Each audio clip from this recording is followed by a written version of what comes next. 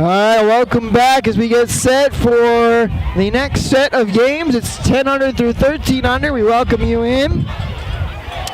This stream sponsored by Qwikcut, a great streaming platform at a better price.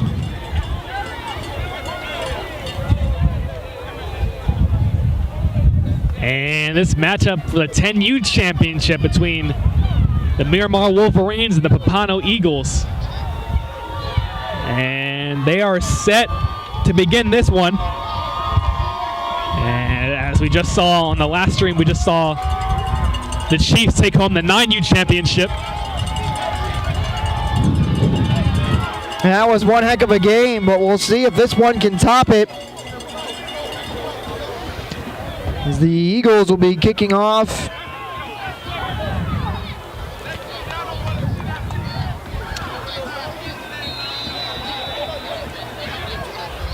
And we're going to be seeing these two teams again as we are underway for the 10U championship.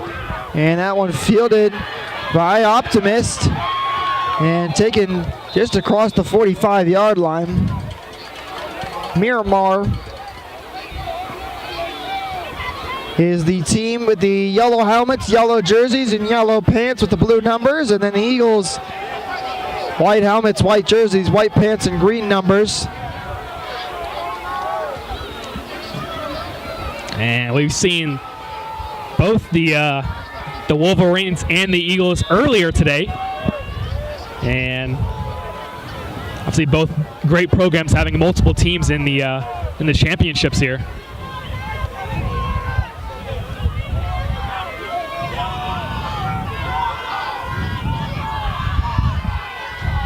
Quarterback takes the snap, hands it off, up the middle, good run there. Picks up about 4 yards.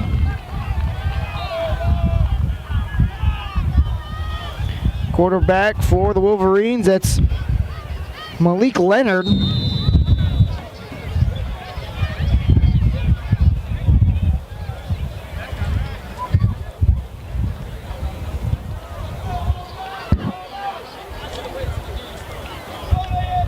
And so we'll see what direction the game takes us for this one, as we've had a mix of running and passing the last game. And a handoff now up the middle, but the Eagles' defensive line right there to meet them. And that'll go for no gain. Actually might give them 1 yard on the play because of forward progress.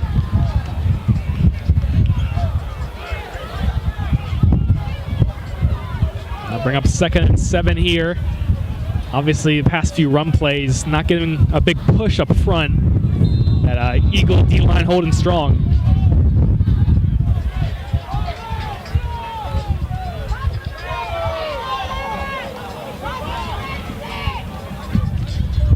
Leonard takes the snap, hands it off, and a good run through the middle.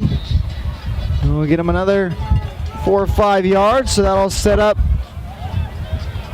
a 4th and short.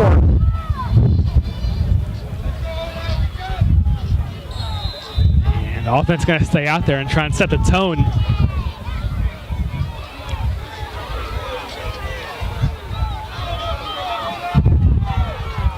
Looking to keep this drive moving early on their first possession of the game. Leonard hands it off. Good run up the middle, and that should be enough for the first down. Number 5 on the carry. That's Davenport.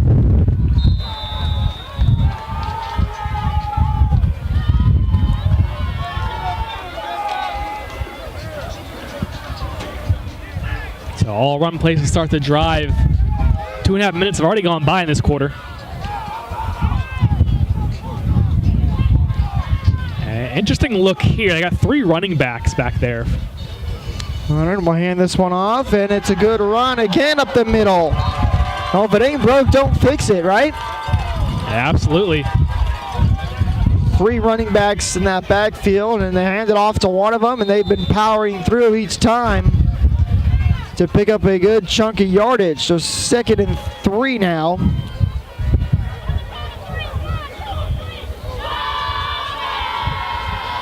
And come out same look again. This time to their right. Leonard takes the snap. He'll hand it off. And this time it's only a short gain right near that first down yard marker. I believe he's going to be about a yard short. I mean, he was stuffed immediately, but actually it would stay on his feet and actually got pushed forward for a couple of yards. Make it 3rd and short.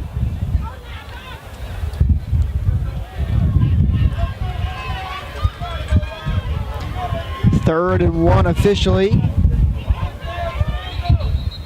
And now we will, whistles blow here, so the play is stopped. Officials talking something over.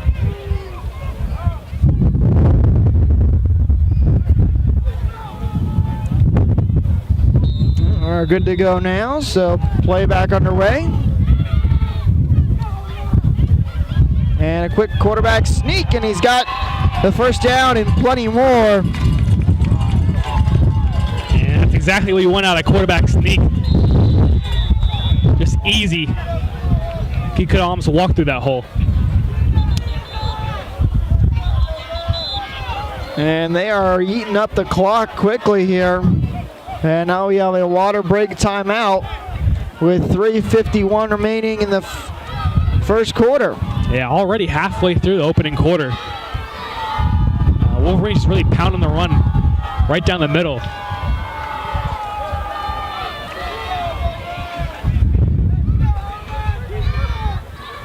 Today's stream is sponsored by Qwikcut, a better platform at a better price. If you'd like a professional highlight made for your son or grandson, you can go to Qwikcut.com. There's a purple box at the top of the home page. Click it and fill it out. These highlights make a great Christmas gift with the holidays right around the corner. Qwikcut is now videotaping for over 900 teams in the state of Florida, and Qwikcut would like to thank the AYFL for choosing Qwikcut for today's broadcast.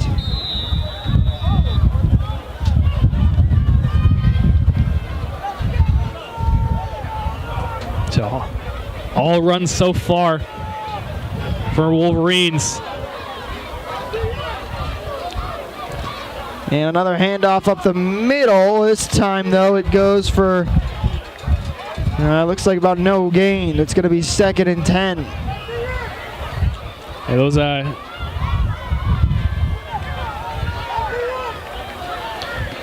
backers for the Eagles read that perfectly and get that run back in no time.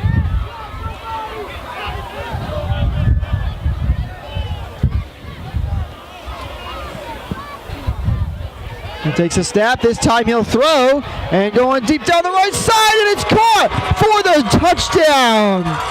And right there, wide open. The whole defense thought it was a run, and they left the man wide open, and the Wolverines got to take an early lead in this one. That's Delray Jr. who hauls in the pass for an early 6-0 lead. And Adam, you said it. They kept running the ball play after play, and the defense was expecting a run, but they pull it back on that one and convert on the passing touchdown.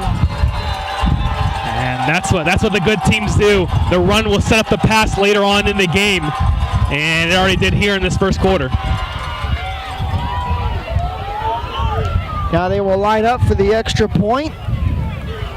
And they'll hand this one off up the middle, but he is stopped short of the goal line, so the PAT is no good. And 6-0 is your score with 3 minutes remaining in the first quarter. And again, it's been a lack of PATs all day today.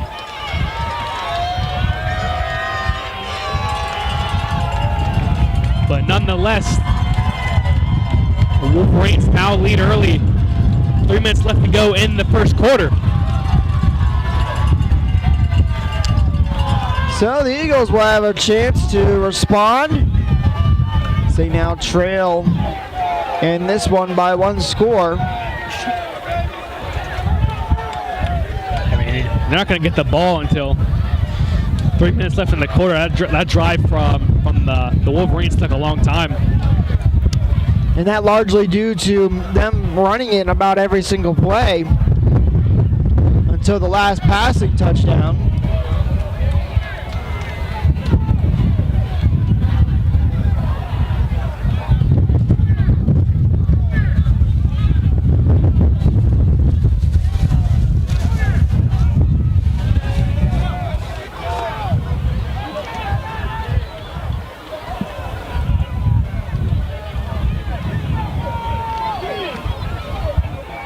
So Miramar is going to kick it off for the first time today.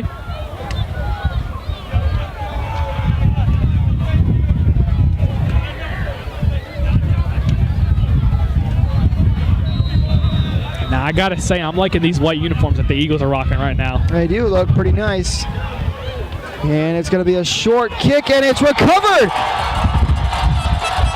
Miramar has taken the ball right back. That ball got past the 50.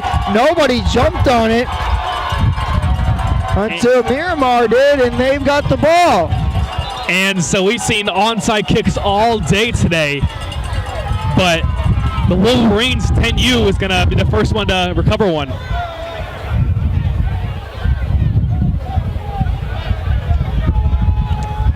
And I just kind of felt like they caught the Eagles sleeping a little bit there, Adam. Yeah, they definitely did on their touchdown pass, and they clearly did there. So Wolverines take over 1st and 10. There's the snap. They'll hand this one off on a good run. That'll get about 2 yards, so that'll make 2nd and 8.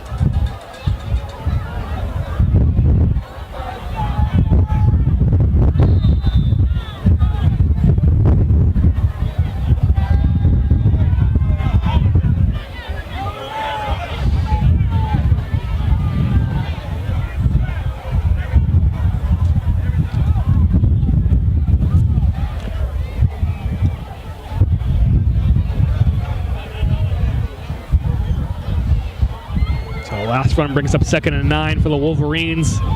Still 3 backs in the backfield. You wonder if you're going to see something similar as another run there. And they'll make it a 3rd and short now. It kind of feels like that's the game plan here, Adam, for the Wolverines, who are just going to keep running the ball until you start to stop it a little bit, and then they might pull it back on a pass. That's exactly what they did that last drive, and clearly worked well for them. And so the Eagles could very well not even have a possession in this first quarter.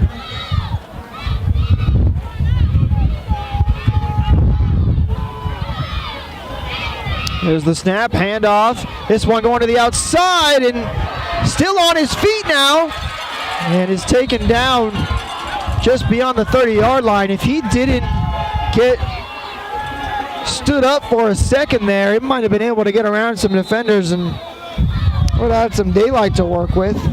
That was Davenport on the carry. Yeah, definitely. Still a great job to stay on his feet, though, and keep the play going. Then eventually the turf probably got him.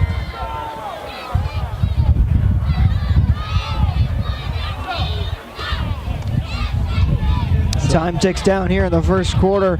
Adam, you said it, I think the time of possession is basically the Wolverines about 7 minutes and 50 seconds. Another handoff here. That one only gets about a yard, so 2nd and 9 coming up. And we're pushing 30 seconds left in the opening quarter. And yeah, we were just saying that Miramar Wolverines got the whole, are all completely in control here. And they're just going to take it to the end of the first. So that'll do it for quarter number 1. Wolverines lead it 6-0.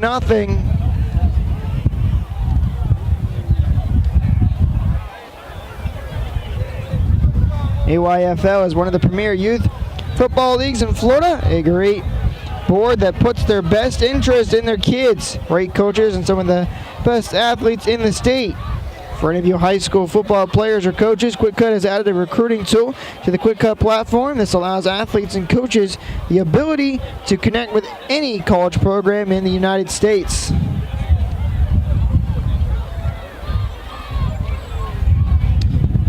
Don't forget, if you would like to purchase all of the games for this season, Qwikcut will email you links to all your games so you can keep them forever. Just go to theqwikcut.com and click on the marketplace to purchase your season's games. It's only $50 and would make a great stocking stuffer. And so we're back after that brief break. And that first score was all Wolverines.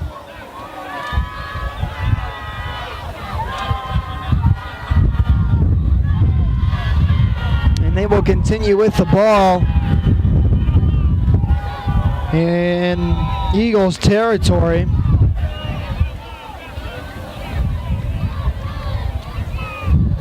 And they drop back to look to pass on this one, but brought down behind the line of scrimmage. Eagles pick up a sack. And a much needed one there. Yeah, that's exactly what the Eagles needed right there. And there's an answer to the pass, right? So bring up 3rd and 15 following the sack.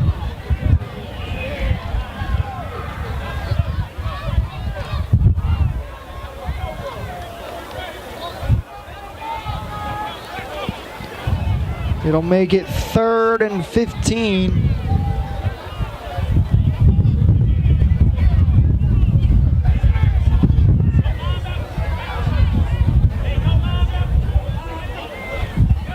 Leonard takes his snap, hands it off up the middle, and some daylight now for Davenport across the 10 and pushed out of bounds at about the 9-yard line. Good run there from Davenport. And indeed it was. You saw the vision he had there, able to cut it back across the field. A huge gain there. And a first down to keep the chains moving for the Wolverines.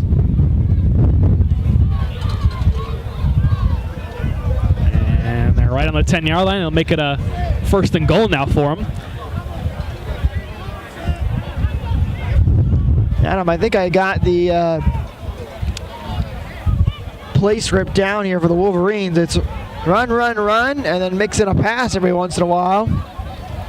I snap here to Leonard. He's going to try and take it himself, and he powers his way through a couple of defenders, taken down at the 5-yard line. Yeah, he might have been looking to pass there, but high snap decided to take it himself. And it's sure getting windy up here.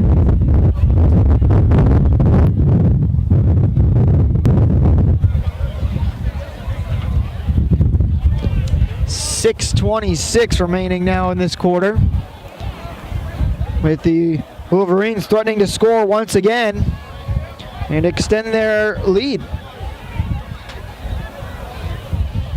Snap, hands it off to Davenport. He will get maybe a yard on the play, if anything.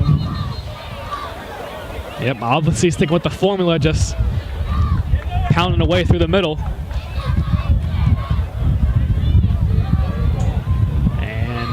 Already another couple minutes have gone by in this quarter. That might be our fastest moving game that we've had today. Yeah, and still, like we said, the Eagles have not even had a possession yet.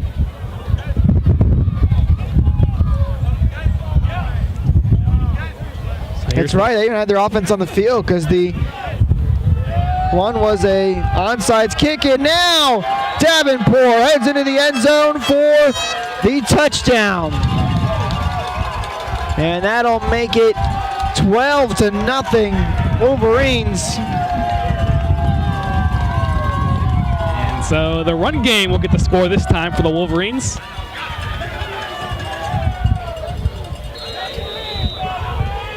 Second rush.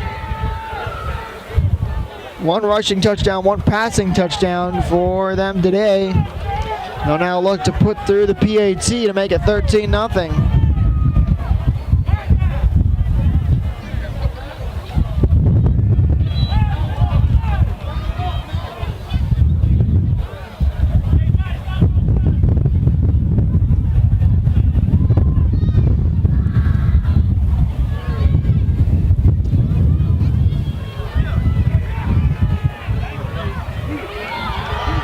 And the PAT is good. A nice completed play there. That'll put them up 13-0. And the Wolverines have taken a sizable lead early. And we saw a lefty quarterback throwing there. Had because he was a lefty, it made that throw so much easier. So the Wolverines will get to the kickoff to the Eagles, but I would imagine, Adam, the Eagles will be ready for this one. Yeah, I know their offense has been itching to get in. How about that? We are under 6 minutes to go in the first half, and the Eagles offense has not touched the ball yet. And they have not, so if kickoff goes all right for them, then they'll get their first touch at it. Of course, the last time the Wolverines recovered their own onside kick. Miami crowd has been into it all game long, hyping up all their kids.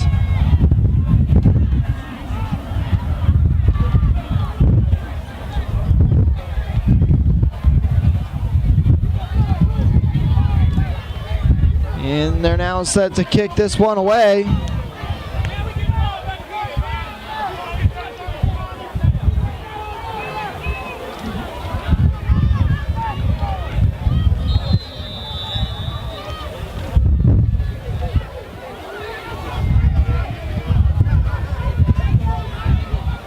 And this one of the higher kick goes over the head of the Eagles defender, and he's got to fall on top of it. So they will get the ball this time on offense, Adam, although it was kind of close. Yeah, they will. That one over the head, and got a good bounce for the Wolverines. And that's kind of interesting on the kickoff there. They had a man kind of go in motion and then follow the kicker after he kicked it.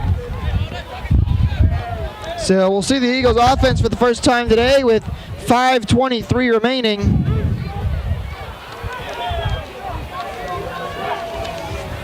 In the first half, the Marines lead it 13-0.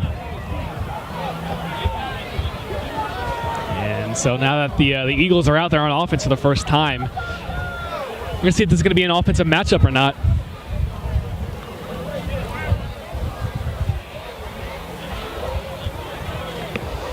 And we'll get to see the Wolverines defense as well.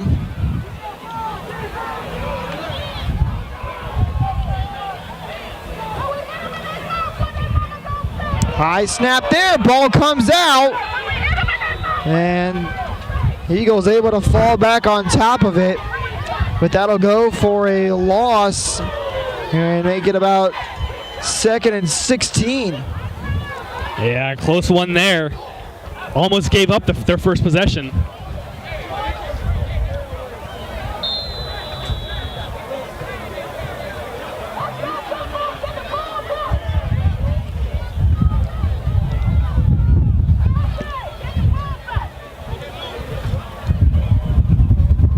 Eagles trying to get some life into this offense.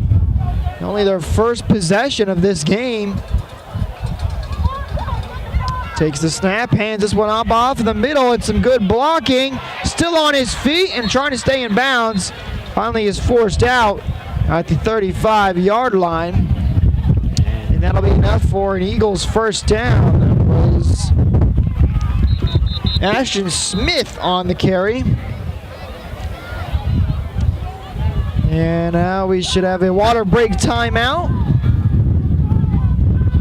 The Eagles trying to claw their way back into this one. 4:28 remaining in this first half. And that was a solid run there. Got great upfield blocking. And they're actually going to mark him short now. And it'll be 3rd and 1. Yeah, you're right, he is a little short, although I thought he might have had it. I did as well. Anyhow, teams break the huddles.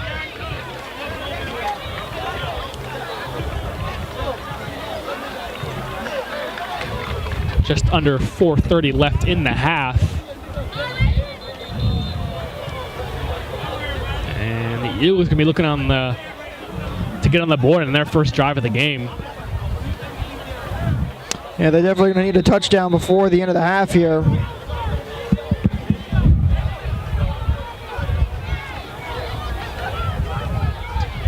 And a quick quarterback sneak to try and pick up that first down, and they will have it. So it's an Eagles first down.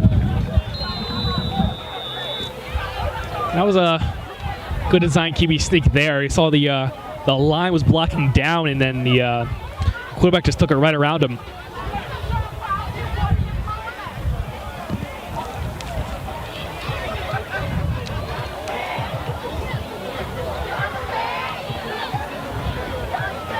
So a little more than half the quarter's gone by.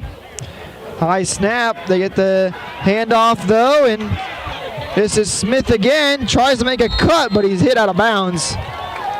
He'll pick up about 3 on the play. He actually got a little more than that. He got about 5 on that one. Making something out of nothing there. Looks like he was going to be stuffed in the backfield.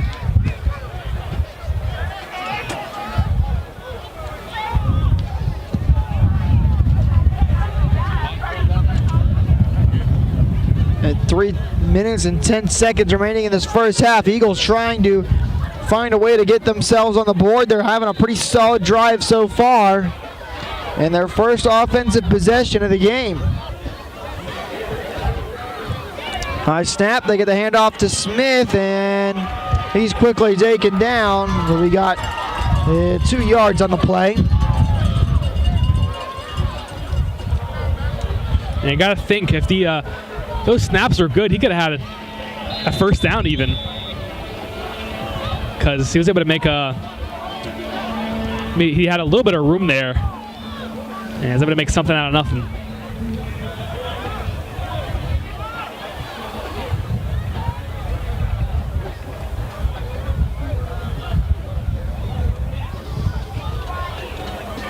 Albert Hill, the quarterback for the Eagles.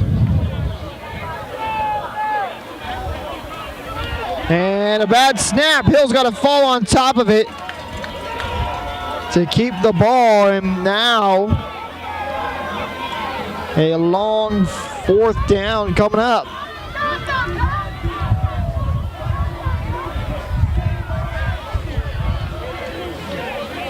So with minute 40 left, they might think about keeping the offense on the field, but it is a long one.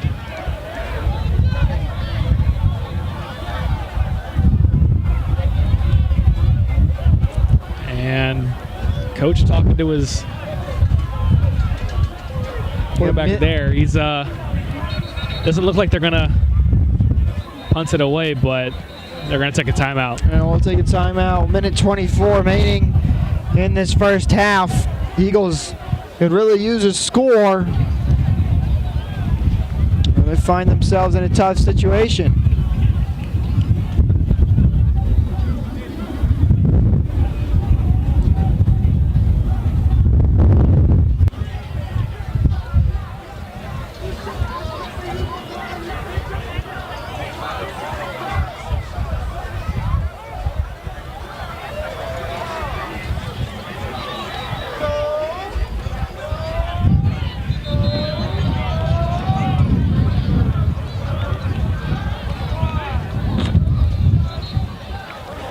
And now that the timeout is over, both teams head back towards the field.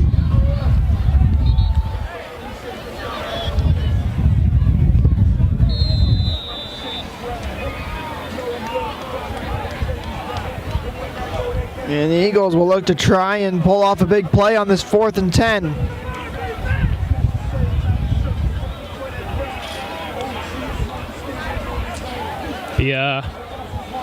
A little easier of a halftime talk if they can put some points on the board before then. But they're actually just going to punt it away, and it's blocked. A block punt. And I think the Eagles fell back on top of it, but it won't matter as it's a turnover on downs. And the Wolverines will have this ball on the Eagle 30-yard line, but still a minute 20 remaining in the half. And the Wolverines go to that pass game. Then they might be able to put one in, but heck, with how good the run game has been, they might be able to rush a couple and still get towards the end zone. Yeah, that's what I say. Based on the formula they've been going with, they can probably score and leave no time for the Eagles.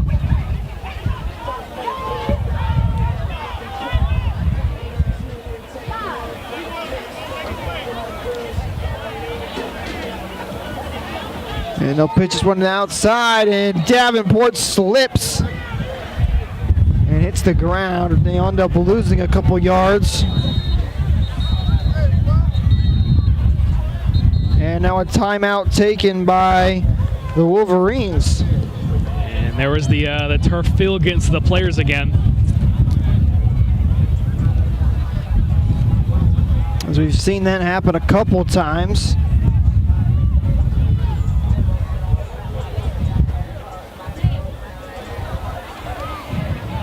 Eight total matchups today. We're through 4. Still 3 more to come after this one. A stream is sponsored by Qwikcut, a better platform at a better price. If you'd like a professional highlight made for your son or grandson, you can go to Qwikcut.com. There's a purple box at the top of the homepage. Going to click that and fill it out. And these highlights make a great Christmas gift with the holidays right around the corner. So second and just about 15, a high snap there, but able to haul it in. They're going to throw. It's caught at the 30 and taken down right away. That's Davenport this time on the receiving end. And well, there was a pass game. We were just talking about the run game, but they still got points on either side.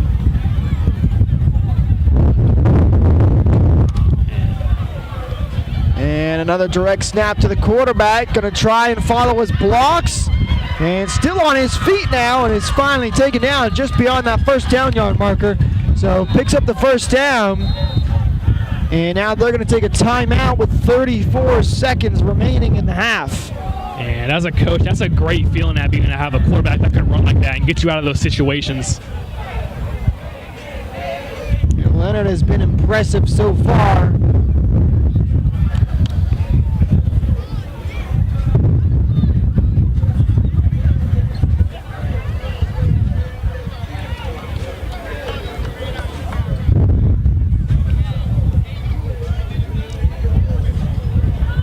As we await this timeout to resume, Qwikcut is now videotaping for over 900 teams in the state of Florida. Qwikcut would like to thank the AYFL for choosing them to broadcast today's games. The AYFL is one of the premier youth football leagues in Florida, a great board that puts their best interest in the kids, great coaches, and some of the best athletes in the state. So 1st and 10. From just beyond that 20-yard line, about the 19. 34 seconds on the clock. Hunter drops back to throw over the middle, and it's incomplete just over the head of King Brown, his intended receiver. Yeah, almost looked like he stopped there for just a second. If he kept running, he could have had a better angle on that ball. And it's going to set up a 2nd and 10. Now 29 seconds left on the clock.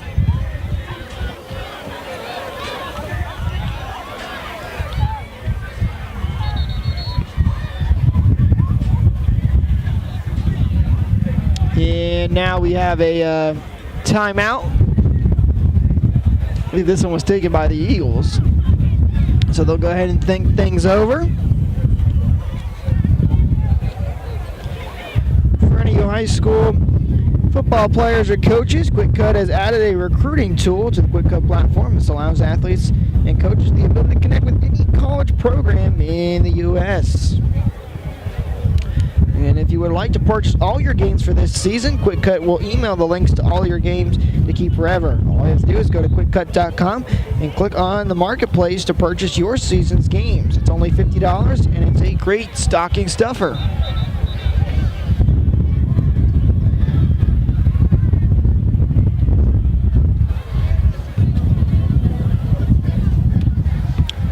Team's back out onto the field. 29 seconds remaining. Leonard lining up with the shotgun. Davenport to his left. Leonard takes the snap, looking to throw, has time, now steps up. He's going to try and take it himself. He's brought down just shy of the 10-yard line. And now a timeout taken by the Wolverines. 20 seconds remaining in the first half. And funny how the game was going so fast that first quarter. Now it's been we've been under 40 seconds for quite a bit now. Now the Wolverines trying to score one more time to take a 3-possession lead before the end of the half. Yeah, and obviously with only little time left, obviously the formula has changed for this Wolverines team.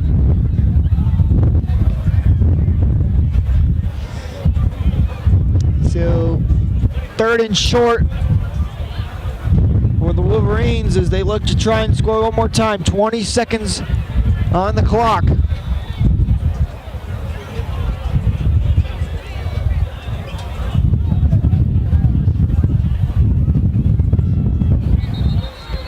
And now flag comes out before the snap.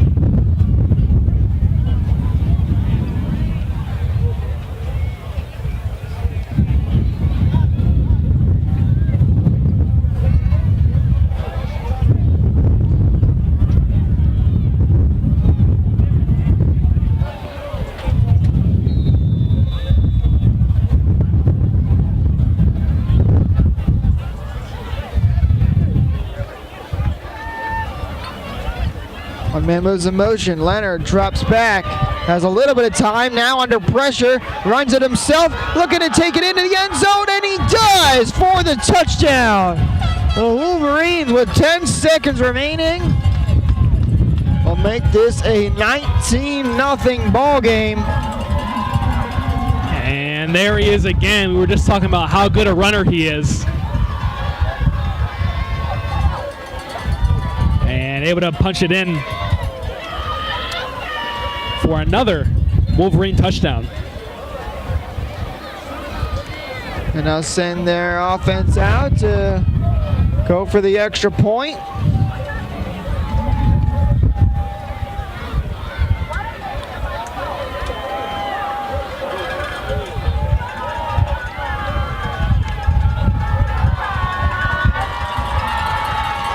And here's the snap. The hands went up the middle and in for the 2-point conversion.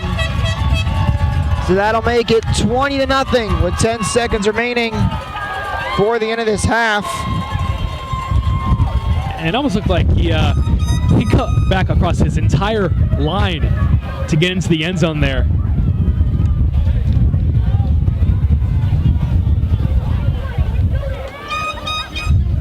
So these backs, as they get older, are showing great vision. Just a dominating performance here, Adam, from the Wolverines as they have kind of run the show here a little bit. They've only given the Eagles one offensive possession, which even when they did have a little bit of life in them, they were able to shut it down, and they lead 20-0. Yeah, and then that 20-0 lead is going to be the most by any team today. And we are not even at halftime yet.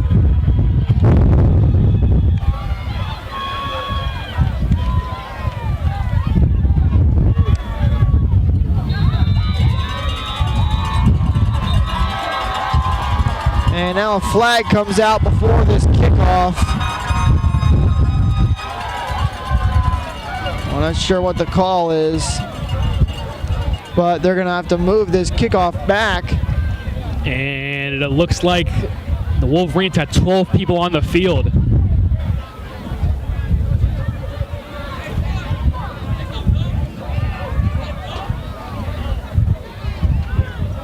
And now they get set to do the kickoff again.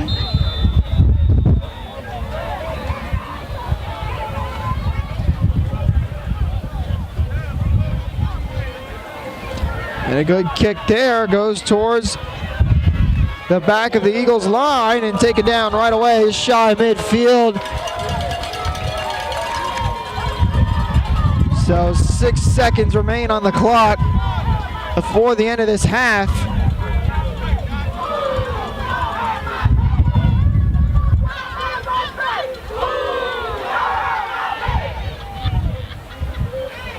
Eagles will have one chance on offense to make a quick play. And obviously, Eagles going to have to make some adjustments during this halftime if they want to have a chance to come back in the second half.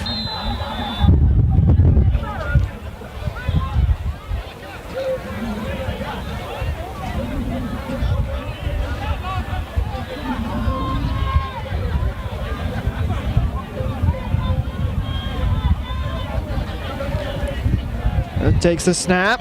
He's going to try to run it himself now, rolling out to his left, still going on his feet, and is finally brought down. That'll bring us to the end of the half. Wolverines lead it 20-0. We'll take a quick break, and then we'll come back for the second half in just a few moments.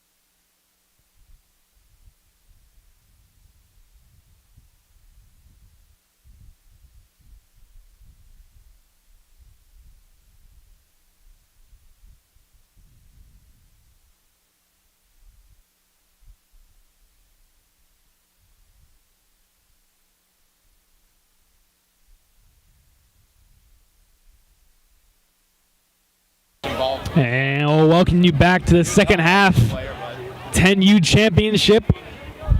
The Wolverines leading 20-0 over the Eagles. And a big key for the Wolverines in that first half was possession time, as the Eagles didn't even get a drive in the first quarter.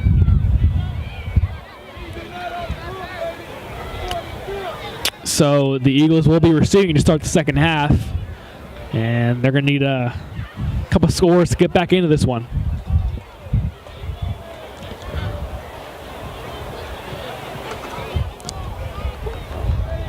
I'd like to thank everybody watching on the Qwikcut YouTube channel.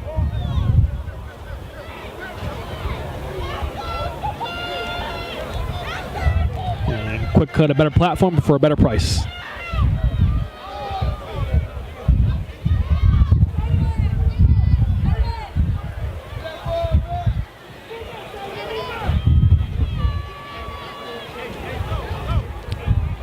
And we are just about underway to get ready to start the second half.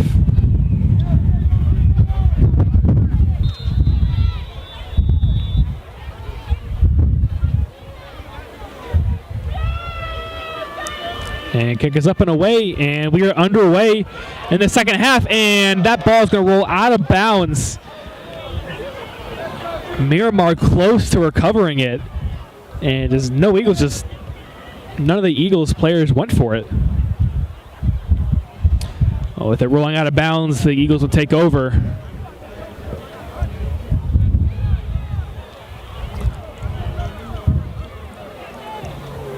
Ref still sorting things out.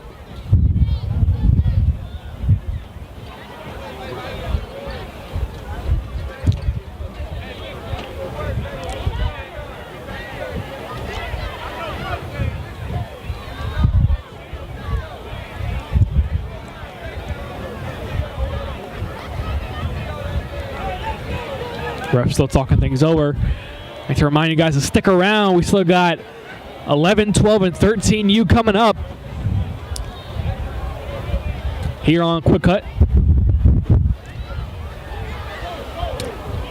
And the Eagles is going to start with the ball at their own 42-yard line. Start the second half.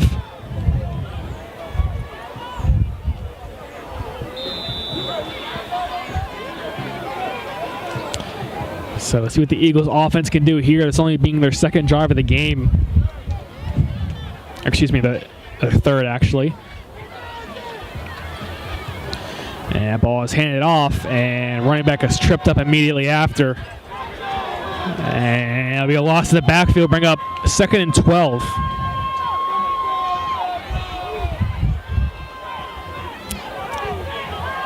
And obviously the Eagles need to get some offense going, but the big thing is they need to get their defense off the field when that Miramar offense is driving down.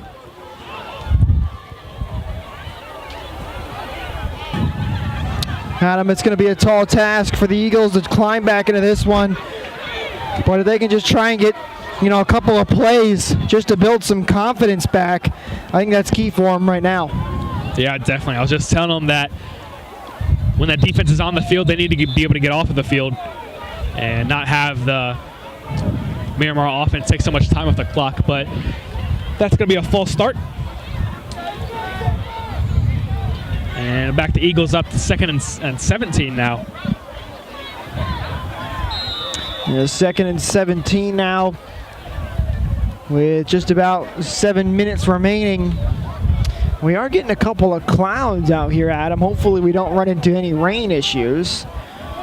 Although I'm not complaining about the sun hiding back away again. Yeah, we've had beautiful weather all day today. Yeah, it'd be a shame if the rain would ruin it, but right now it's 2nd and 17 for the Eagles. Quarterback takes the snap, throws it out to Smith at the 30-yard line, trying to make a move here and shoves the defender down as he gets across the 40. And he's about a yard short of the original line of scrimmage, which will make it 2nd and 11. Or 3rd and 11, excuse me. Yeah, so if the Eagles need to clean some things up if they want to have a shot. Because, you know, if they didn't have that penalty, this would have been a third and manageable.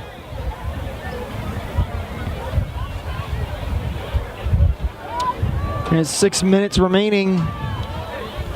Eagles trying to put together a nice little drive.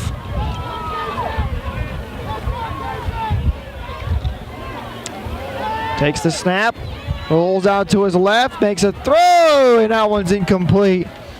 Receiver tried to dive for that one, but just couldn't quite get his hands on it. And, you know, especially at this age, that's a really tough throw, rolling to your non-dominant side. Just unable to deliver the ball there. And 4th and 11 now for the Eagles.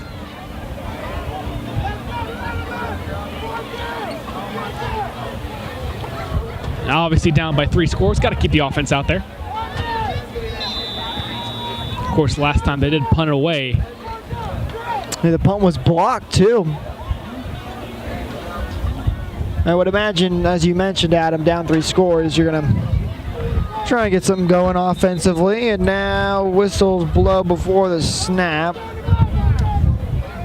The chains crew does not have it set on 4th down. I think there might be a problem with it. It looks like he's not able to get it to 4th.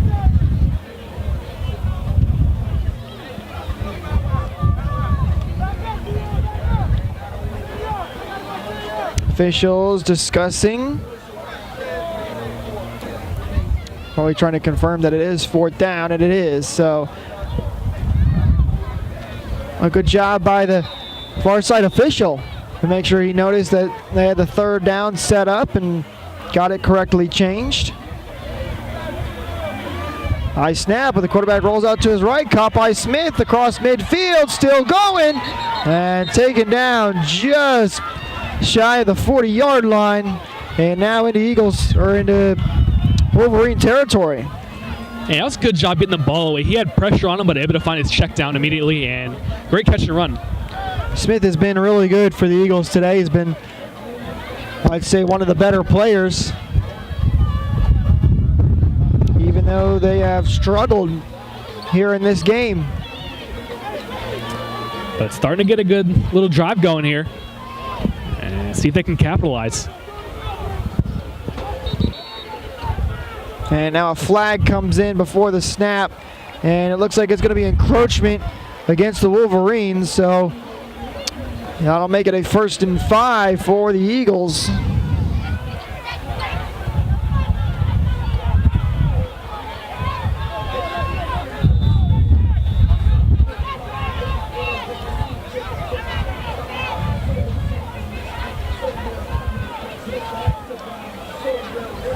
And takes the snap, hands it off to Smith, who's brought down almost immediately.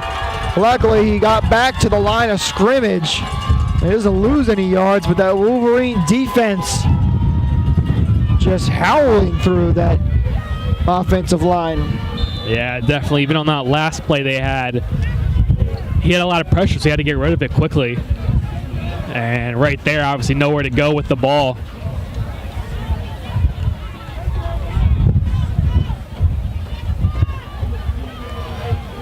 So if I'm an Eagles coach here, and I see, you know, how this D-line is playing so aggressively, I might think about a screenplay or two.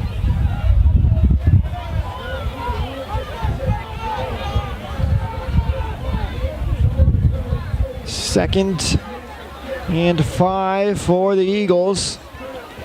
Takes the snap, hands it off to Smith again, and he's brought down right away behind the line of scrimmage.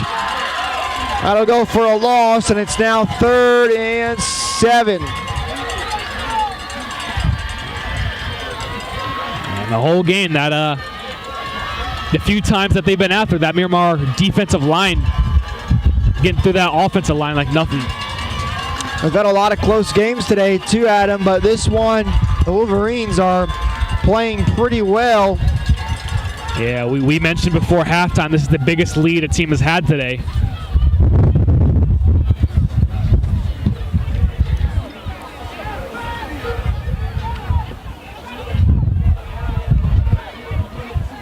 Takes the snap, they try to hand it off, and it's the Wolverine defense coming through. They just busted down. It was like a dam breaking with the water come rushing in, and it was the Wolverine defense instead. And they take him down behind the line of scrimmage, so it's now 4th and 10. They continue just to be all over this Eagles team. Yeah, you got that right. And offense looks to be staying on the field again.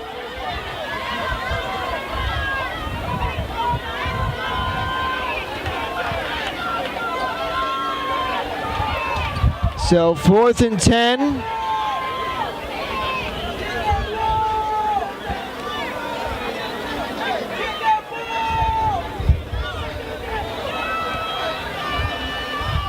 And the Wolverines defense jumps, and we'll get an encroachment penalty this time, so it'll move it back up to 4th and 5. And it's going to be a official water break timeout now. And there was good to adjust to the aggressiveness of that D-line, getting the jump off sides.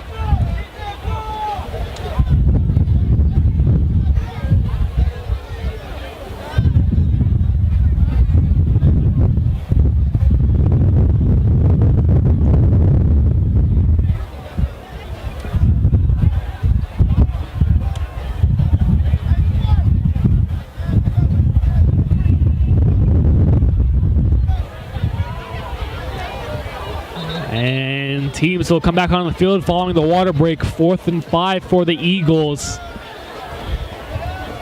And all in all, this has been a solid drive for the Eagles as they've taken 6 minutes of their own off the clock.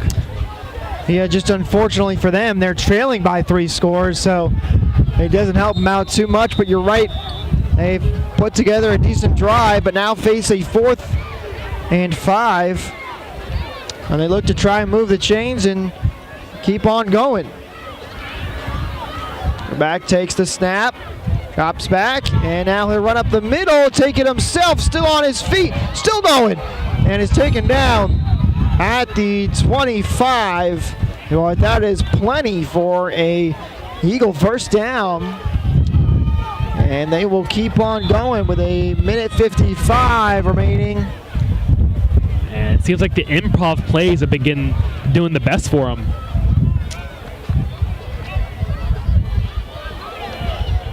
As their last big run was quarterback just had to dump it off to his back because he had nobody else.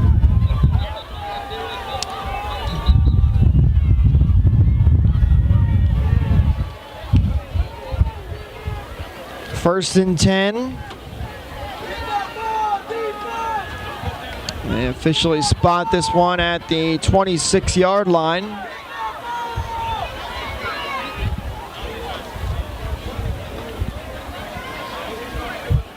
Takes the snap. Under pressure, he's got to step up again. He's going to take it himself, but this time hit by a Wolverine defender. And will go for no gain. And there was, again, just great coverage in that Wolverine secondary.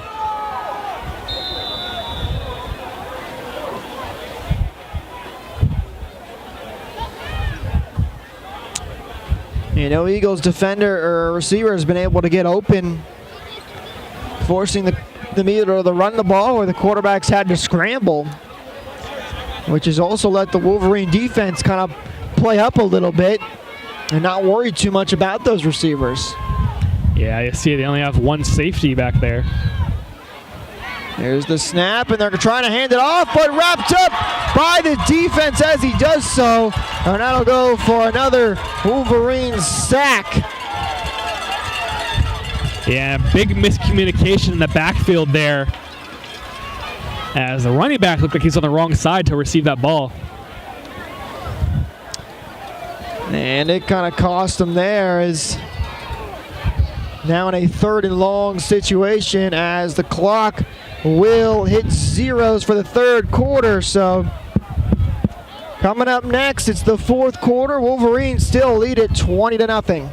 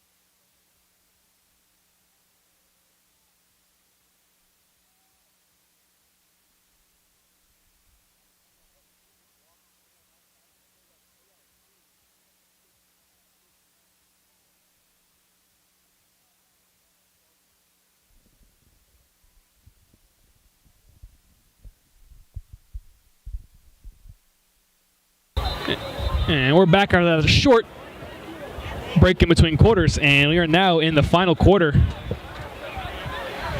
And Miramar Wolverines leading by 20. And the Eagles faced with a 3rd and long. Another long drive for them. They've been barely keeping it alive.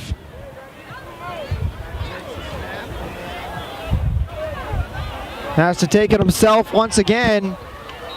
He'll pick up a couple, but it'll turn into about a 4th and 11 as we have officially entered the fourth quarter. Yeah, so there's been 4th after 4th down for the Eagles. They've been converting though, but obviously not the most ideal situation you'd want.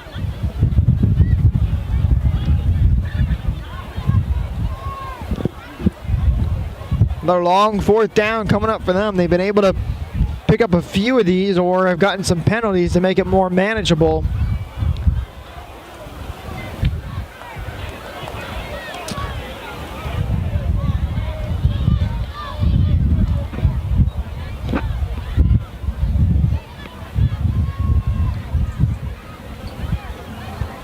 See what they can do here. Empty backfield. Takes a snap. Already under pressure. And is taken down for the sack. The Wolverine defense coming through once again. And that'll be a turnover on downs. And the Wolverine offense will now head back out onto the field. And so this is actually going to be the Wolverines' first drive of this half.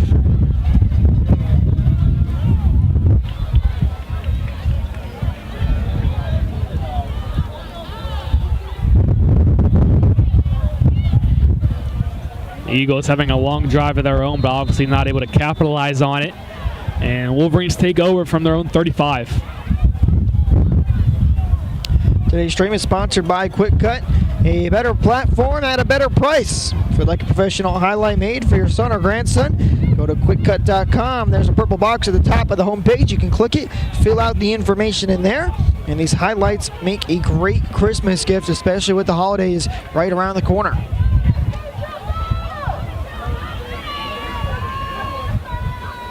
Wolverine offense back out there. They're going to hand this one off. And breaking through into the secondary, it's Davenport.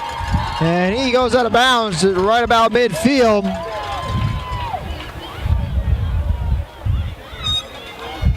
And another Wolverine first down. And another big run there for the Wolverines' first drive of the half. And if you're an Eagle, that's not what you want right now. You need to get your defense off the field. Another handoff to Davenport, who makes a spin move, and he'll pick up 4 yards.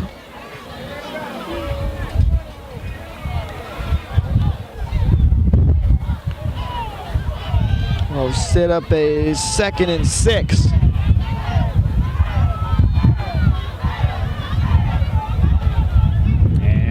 What the Wolverines been doing all in the first half, just pounding the ball down the middle and ticking away at that clock. As we are now under 6 minutes left in the game.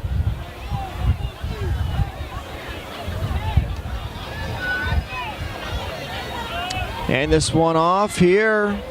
Number 22 as he gains about 2 yards. Make it a 3rd and 4.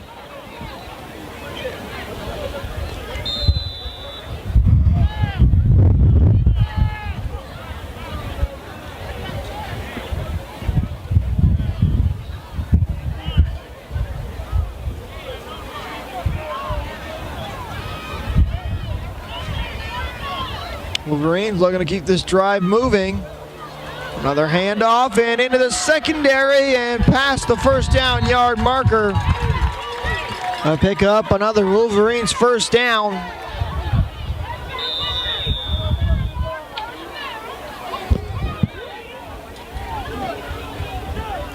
So 1st and 10 now for the Wolverines on the Eagle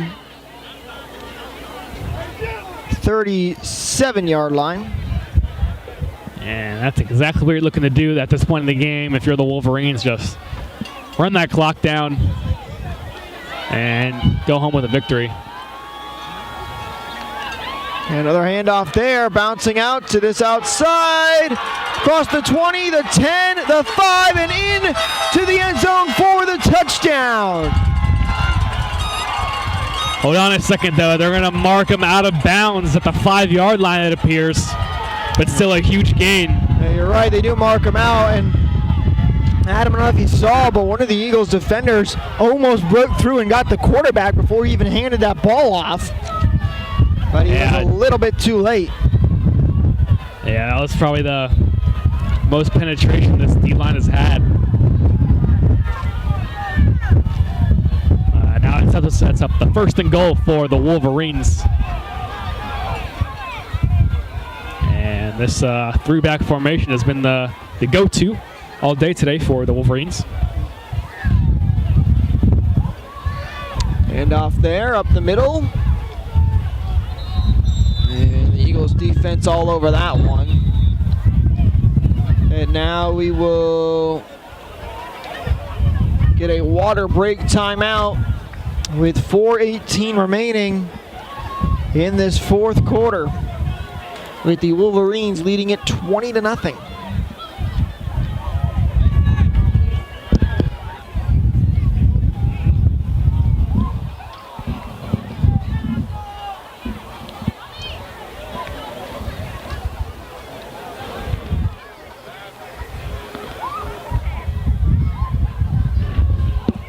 Qwikcut is now videotaping for over 900 teams in the state of Florida. Qwikcut would also like to thank the AYFL for choosing them to broadcast today's games. AYFL is one of the premier youth football leagues in Florida, a great board that puts their best interest in the kids, great coaches, and some of the best athletes in the state. For any of you high school football players or coaches, Qwikcut has added a recruiting tool to the Qwikcut platform, which gives them the ability to connect with any major college in the United States. A handoff here to for the Wolverines, and they'll pick up a couple yards, but the Eagles are quickly on top of that one. So it'll be 3rd and goal.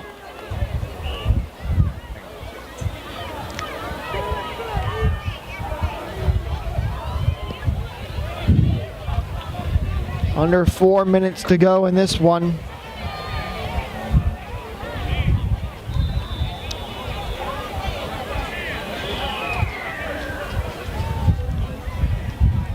And the Eagle is fortunate enough to make a couple stops here.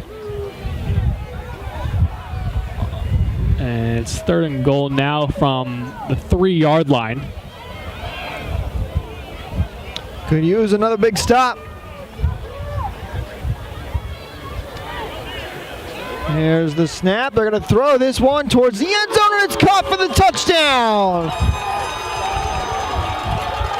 What a play there. And now it's the entire Wolverine offense. And you saw he just hit the Waddle celebration. He's going to get a flag for that, but that won't change the outcome of this game. And just great focus there, and a really good throw by the quarterback.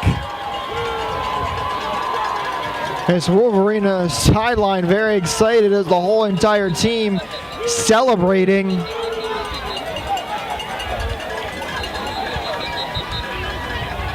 Multiple flags on the play, which I believe is going to be for excessive celebration.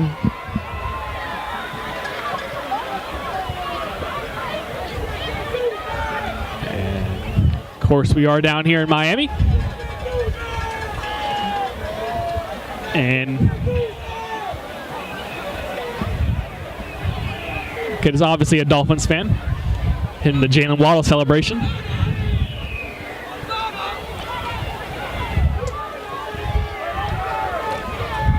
And so that penalty is just going to back him up for the extra point, I believe.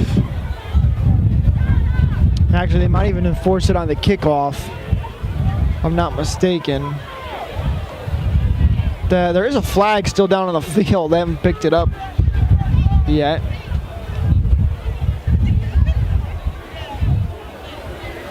Yeah, so it's going to be multiple unsportsmanlike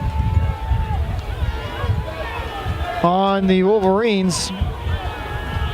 Some of the coaches on the Wolverines side look like they're kind of giving the Eagles sideline a hard time. A little bit of some rivals here, I guess.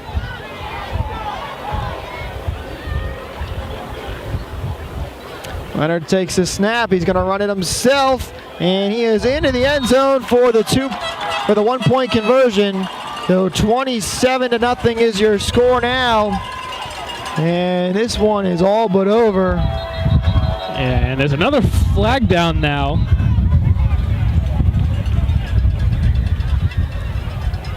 But if they had gone for 2 there, this game would have been a running clock. But still 3:15 left. Wolverines lead 27-0. And they might get another unsportsmanlike, but they obviously don't care. Because they are 3 minutes away from being the 10U champions. And they have played a near perfect game today. Coach coming over to the sideline, typing up the crowd.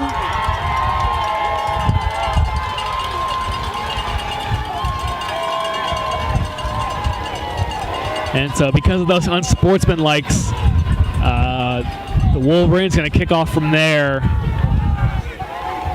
They might be kicking off from their own end zone. It might be. He's got him backed up to the 12-yard line. Or call it the 13.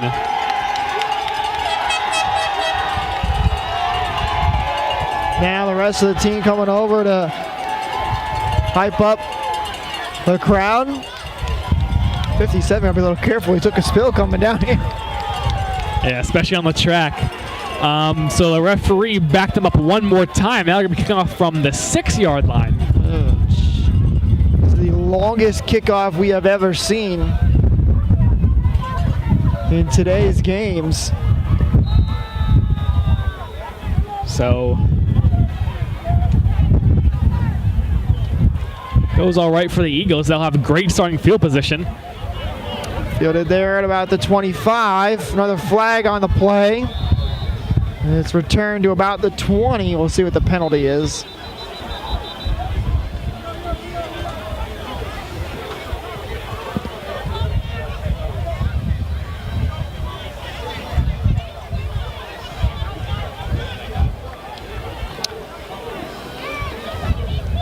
They'll wave that flag off. It's no flag. And the Eagles going to have their best starting field position of the game.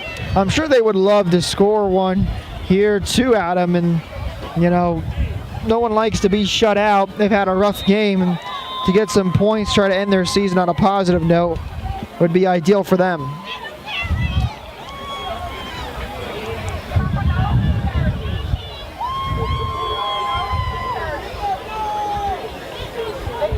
Takes the snap, hands it off to Smith, who tries to get up the middle. Now bounces out to the outside after he hit a wall, and he's headed towards the end zone.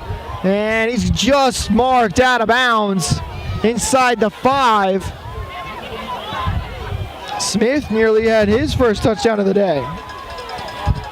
And yeah, they might be able to put one on the board here now inside the 5. And yeah, like you said, obviously no one wants to be shut out.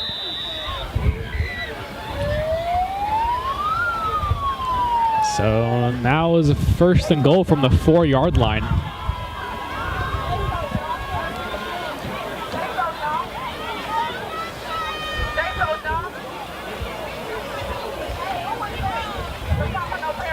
And that one short of the goal line. Under 3 minutes to go.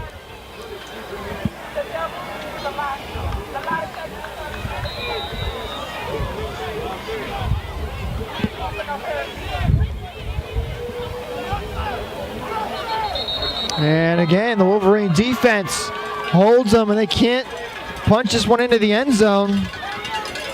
Yeah, I was getting a push from his teammates, but still not enough. And it's the 3rd and goal now.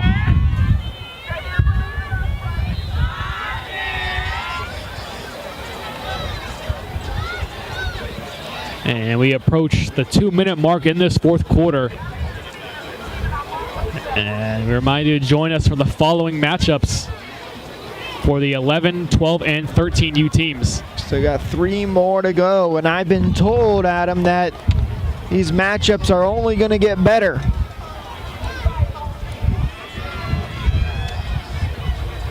Hand off to Smith, who gets around the outside, and this time he is in for the touchdown. So the Eagles will get on the board with 1:39 remaining in the 4th quarter. Yeah, and that was probably the easiest play they've had all game, able to just walk into the end zone.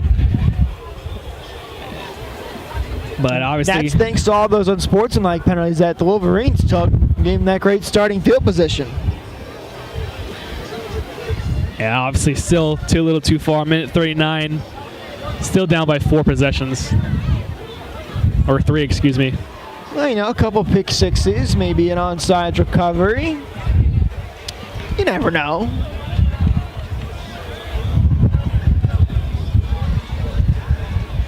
And as they try to convert on the PAT, here's a short throw out, and that one's incomplete. Just off the hands, late flag comes in, and it's going to be a hold against the Wolverines.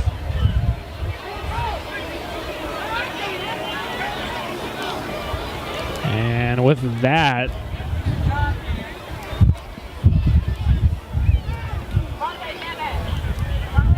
they're going to get one more shot at it for the PAT.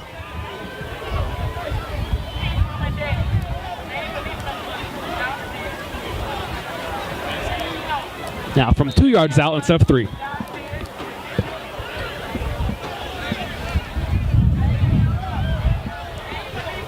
Oh, they'll do the 2-point or the 1-point conversion over again. Here's the snap. Quarterback rolls to his right, throws, and that one is caught. The 1-point conversion does go through, which will make it 27-7 with 1:39 remaining in the final quarter. And at least for the Eagles, you can have something positive to end on.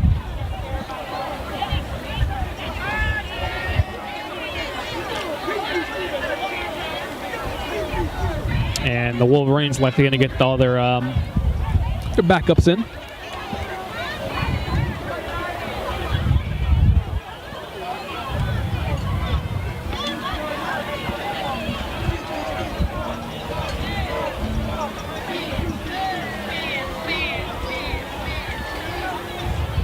Today's stream sponsored by Qwikcut, a better platform at a better price. Don't forget, if you'd like a professional highlight made of your son or grandson, you can go to Qwikcut.com. There is a purple box at the top of the homepage. Click there and fill out the form. You get your professional highlight. These highlights make a great Christmas gift, and the holidays are just around the corner.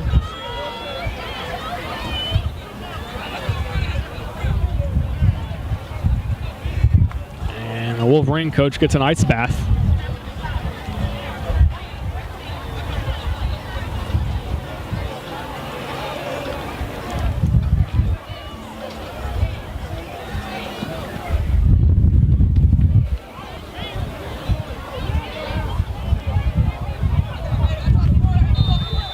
And now the Eagles will kick this one off to the Wolverines.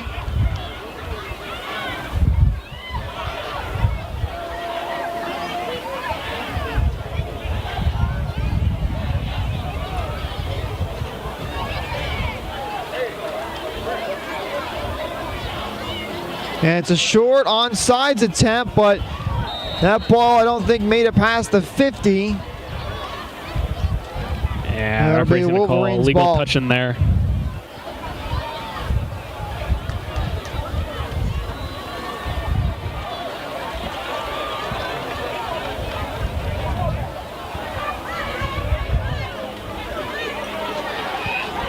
Adam, the next two teams are getting ready to come out and get in their positions to start this game, and they're both kind of jarring at each other a little bit.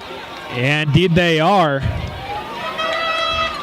Officials of the AYFL trying to get them down to their respective sides. Yeah, and already it looks like we're going to be in for a good one and for the 11U Championships.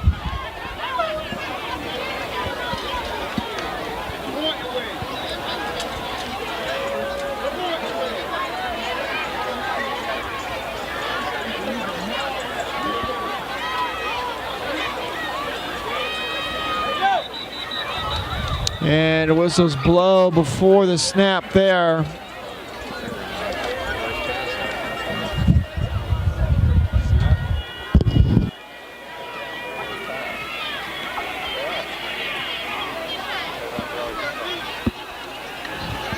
So 1st and 5 now for the Wolverines.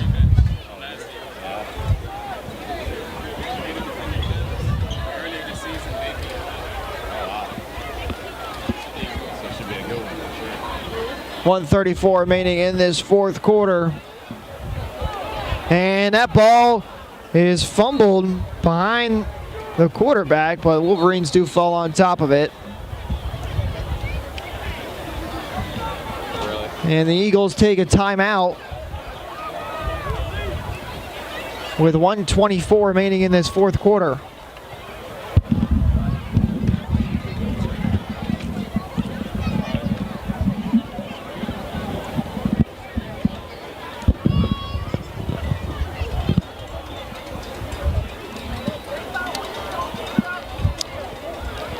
Make sure you stick around for this next matchup, as I'm being told we should be in for a good one. It's a rematch of last year's championship. And the defending champs were beat by this team earlier in the season as well. So they are looking to dethrone the champs from last year. Meanwhile, the champs looking to defend their title and go back to back. And here's a deep throw down the sidelines. It's nearly intercepted, but out of the hands of the cornerback. The pass is incomplete.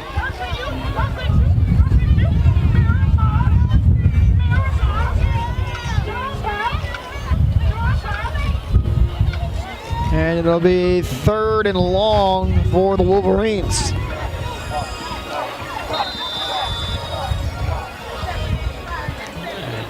I guess Miramar coaches don't think they got enough on the board. You know, I'm starting to think, Adam, there was some bad blood before this game even started, which is why they're trying to run up the score here a little bit. Yeah, very well could have been. I do remember there was a time during the game where the coaches on both sides were congregating. And here goes Davenport to the outside. Makes a couple defenders miss, and he's taken down just shy of the 30-yard line. Stays in bounds, though, so the clock will continue to move, and we are under a minute to go.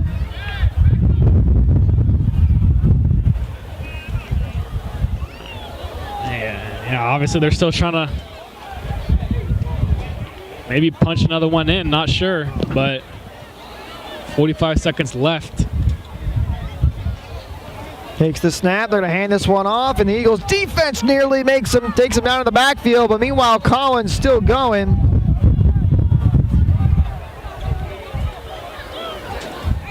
And he's Take it down just beyond the 30-yard line. And now just 20 seconds to go. Wolverines go hurry up, throwing this one towards the end zone, and it is incomplete. That one hit the back of the head of the Eagles defender. No flags on the play. Yeah, it almost looks like the Miramar coaches were looking for one. But, you know, the ref's not going to throw that down by 20 with 9 seconds left. In a close game, probably, but in this situation, this game is all but over.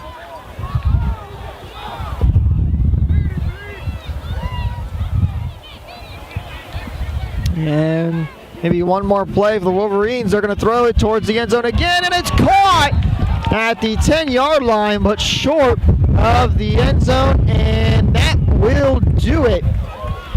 The Wolverines take this one by a final score of 27-7. We're going to take a quick break, but don't go anywhere, as we got another big matchup coming up right after this.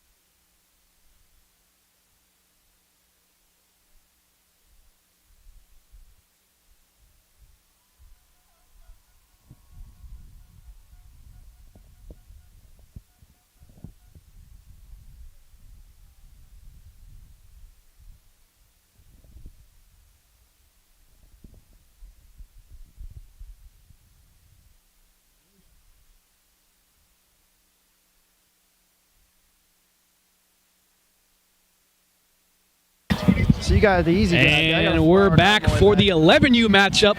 The Tamarac Cougars versus the Boynton Beach Bulldogs. Ooh, and Adam, we might be in for a good one, so I'm told, as the Bulldogs are the defending champions. They're wearing their red helmets, gray uniforms with red numbers. But meanwhile, the other team here in the navy helmets, navy uniforms, and yellow numbers is looking to knock them off, as they played them last year in the championship and beat them earlier this year. Yeah, we were just saying before the game, the two teams were barking at each other before they even got on the field.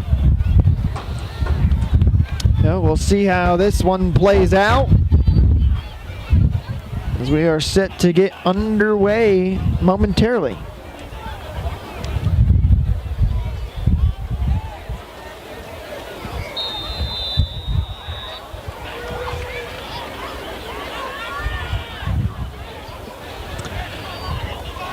And so kickoff is up, and we are underway in this one. And that ball taken in at the 40-yard line, and he is met immediately. And Boynton Beach takes over, 1st and 10. He looked like he had the ball and then wanted to get up and run with it, but he slipped again. And then that's when the defender came right towards him. And so the defending champs, the Boynton Beach Bulldogs, going to have the first possession of this game.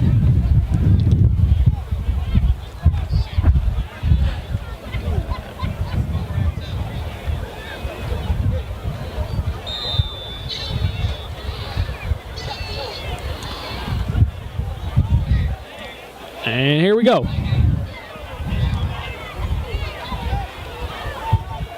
It's Norwood at quarterback. And Cougars will jump off sides to start this game. Yeah, not what you wanted if you're on the Cougars. An early penalty, giving the Bulldogs an extra free 5 yards to start their drive.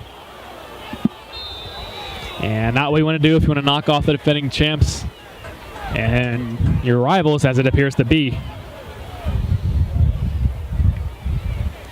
And play action. Quick throw over the middle. And incomplete. A little too much on that one. When he had him, he would have been going to the house had that ball been a little bit shorter. And that ball was intended for number 7, Kyril Thomas. And so bring up 2nd and 5 now.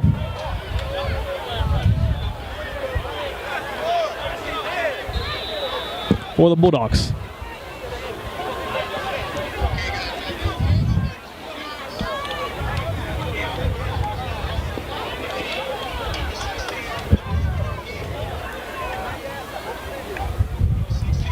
And Young will get his first carry, but he is met in the backfield. Good job by this Cougars defense. Despite the one penalty, they get right in the backfield and give Young nowhere to go and any chance to make any moves. This brings up 3rd and 7 now for the Bulldogs. Excuse me, that was actually Anderson on the carry. And that ball is handed off to the outside on a jet sweep. He's got some room, and it'll be brought down close to a 1st down marker. I think he should have it. Should be enough for a 1st down, just shy of that 45-yard line.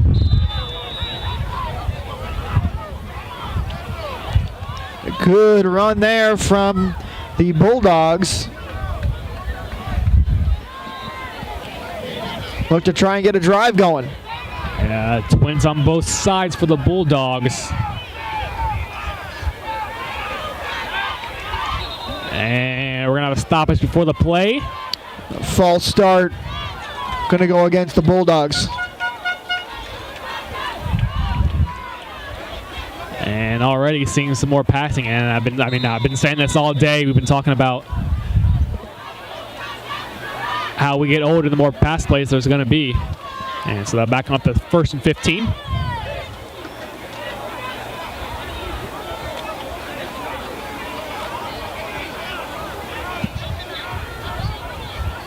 They're going to have a tight split here, the receivers. One man set in motion, so we hand it off to him.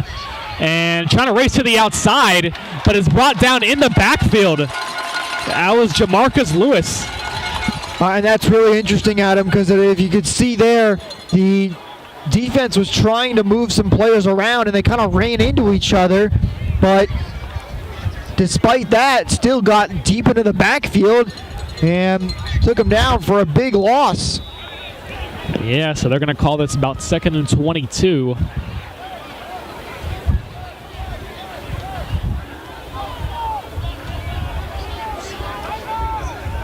The second and long. Lewis in motion again. Now it goes back the other way. And back again. And going to give it to Anderson. Anderson up the middle. Gets a block. And is taken down across the 50-yard line. Getting just back about to that original line of scrimmage. Turn this into a 3rd and 11.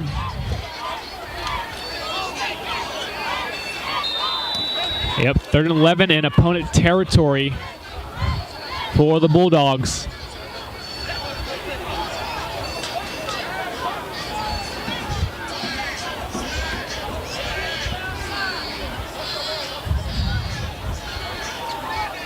And they get the jump off sides again. An encroachment on the Cougars will push them back. And this now becomes a much shorter 3rd down. And I'll make it a 3rd and 6 now.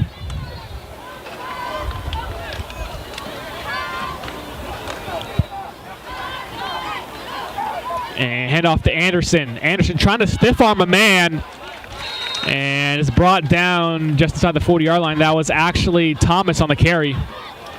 And bring up 4th down for the Bulldogs.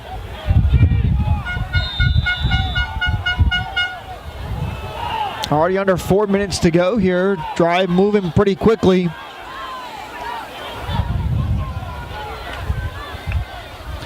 And hand off to Thomas again, and he's got the 1st down. Runs over a man to end off that run. And he's got a Bulldog 1st down.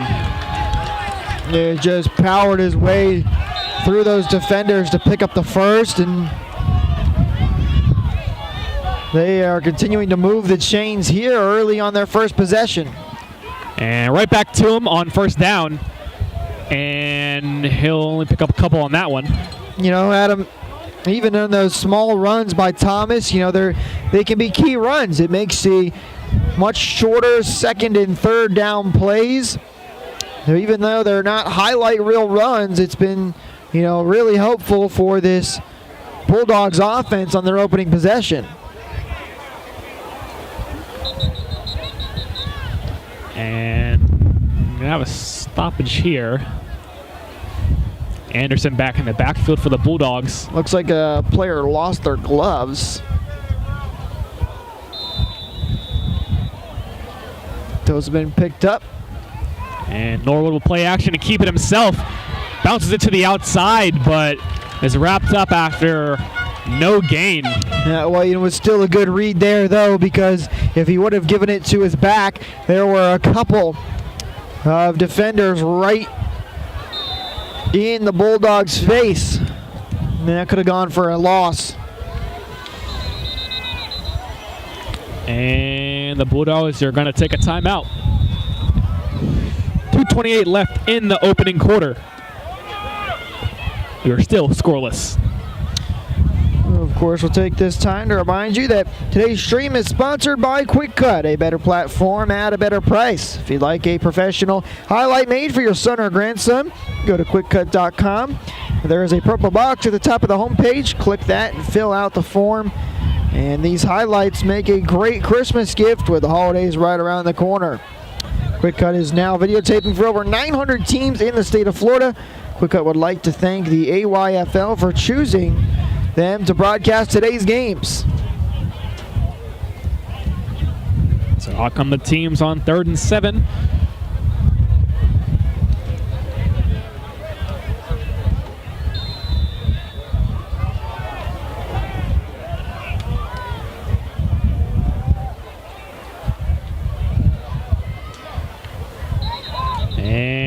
have another stoppage. And a flag and on the a play. false start.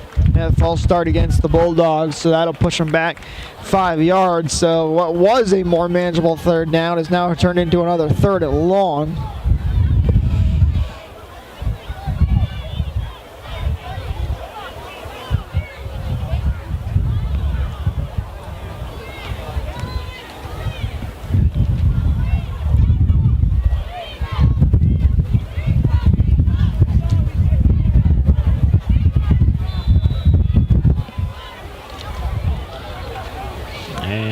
Norwood will hand to Anderson. Anderson plunges through the middle, but only grabs a couple, and it'll be a 4th and 10. Big fourth down coming up. Cougars trying to get off the field and stop what has been a pretty solid Bulldogs first opening possession. Yeah, we were talking about it last game, about how long these possessions been taken. And we're under 2 minutes left in the first quarter. And offense is still on the field for the Bulldogs.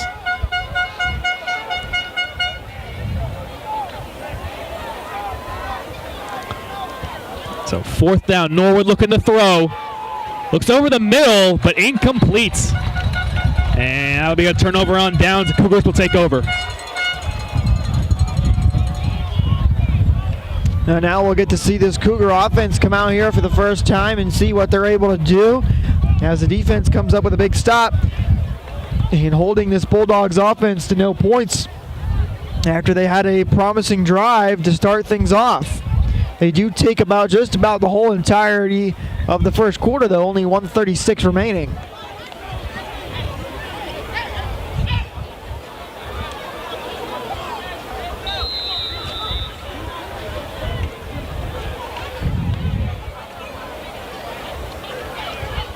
Here's Roden Jr., and he'll take his offense out there.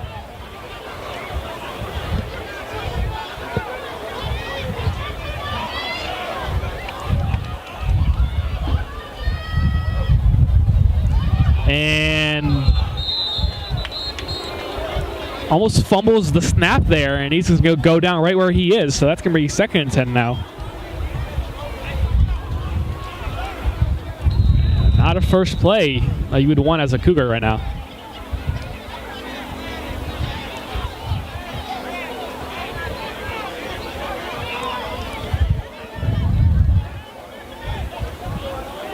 And he'll hand it off, bounces it to the outside, and is dragged down. And that was Carson Jr. on the carry. And he'll get about 4 yards on that play. Bring up 3rd and 6. This Bulldogs defense would love to get a quick stop and get their offense right back onto the field. The Cougars will need a big play, try and open things up. They've been sticking with the run game. Let's see if they maybe try to float one downfield here on 3rd and 6.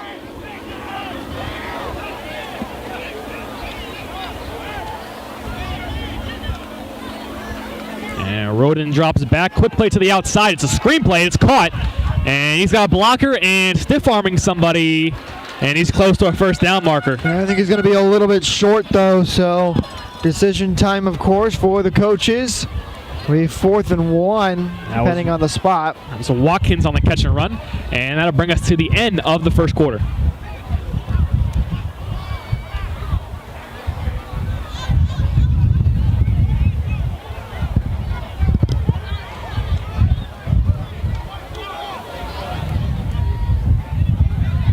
Officials talking right now. And now it looks like they're going to go ahead and start to walk over to flip the field as we await the start of the second quarter. We'll take a quick break, and we come back. We'll have the second quarter underway here just in a few moments.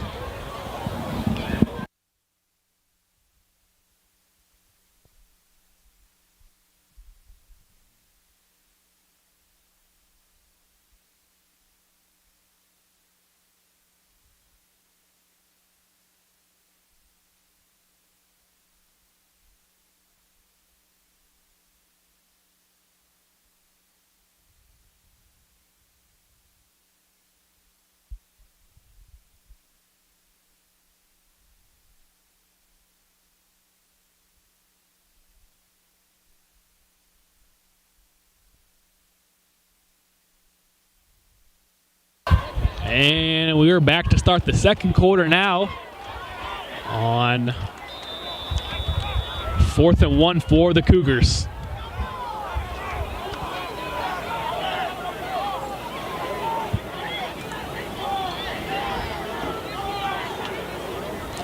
And they've got a big man in the backfield for the Cougars. And be a quick handoff up the middle, and he's got the first down.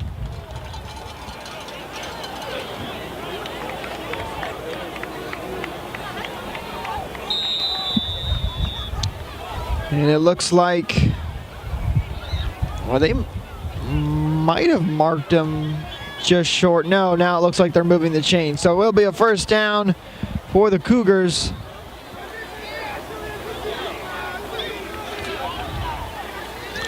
So McDonald and Kaysen will check back in. You know, Adam, looking down into this crowd right now, you can see a bunch of fans on the fence, not only in the bleachers, but also hanging on the fence with their eyes all on this game. Yeah, absolutely. And we've got a flag before the play.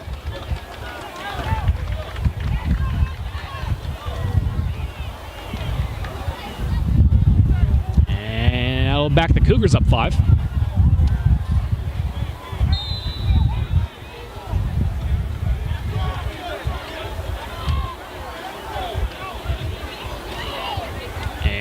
Ball will be handed off again and hit hard.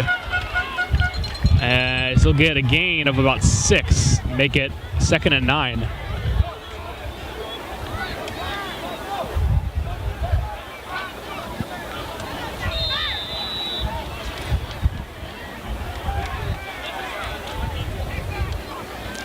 And they'll mark him 2nd and 8.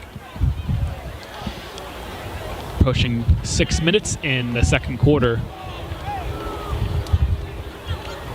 And that sun is coming out again, this time facing us. Decided to make a quick little appearance.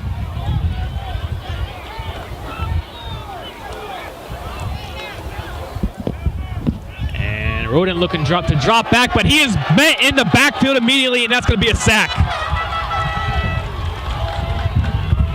Oh, what a great job by the Bulldogs defense, breaking through that offensive line and giving the quarterback no time to react and bringing him down to the backfield for a big loss. That's going to make it 4th and long now. Or 3rd and long, excuse me.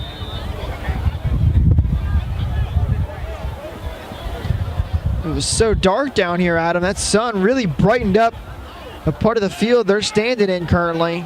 Yeah, it definitely did.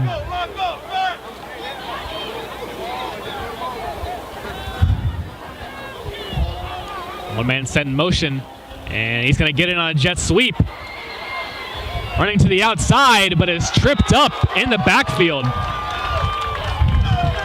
That was number 6, Bellet. Good stop there by the Bulldogs defense, and they will be able to get their offense back out onto the field, as they're going to have to punt this ball away.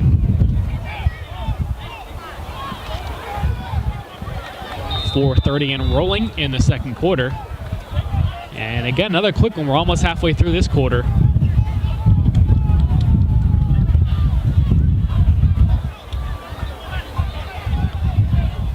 And they're going to shift the formation. They'll still punt it away. And one's going to drop about the 50-yard line. And he stopped at the 46. So the Bulldogs will take over their own territory.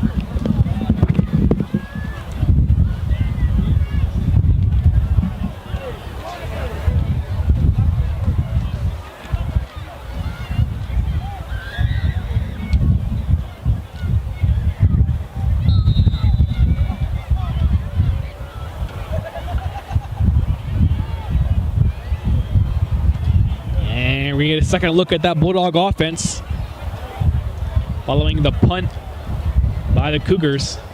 And Gamage is going to be at quarterback for this play.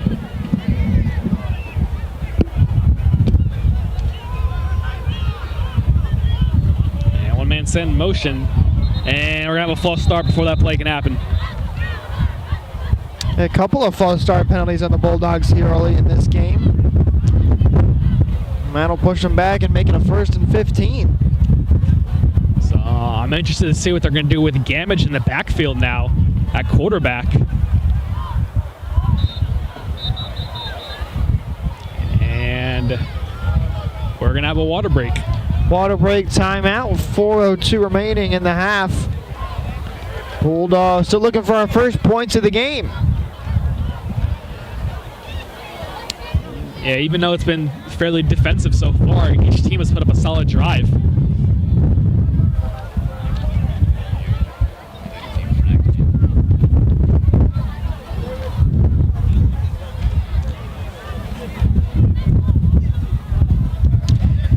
The AYFL is one of the premier youth football leagues in Florida, a great board that puts their best interest in the kids, great coaches, and some of the best athletes in the state.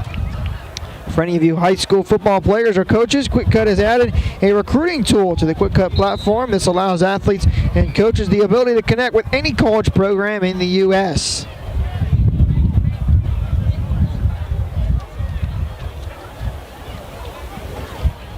And that ball will be given to Anderson. Anderson has a hole, and the flag is down, but for the moment, he has a first down and more. He breaks another tackle. Stiff arms the man, is still going. And breaks it one more. No, it's brought down at the 1 yard line, but this one might be coming back. Oh, wow. I mean, even if it is, what a run there by Anderson. He had like 4 guys around him and then broke out of the pile, then threw a defender down to the ground and nearly got into the end zone. And it is going to be a hold against the Bulldogs, so this one's coming back. Yeah, and so what's interesting about that, we've had 3 different quarterbacks in the game already for the Bulldogs, between Norwood, Gamage, and Askins. Of course, Askins and Gamage only handed it off, but with that hold, it'll back them up. That is a kind of a gift for the Cougars, as that could have been very bad for them, and an unfortunate turn of events for the Bulldogs, as they would be 1 yard away from going up and getting the first points of this game. And we're going to have a stoppage, and the Cougars will take a timeout. 3:42 left in the second.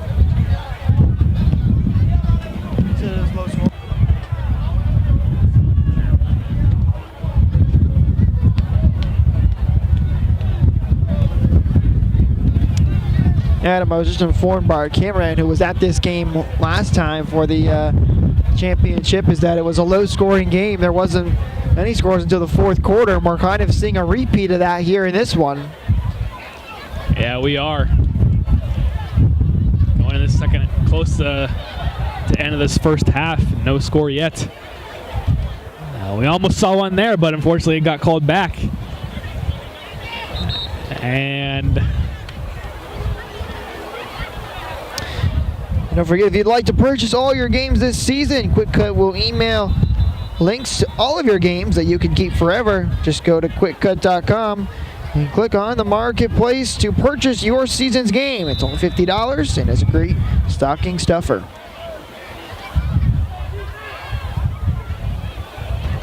so here's Askins at quarterback.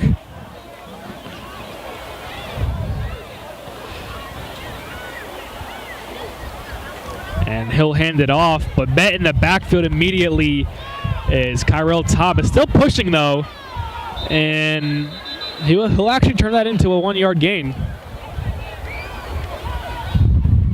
Yeah, but still sits up a 2nd and 14. So they'll need to pick up some big yardage. I'm going back to that same play that you had for Anderson on that near huge touchdown run. Yeah, they've been mixing the backfield up quite a bit. 2 running backs and 3 quarterbacks we've seen so far. And Askins will trot back out there and give his team the play call.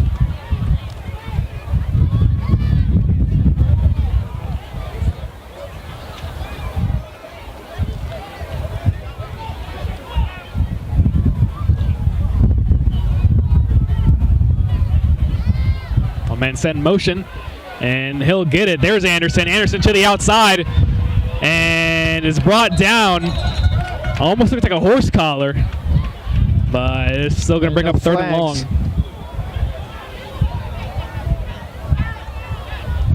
Anderson's been impressive for the Bulldogs, and I would imagine they might try to rely on him a little bit throughout this game. Yeah, that is not a bad assumption at all.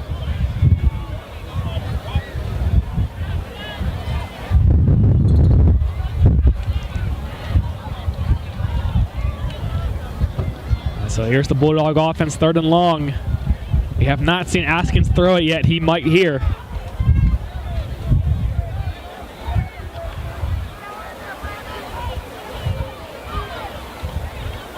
And he's going to keep it himself.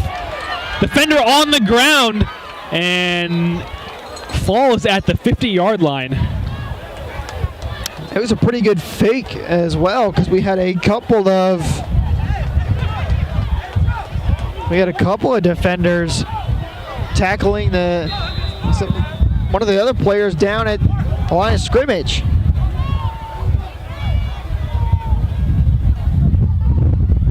And they're going to get the Cougars to jump off sides. And this will make it a manageable fourth down. Oh, we've seen a couple penalties going against the Bulldogs, and now one that goes against the Cougars.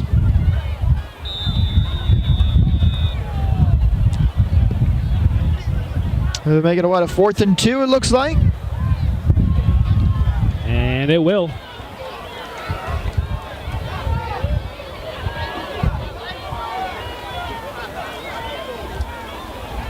And Askins going to keep it himself up the middle.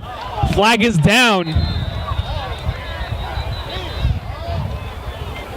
Under a minute left in the half.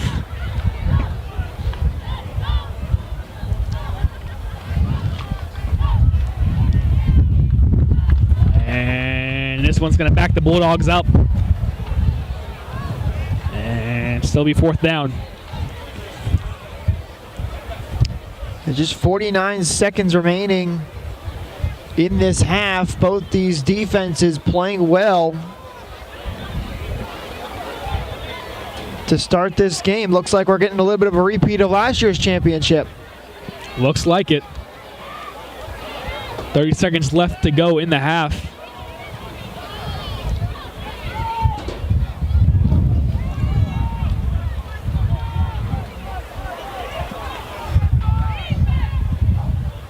Trying to draw him off sides again, no go. And coach giving a signal to the quarterback. We're under 10 seconds left, and we've got to delay a game.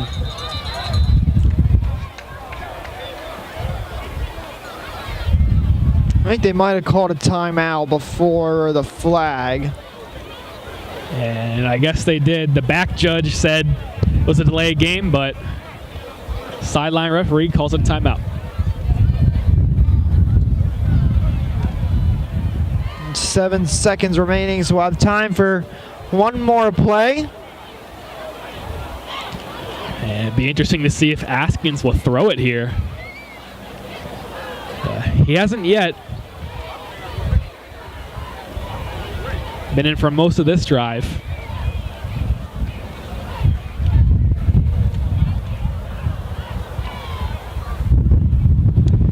The key here is just not to make a big mistake. Only 7 seconds left. You're at midfield. It's going to be tough to score. Yeah, they might just want to take this scoreless half instead of trying something and it goes the wrong way.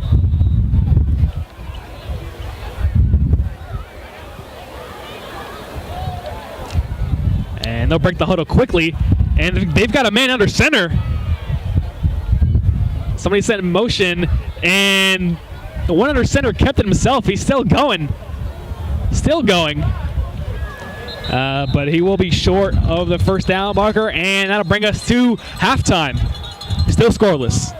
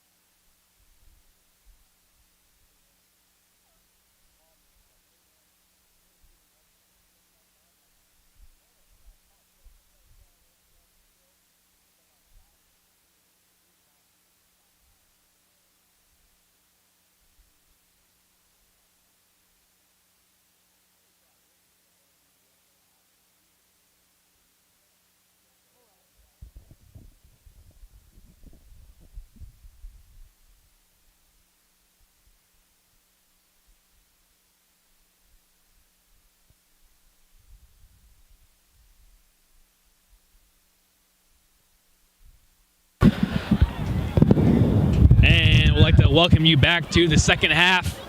11U Championships, and Tamarac Cougars and the Boynton Beach Bulldogs still scoreless. And we are set to start the second half. Adam, a pretty fun first half so far. Even though we don't have any score on the board, both these teams making some big plays on offense and defense. And we're waiting to see who can try and get the first points on the board. You can definitely feel, though, that these two teams are excited to play each other and want to come away with a win. Indeed they do. So the Cougars back deep to receive.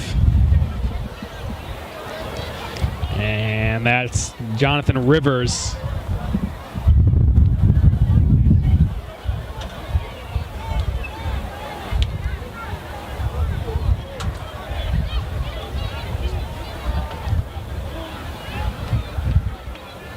And kicking off for the Bulldogs will be Tyrell Gamage.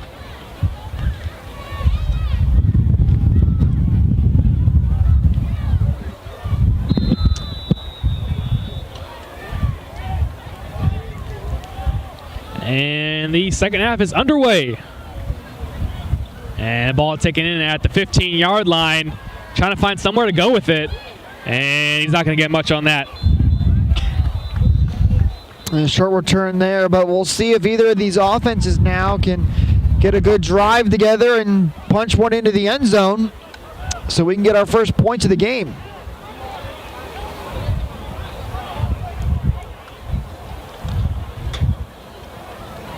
So Cougars will start at their own 30-yard line. And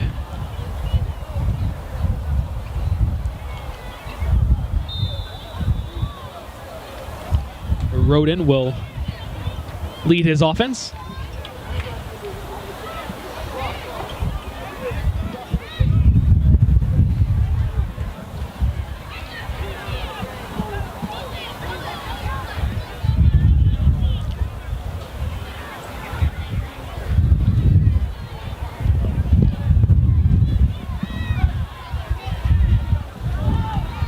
Bella and McDonald just checked out of the game. Interesting one-on-one matchup down here on that near sideline. Yeah, it's Jones down here for the Cougars as that ball. And Rendon was looking to go somewhere with it, but had nowhere to go, and there's a flag down. And you want to talk about a size mismatch there.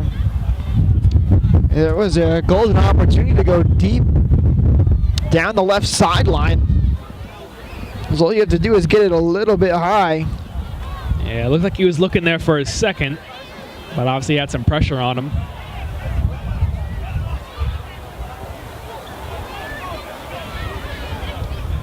And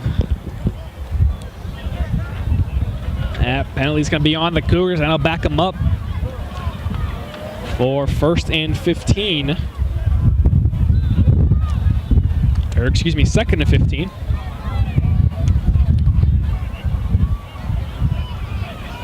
And they've got 3 backs back there. They got the big men back there. And looking to throw is Roden. And it is caught. He's got Kaysen on the sideline. Makes a man miss and is across the 45. Oh, what a hurdle there to get over the defender and pick up a first down. Defender tried to go low, and he said, all right, I'll just go right over top.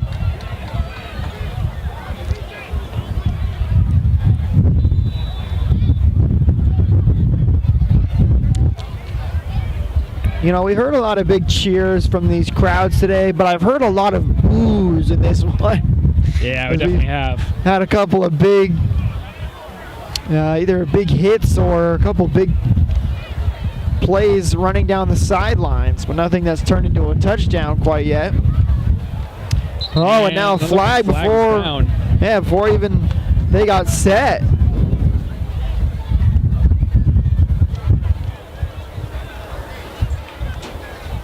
And that one again is on the Cougars. So right back to 1st and 15 after getting the first down.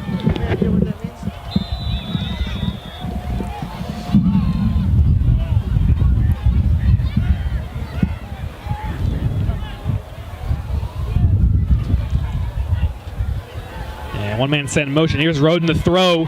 Has pressure and throwing, and that's going to fall incomplete. That ball hit the ground before it got to his hand. Yeah, I definitely think it was incomplete. They Cougars thought they caught that, but it looked like it hit the ground.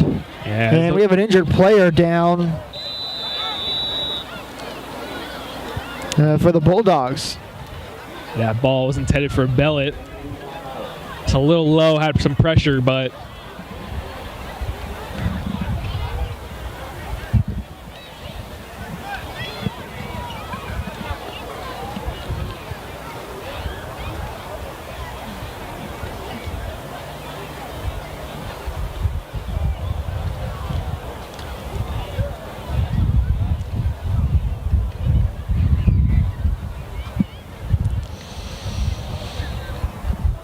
Today's stream sponsored by Qwikcut, a better platform at a better price. If you'd like a professional highlight made of your son or grandson, you go to Qwikcut.com.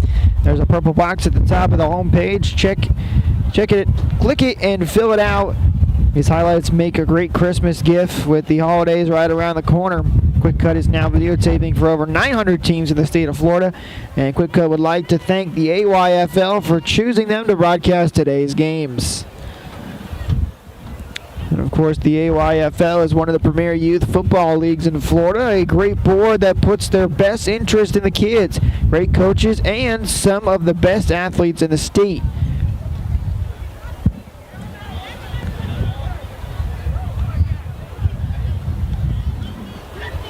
and that Bulldog player is still down. Again, one of the part of the games that you just hate to see. Hopefully he's okay.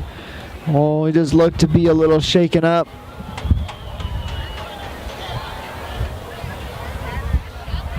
And AYFL members and both sides of the coaching staff helping him up now, and he's onto his feet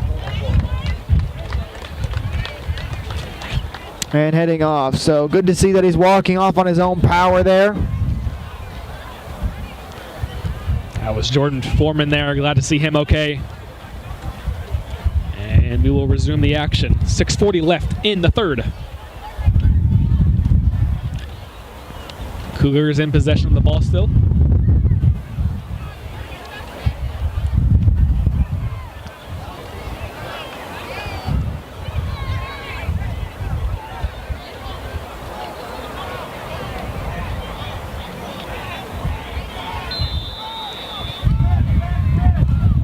And so Roden's going to take this snap under center. And they got him off sides. And they're going to get their 5 yards back if they get a 2nd and 10. Big encroachment penalty there.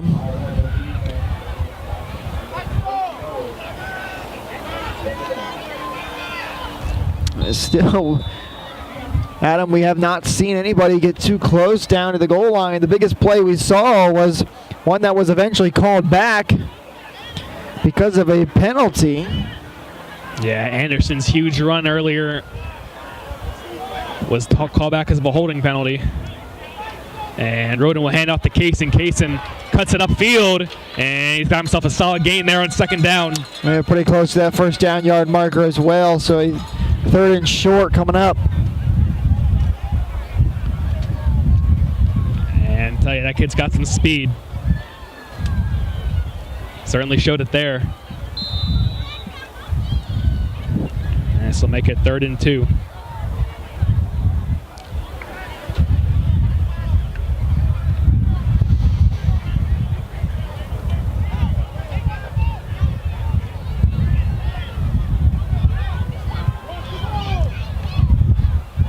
And this one will be handed off again. Cuts back across the field, and he's got a 1st down. And that's Kaysen again on the run. Good thing there were a couple Bulldog defenders close to him, or else he could have gotten to the outside and had a lot of room to work with. Yeah, we definitely just saw the speed he had on that last play. But either way, they do pick up the 1st down and keep the chains moving.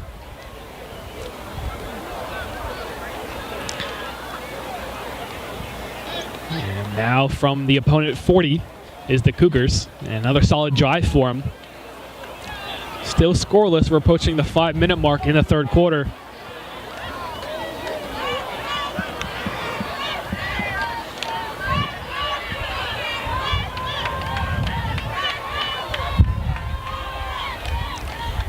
And so under center is Roden. He's going to play action. He's going to fall in the backfield. And we've seen the turf today take many victims. He took the words right out of my mouth. He slipped and then had no chance to get away from an incoming defender. And it feels like they've all been right near midfield as well, Adam, where we've seen a couple players slip. Yeah, really interesting to see that. And we did mention it was kind of wet this morning, although we've had a lot of sun in the, midday. You think that all would have dried up by now. Yeah, you think we'd be all right about 5 o'clock our time. Sun's been out for quite a bit now. Now, there was some ice dumped onto the field earlier from a celebration with the coaches, but there's Roden again, dropping back, looking to throw. He's looking deep, and it is caught. That was Watkins on the catch, and they got the first down inside the 20-yard line. Number 27, he slipped as well and kind of fell down. The throw was actually behind him, and then because the defender went down, he was able to come back and make that catch. Adam, I think if he stays on his feet, that might be either an incomplete pass or an interception. Yeah, probably. But the Cougars now have a red zone drive going for them.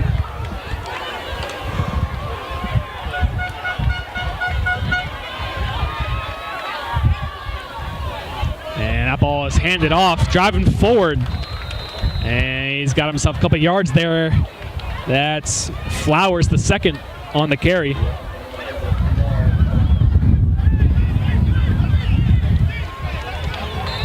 And that'll bring up 2nd and 6 for the Cougars. Right on the 15-yard line. And we could possibly see the first score of the game on this drive. And so Cason's back there by himself. Oh, no, I'm sorry. Roden's under center. And he'll hand it to Cason, though. Hey, Cason up the middle, and he's got himself another first down. 2:39 left in the third. And rolling. And we're going to have a stoppage, and the Bulldogs are going to take a timeout. Big chance here for the Cougars to take advantage and punch one in to get the first points of the day. And it kind of feels like, Adam, in this one, it goes back to where we had, what we had in the first couple of games where, that first touchdown was the one that ultimately won the game. Because we've had a lot of defensive plays in this one. Indeed we have. And mainly been defensive all day. Of course, there was a Wildcat game that had 27 points, and that was the most scored by any team today. We're still scoreless, approaching the 2-minute mark in the third quarter.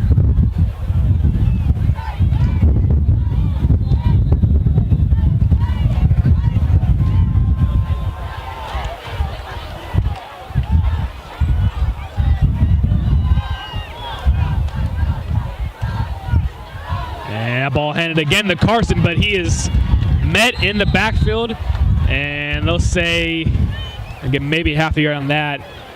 And excuse me, I meant to say Cason on the run. And that brings up 2nd and goal from the 7-yard line.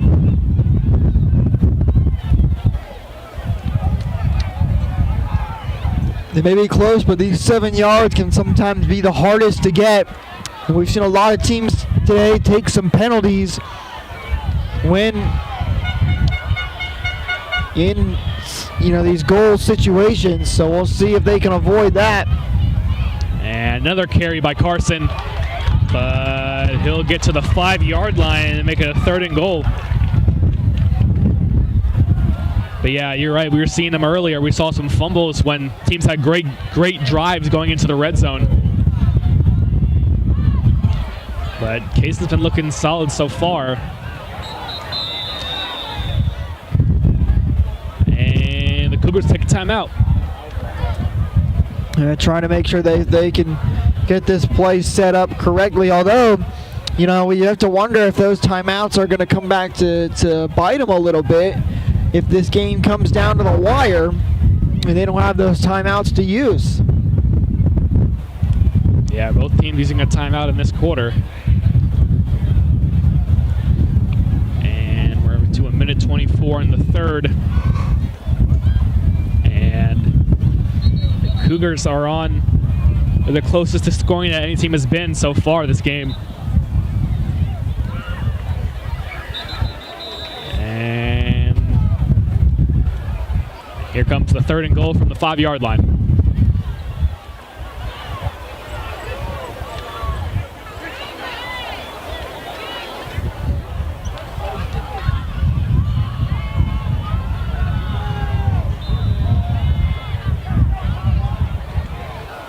So 3 backs in the backfield again for the Cougars.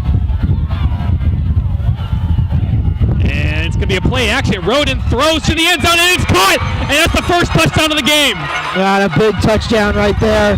Receiver rolls out to this right. Quarterback keeps his eyes downfield as he's moving. And a good throw to keep his receiver's feet moving to get that first touchdown. And they now lead it 6-0.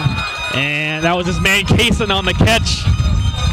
And he is going to score that touchdown running or catching it.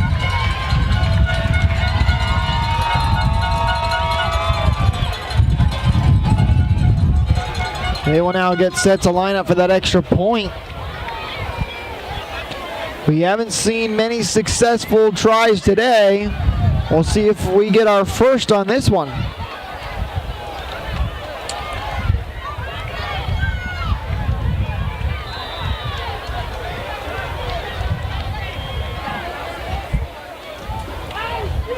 And kick is up. And it's going to be no good. So it still remains 6-0. That one looked like it had the power, but it was just kicked a little high, so the distance is not enough. And now the Bulldogs will have a chance to try and respond. That was Dawson Monroe on the kick.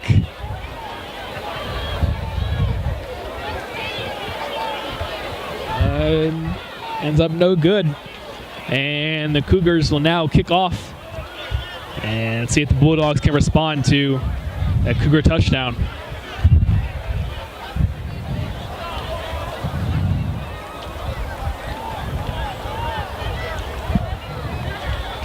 So here's Thames to kick it off for the Cougars.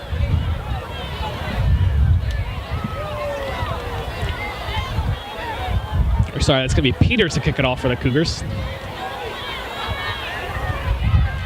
And I'm going to correct myself one more time. That's Samuel.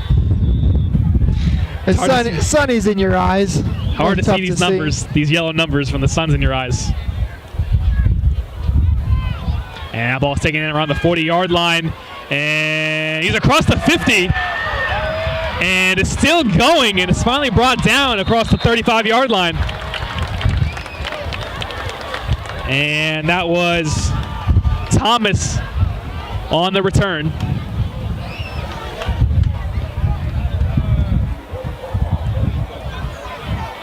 And here's a Bulldog.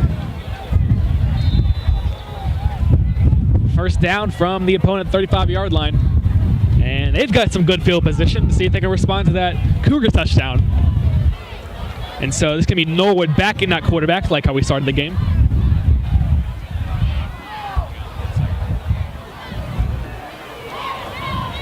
Ball is handed off up the middle. And Anderson's got a 1-yard gain. 1-yard gain now, setting up that 2nd and 9. 1:04 remaining in this third quarter. Bulldogs would love a big drive here to try and tie this game up. You don't want to give it back to the Cougars offense, who's going to have a lot of confidence, especially if they can get a stop here after scoring a touchdown. And here's Norwood. He'll hand it off. He's got some room. He's across the 20-yard line. And take it down at the 15, and that's another Bulldog first down. Just another great run. We've seen this Bulldogs offense pull off a couple of times. Now into the red zone again. Let's see if this time they can punch it in. Yeah, that was Thomas on that one.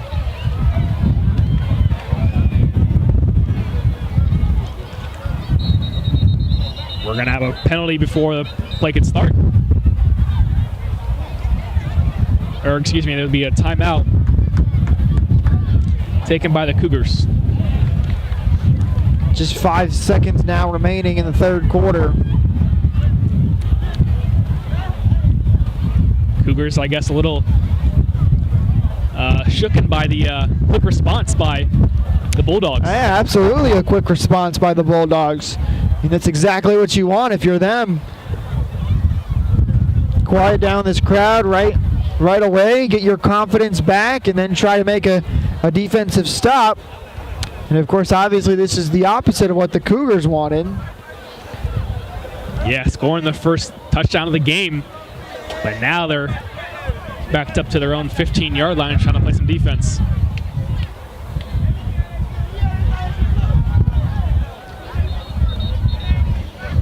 Both teams, though, playing very solid games today. We should be in for a close one, especially as we get into the fourth quarter. Definitely. Of course, the Bulldogs are the reigning champs in this division. That's Thomas in the backfield, and it's going to be handed off to Anderson. And the ball is out. It is recovered by the Bulldogs, but it'll be taken down behind the line of scrimmage.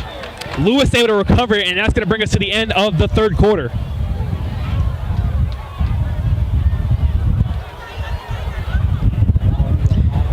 And as we await to get set for the fourth quarter, don't forget, if you'd like to purchase all your games this season, Qwikcut can send you email links to all of your games to keep forever. Just go to Qwikcut.com and click on the marketplace to purchase your season's games. It's only $50, and it's a great stocking stuffer for the holidays.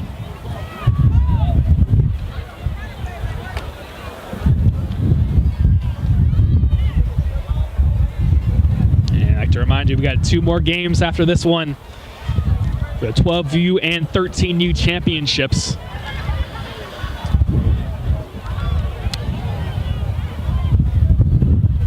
Two more games after an 8-game slate that we've had. We've had some pretty great games. Very few blowouts. A lot of these have been close. And it looks like we're going to have another one on our hands as we get set the fourth quarter. 8 minutes to go. We might get a couple of games under the lights tonight. And the sun is heading down now. But we are underway to start the fourth quarter.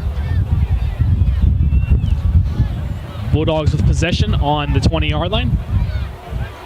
And they've got themselves in a 2nd and 15.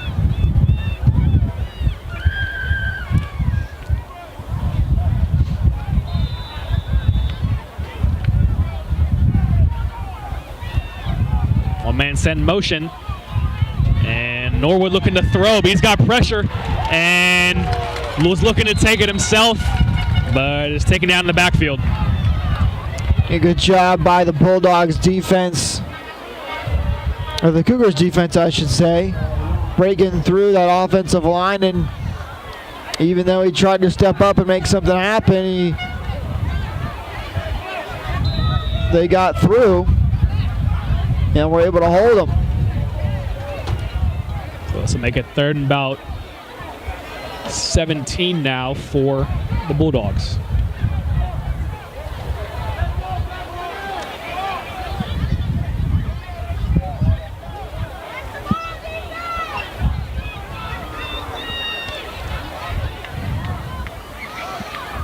One man send motion. Norwood looking to throw, and he's got pressure again. He's going to be sacked.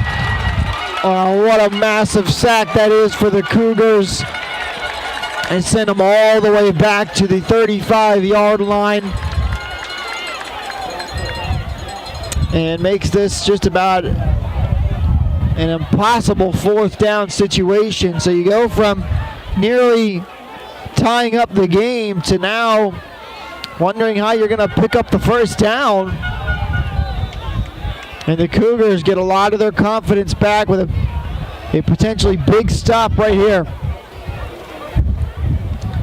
Yeah, Bulldogs were able to respond so quick, but now faced with a 4th and 28.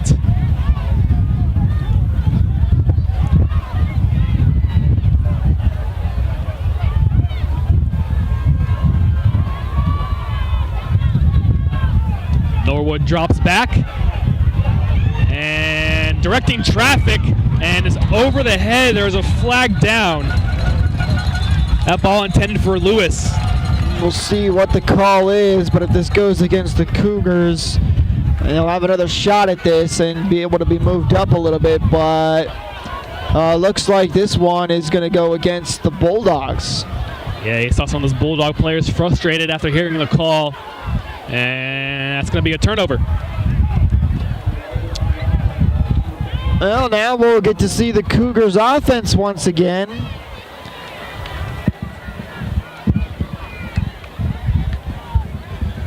And they have a big opportunity after getting a huge stop here to try and put this game away late in the 4th quarter. Yeah, that was a big stop for him. And the Bulldogs had some momentum there for a second, but able to come up big with the stop.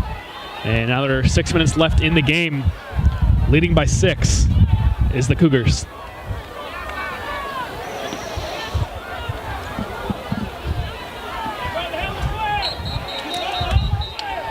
And timeout taken by the Cougars.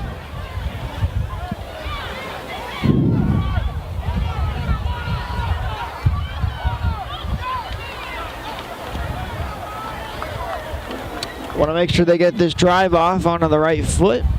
6 minutes to go in quarter number 4. Bulldogs need a defensive stand.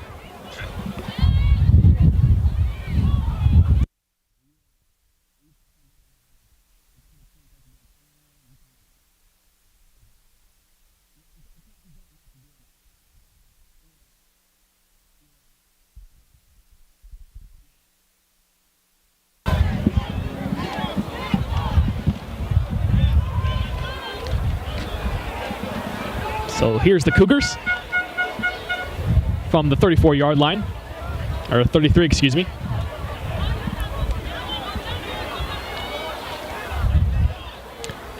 And I kind of think this is a make or break drive right here. Well, not make or break, but this is a drive that could change the outcome of the game. And that ball is handed off. Still going is Kaysen, and he's got the 1st down. You know, I kind of see it as if you're able to drive down and, 1, take a lot of time off the clock, and 2, potentially score, you're putting yourselves in a fantastic position. But on the flip side of it, you know, the drive stalls out, you don't score, and don't take a lot of time off the clock. You're giving the Bulldogs plenty of time to get back into this one, and they've been close a couple of times to tying things up. Indeed they have. So here's the 1st and 10 from the 44-yard line for the Cougars.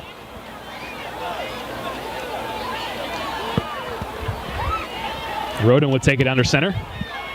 3 backs in the backfield. And that one handed off. And he's got some more room, and he's across the 50. This running game is just showing up right now for the Cougars as they are just running the ball down the throats of the Bulldogs right now, and they can't seem to stop it. That'll make it 2nd and 1. Following the run there by Flowers.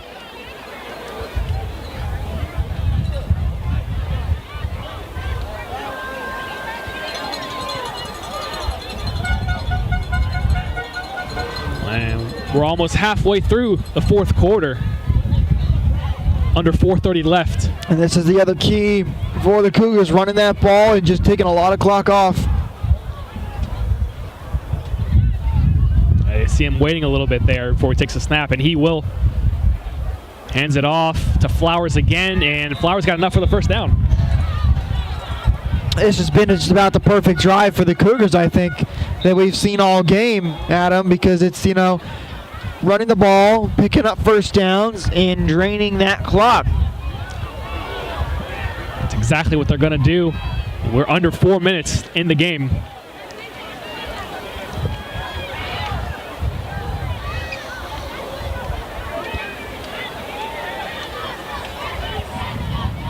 Flowers appears to be limping off the field following that last run by him. Hopefully he's okay. And just a little shaken up. So this will be Kaysen again in the backfield.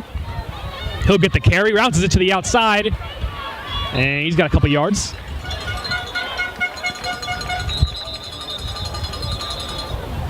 And the Bulldogs will take a timeout. They're going to have to start doing so with only 3:22 remaining.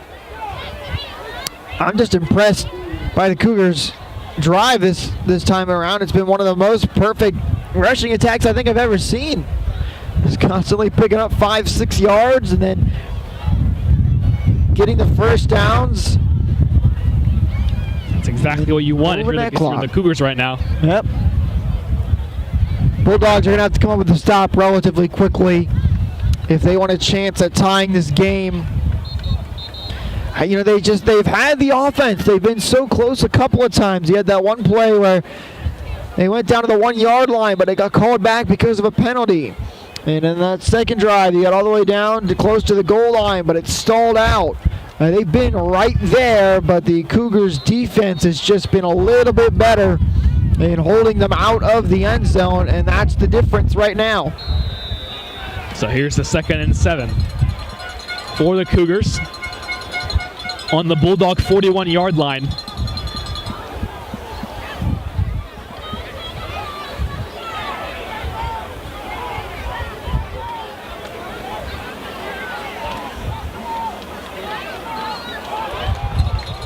Bulldogs jump, but no flag, and they still run the play. Kaysen has the ball to the outside and is pushed out of bounds near the 30-yard line. Another solid run. Does go out of bounds this time. He does have the first down, though. And it looked like everybody was expecting a flag to be thrown for the offsides, but it wasn't.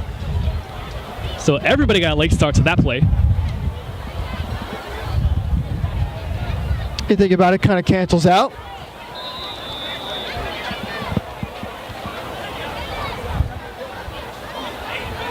Now from the 30.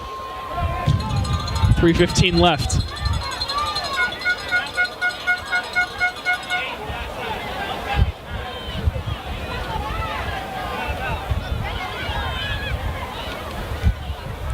Here's Kaysen again on the carry. He's got a hole, but is met quickly after and almost falls after a few yards.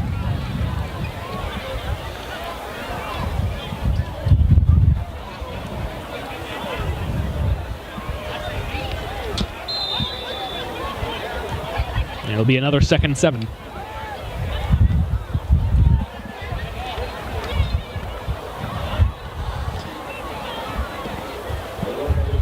And the Cougars putting a good drive together, ticking down on that clock. And they're close to knocking off the reigning champs.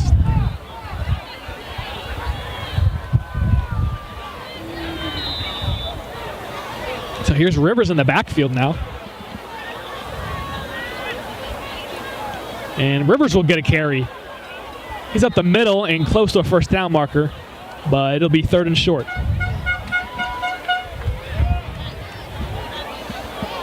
This is just the classic saying, if it ain't broke, don't fix it. Just keep running it right up the middle until they can stop it. And looks like this is a water break timeout with 2:06 remaining.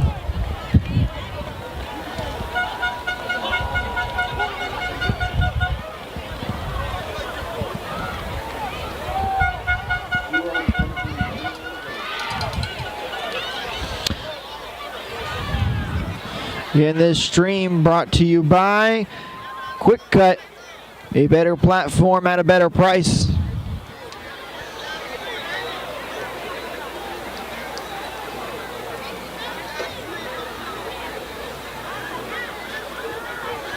Qwikcut is now videotaping for over 900 teams in the state of Florida. Qwikcut would like to thank the AYFL for choosing them to broadcast today's games. And of course, we still have 2 more to go after this one. So lots more football to be played. And I've already had some great football all day. Great football, great weather, great crowds. Couldn't ask for much more. And this game coming down to it as well. Still 6-0, 2:06 left in the game. Cougars lead. 3rd and 3. Just inside the 25-yard line.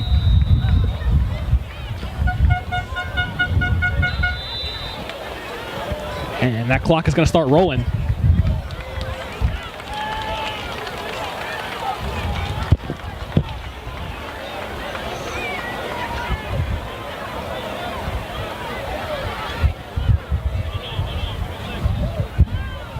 Casing gets the carry again, but met in the backfield. And that'll be a 4th and 4. Now this might be the game right here on 4th and 4. If you're able to get a stop and turn over the ball, you're going to have a limited amount of time, but you will have some time to try and get back down the field to tie this game. But if the Cougars are able to pick up the first, and you've already used multiple timeouts, so you're just about done. So I would say the game coming up here on this next play. Indeed, probably the biggest play of the game. 4th and 4, Cougars with possession. 1:33 left.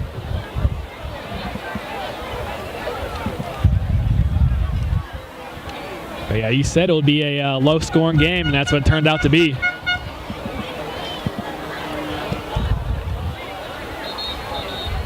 And really just kind of identical to the last year's championship, except this time it's the Cougars who lead it. Yep, Cougars 1:30 away from knocking off the defending champs. But if they don't convert on this 4th down, they're going to give the Bulldogs a chance. Flag is down before the play. They might have too many men. Yeah, you see the ref counting there. That'll back them up. Oh, that's a very costly penalty. It makes this 4th down a lot bigger. And an easy one to avoid. And you can see the coach is not happy that that one was called on their team. Yep. Player that was on the field is not supposed to be on the field. So here's the 4th down.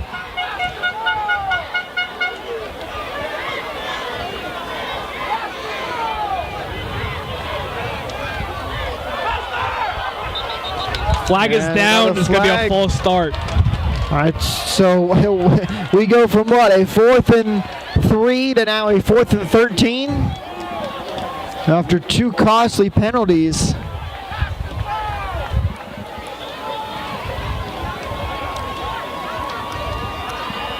And now you're giving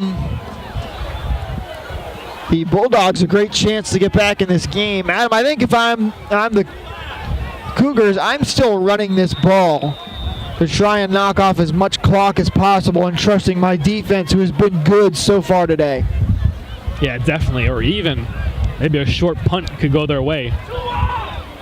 But it appears that the regular offense is still out there.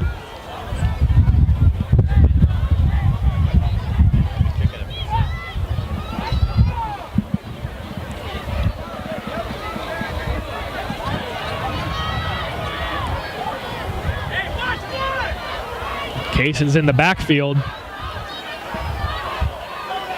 Roden looking to throw. And he's looking deep. Incomplete. Flag is down.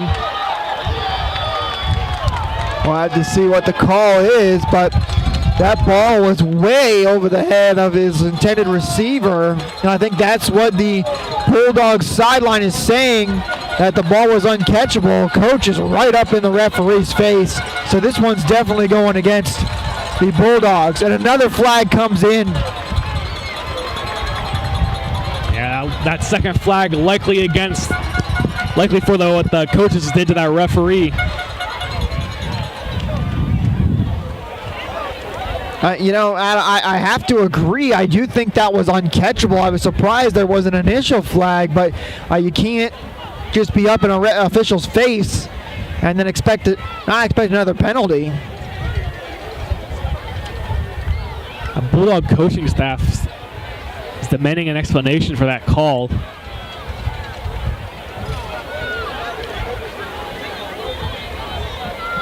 AYFL officials trying to get him back on the sidelines. And they're going to call that pass interference on the defense. And then an unsportsmanlike conduct against the coaching staff as well. So now this just puts you in a very, very bad situation with the Cougars deep into the red zone for the minute 20. And now another flag comes out. We've had 3 penalties since this play has ended. And it's going to go against the Bulldogs. Now, if I had to guess here, considering the ref just randomly threw a flag in the middle of the field, one of the players might have been talking to him. That clearly something was said down there, and that's what caused the flag. And then judging from the reaction of the Bulldog players is why I'm assuming this call is going to against them.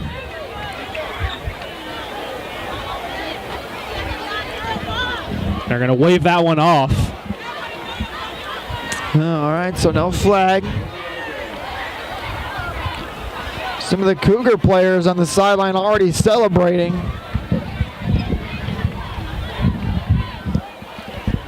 So after all the penalties, this will be 1st and goal for the Cougars. And Roden's just going to take a knee here. And we're under a minute 20. With no timeouts remaining for the Bulldogs, that's going to do it. That's why they were so upset about the call, too, because they knew that was going to end the game. And the Cougars are going to knock off the reigning champs. Under a minute left. Likely going to take one more knee.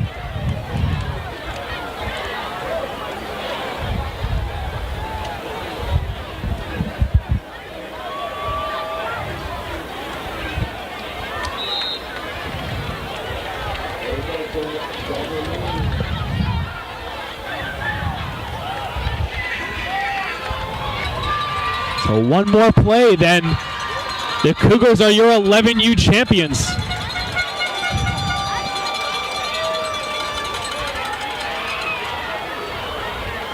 The celebration starting on the Cougar sideline already.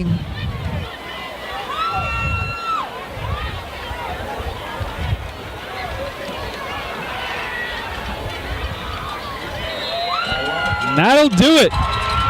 The Cougars are your 11U champions. And a 6-0 ball game. Hard-fought game by both these teams. And it comes down to basically one play of the game. And the Cougars team going directly over to the Bulldogs sideline. And they're letting them hear it after they knock off the defending champions. Yeah, we said there was talking and barking before the game and some after. But the Cougars will walk away victorious. All right, coming up next, we've got the 12 and under group. It's going to be the Delray Rocks taking on the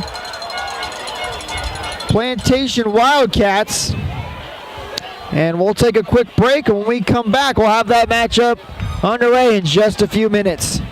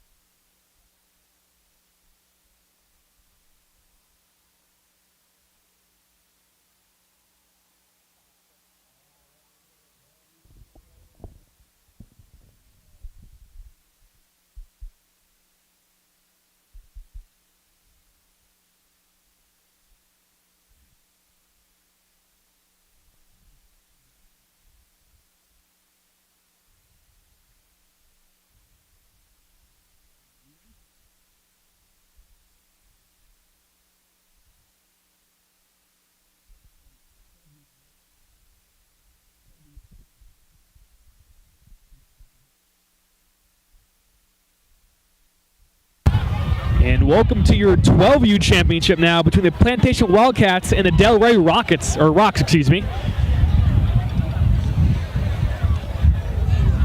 And the change we're going to have from now on is we're now running 10-minute quarters. Free football.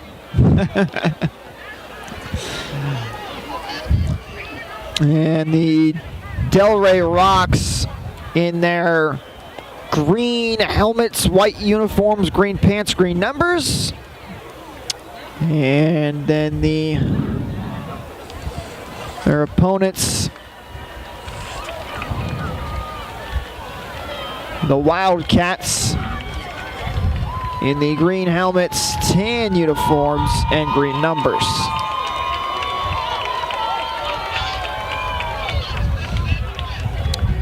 A little bit of a green-on-green matchup that we got. Wildcats with a darker green, though. Kind of reminds me of a Baylor green. Yeah, you can definitely say that. And it's going to be our first game under the lights tonight. That's right, as the sun is officially set and the lights are now on at the stadium. As we get set to go underway in this one, 2 more matchups. After we've had quite the full day.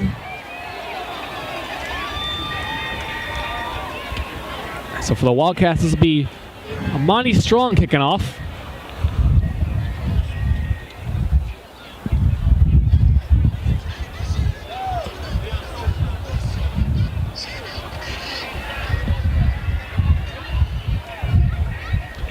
Of course, we just watched the Cougars knock off the reigning champs, the Bulldogs, in the 11U championships.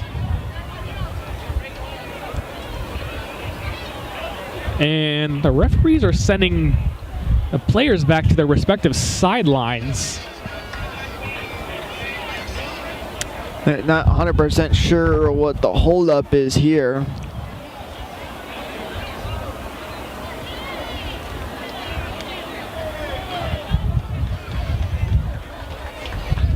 As they all are discussing at midfield.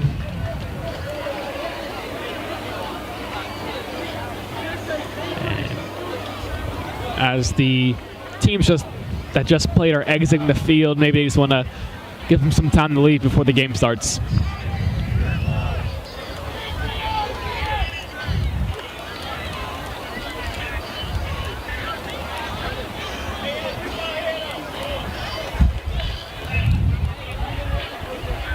It looked like we were ready to go for the kickoff, and then everybody came back.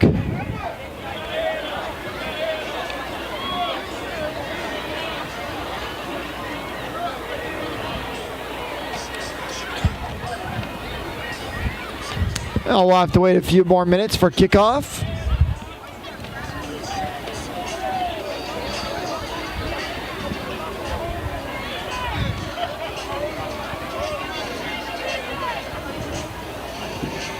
And we've had close games all day. And let's see if that trend will continue. I guess we should probably take a quick break here, Adam, and then we'll have to come back when we get closer to the start of this one, as the seems like we're delayed. So we'll be right back when we have kickoff getting set to go underway.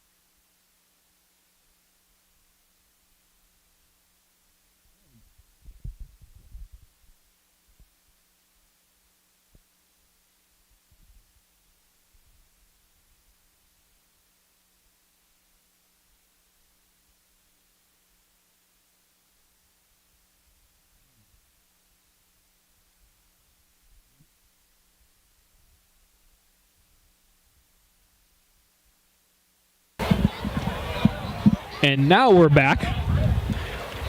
Bit of officiating issue there, but everything's all cleared up. And we were set to start this game.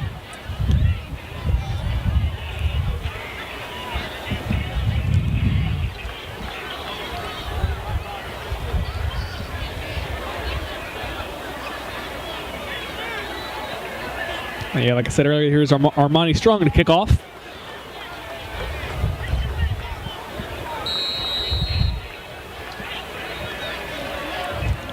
And this one is underway. Wildcats rocks. Ball taken in around the 30-yard line. Running across the field. Picks up a block. And is taken down across the 30-yard line. That's a lot of running to only gain a couple of yards, but does a good job of trying to get to the outside and nearly broke it out. And we will now get to see the Rocks offense for the first time on their opening possession.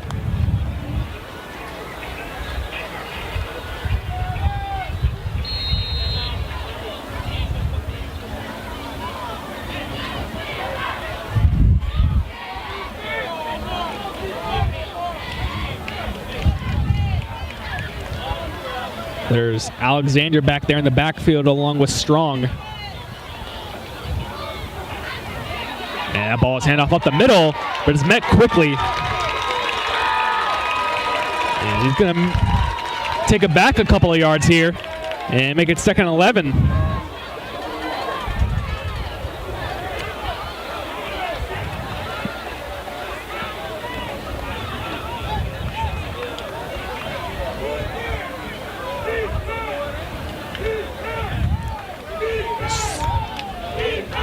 Sorry about that, folks. That's Milson back there for the Rocks.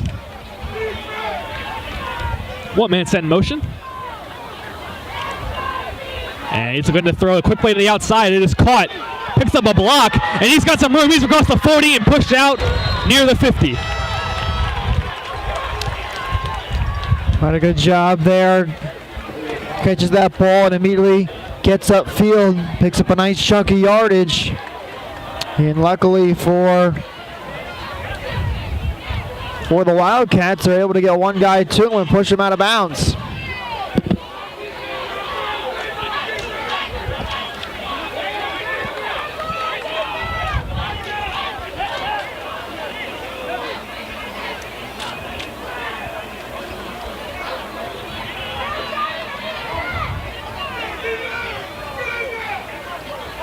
And Milson looking to throw again. It's a bubble screen, and it's caught, but that'll be in the backfield. Good job by the Wildcats defense to read that play. Got right on top of the receiver and gave him no chance to make any kind of play. And that'll force a 2nd and long.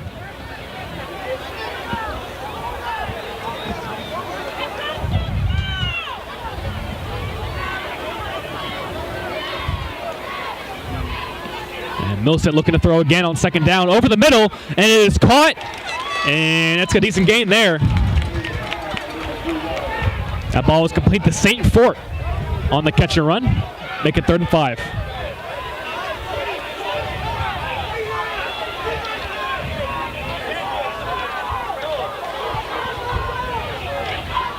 Trying to draw him off sides, no go. And Milson will give the call to his offense. Looking to throw. Again over the middle. It's caught. Breaks the tackle. Met quickly after, and he's going to be 1 yard short of a 1st down. Yeah, he was kind of close to that 1st down yard marker and then went back a little bit, but would have been short either way, more than likely. So now on a 4th and 1. Big chance here for the Wildcats defense to get off the field. That was small on the catch. And like you said, here's the 4th and 1.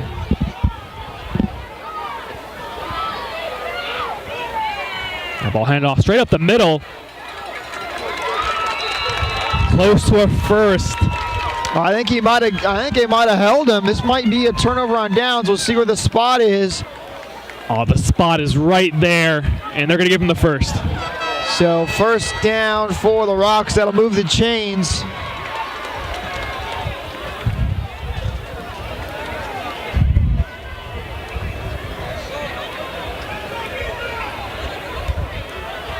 Of course, both sides disagree with each other on whether that should have been a first down or not.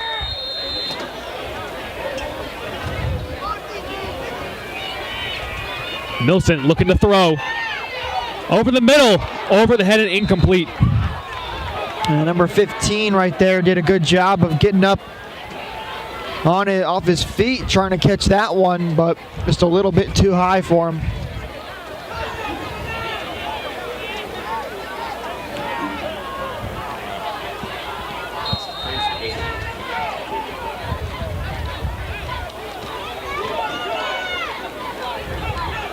So you're going to see receivers stacked on top of each other here on second down.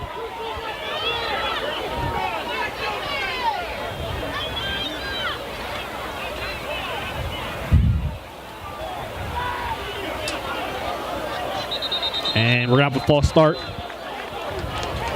before the play can happen.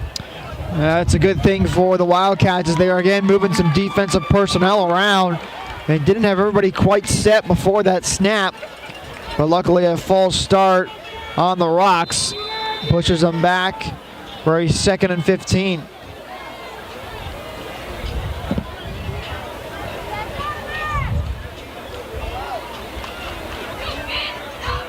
Milson looking to throw again. Finds his check down, and he is wrapped up, and it'll be a third down. Yeah, 3rd and long, the Rocks have done a good job at doing some short plays to chip away at the yardage, but now they're in a 3rd and long, so they're going to have to step up here and throw one a little bit further downfield.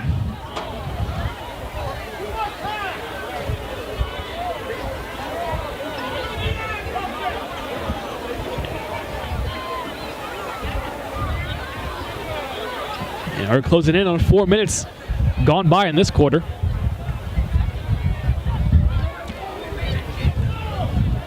And Rocks break the huddle on 3rd and 11. Milson will take it under center.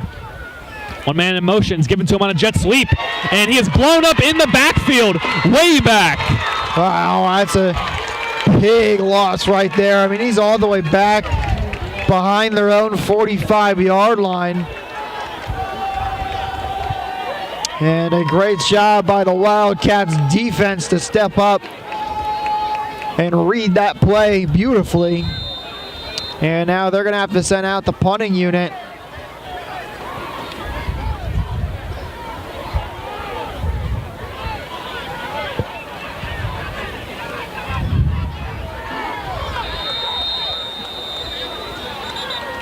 The Wildcats going to call a timeout before this punt.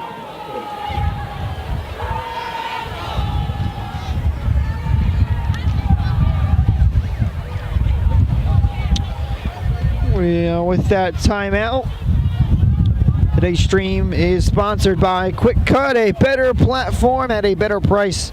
If you'd like a professional highlight made for your son or grandson, go to Qwikcut.com. There's a purple box at the top of the home page. You can click it to fill that out. These highlights make a great Christmas gift, especially with the holidays just around the corner. Qwikcut is now videotaping for over 900 teams in the state of Florida, and Qwikcut would like to thank the AYFL for choosing them for today's broadcast. For the Rocks, it'll be Gabriel Estarita to punt it away.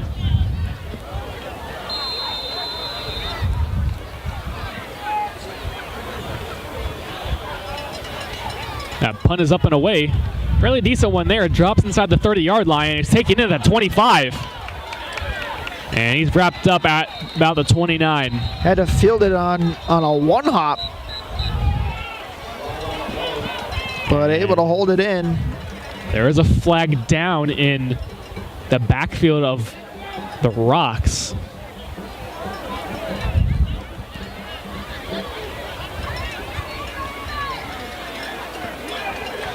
And that's going to go against the Rocks. But the Wildcats still going to take over on downs.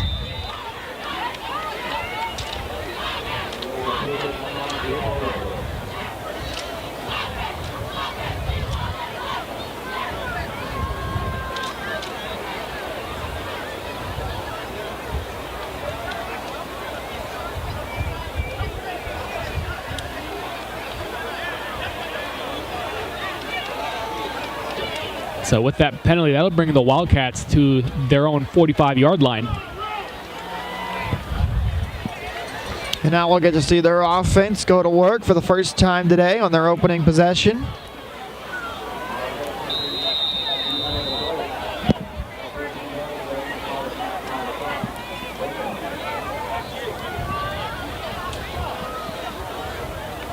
And we're going to have a water break.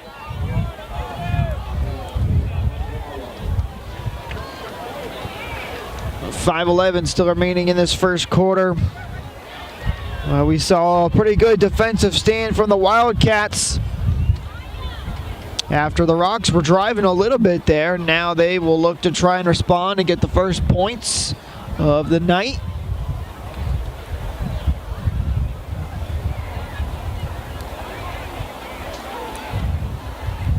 And you probably can't see it on camera, but the names on the back of all the Wildcats jersey, Drip Boys. Yeah, we've seen some interesting names in the back of jerseys today. And so here's the Wildcats' first down.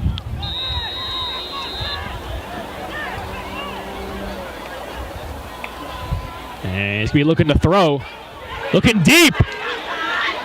And is caught.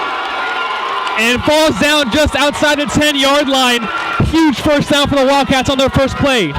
That's a beautiful throw. That ball got all the way downfield, and his receiver makes an adjustment to make sure he can catch it. Unfortunately for him, falls down, so he can't walk into the end zone, but wide open, lost his man, and made a great catch. That was Pierce on the catch and Lawrence on the throw.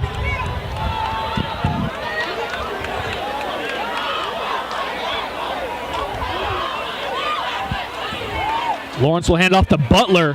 Butler trying to bounce it outside, but is wrapped up in the backfield.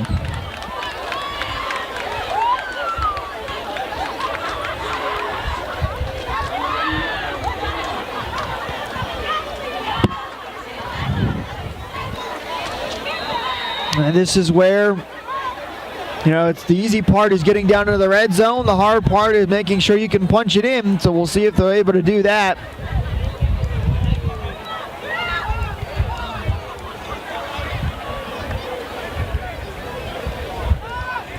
Butler will line up behind Lawrence now in the shotgun. And Lawrence will play action, rolling to his right, throwing, and it is caught. And he is into the end zone for a Wildcat touchdown. Just another well-executed play right there. Takes the handoff, rolls to his right, and makes a nice throw. And the Wildcats have got the first points of this game as they lead it 6-0. 3:51 remaining in the first quarter. Armani Strong on the touchdown catch. And you said the Wildcats lead in this first quarter. And Lawrence staying out there.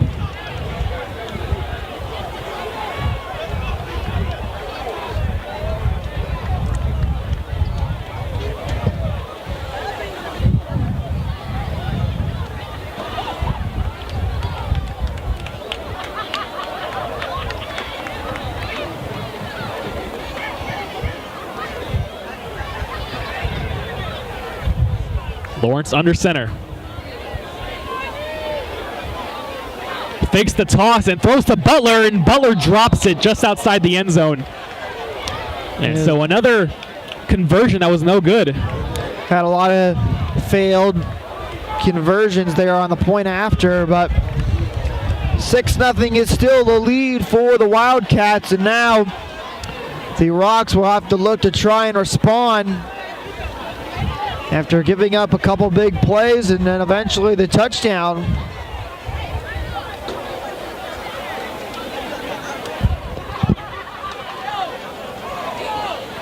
So Strong will come out to kick it off, the man that just caught the touchdown.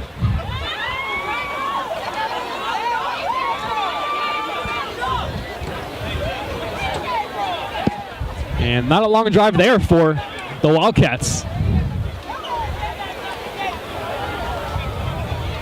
3:51 left in the first quarter. And this game under the lights.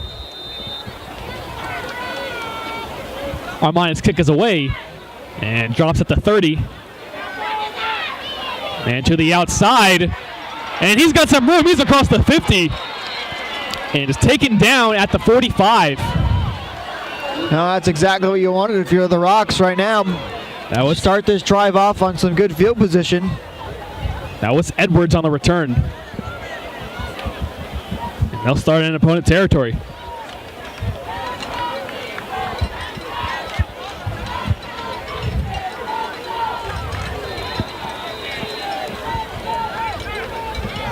And the fans are really, and the stands are really filling up for these late games.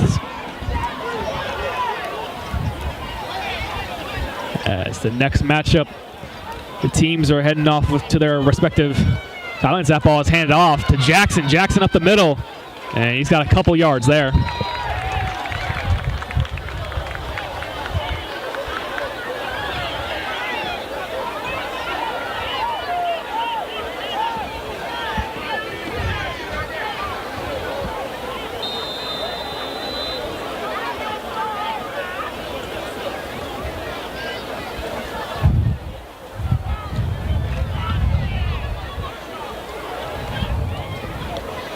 So 2nd and 8 now for the Rocks.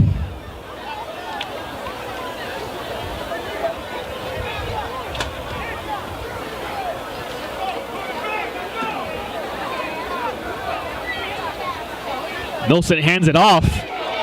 And running back is met quickly in the backfield. That's a great job by the defensive line, holding it. And then as soon as they saw the Rocks ball carrier, they lit him up and put him down on the ground.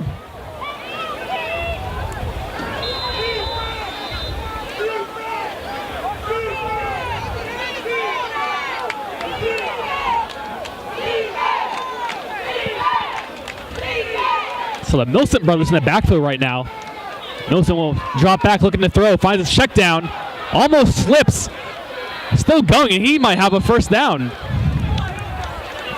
Yeah, nice job to stay on your feet even after slipping a little bit there after he caught the ball at the 40 and still able to pick up that first down.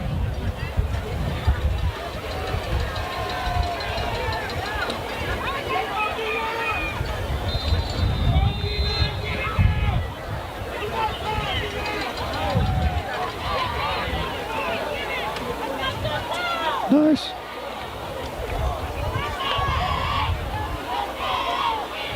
Milson, quick throw to the outside. It's caught. Tries to stiff arm, but his man in the backfield again is St. Fort.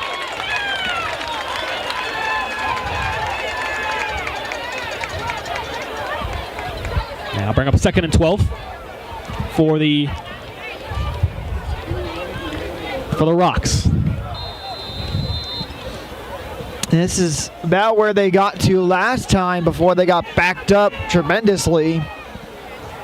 We'll see if they're able to move it forward this time.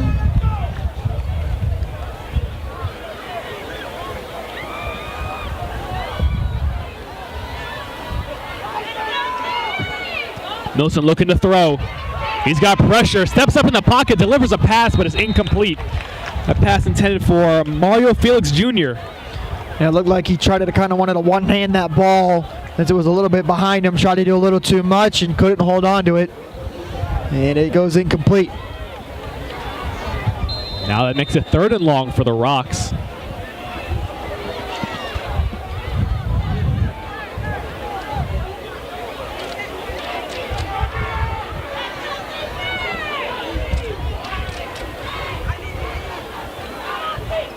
Milson drops back. Looking towards the sideline, it is caught. Running it back across the field. He's got a first down. And the Rocks offense continuing to move here downfield. And, you know, not trying to go anything too fancy, but just some short passes. And that ball caught by Justin Barrera Jr.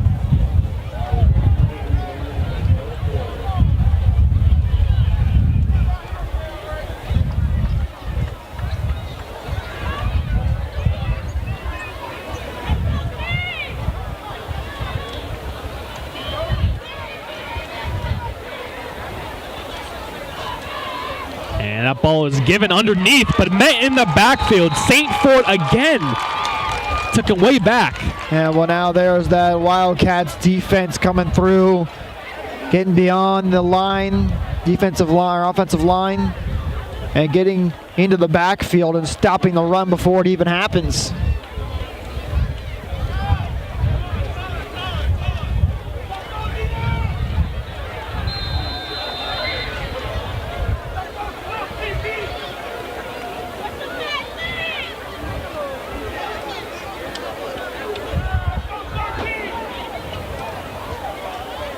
Milson drops back. Screenplay to the outside. It's caught. Now makes his way back to the sideline. It's hit hard. Yeah, it looked like he kind of went up high a little bit with that hit. No flags on the play, though. And that'll bring us to the end of the first quarter. A 6-0 game. Adam, I think we might be in for another close one.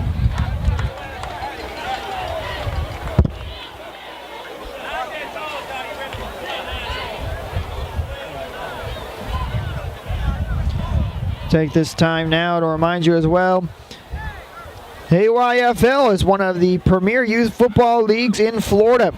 A great board that puts their best interest in the kids, great coaches, and some of the best athletes in the state. For any of you high school football players or coaches, Qwikcut has added a recruiting tool to the Qwikcut platform. This allows athletes and coaches the ability to connect with any college program in the U.S. Don't forget, too, if you would like to purchase all your games this season, Qwikcut will email you links to all your games to keep forever. Go to Qwikcut.com and click on the marketplace to purchase your season's games. It's only $50, and it's a great stocking stuffer. The holidays right around the corner. So we'll flip the field here to start the second quarter. And the Rocks in possession just inside the 25-yard line. Be 3rd and 9.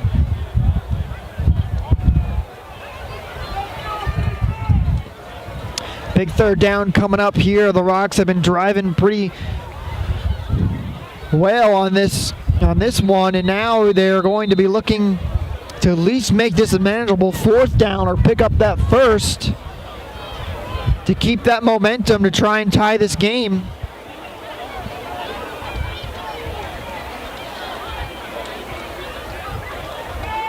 Wilson will play action. Quick play over the middle, and it is incomplete. Flag is down. Yeah, that's going to be pass interference against the Wildcats. As it took down the receiver a little too soon.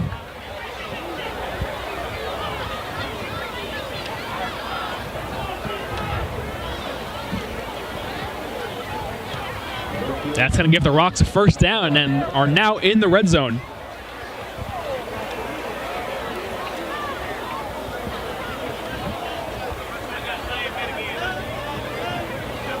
And I got to say, that was a pretty well-placed ball there by Milsons.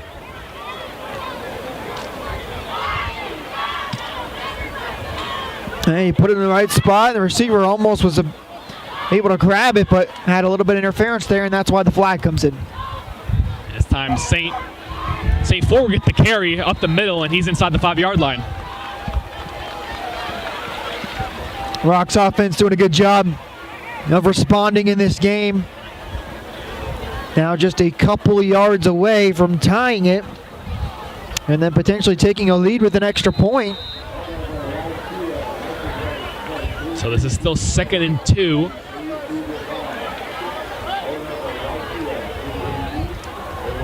From the 4-yard line. Handed again to St. Ford, but he is met in the backfield, and that'll back him up.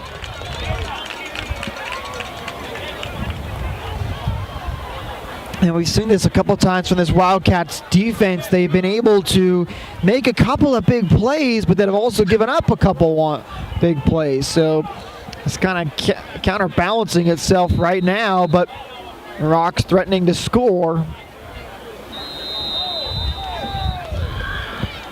Another big 3rd down will be coming up after this timeout taken by the Rocks.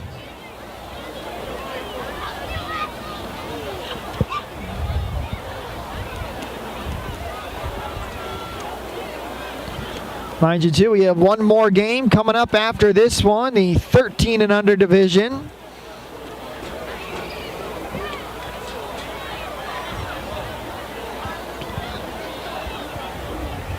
That's a fantastic day of football so far. I've had perfect weather for it all, too.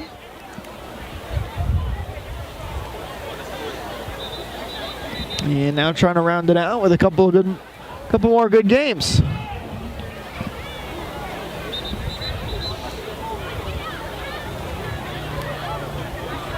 Here's 3rd and 6 from the 9-yard line for the Rocks, trying to respond to that Wildcat touchdown.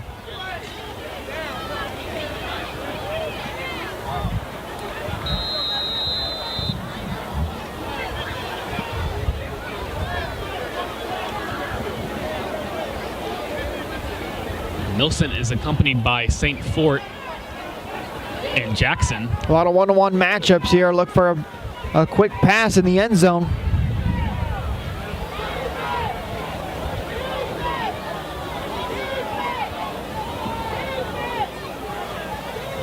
Play action over the middle and incomplete. That ball just a little bit behind his receiver, so he can't bring it in. If it's ahead of him there, it's a good pass and quite possibly a touchdown. But instead, it's going to be a 4th and 6. Now they can't still convert and have a goal to go.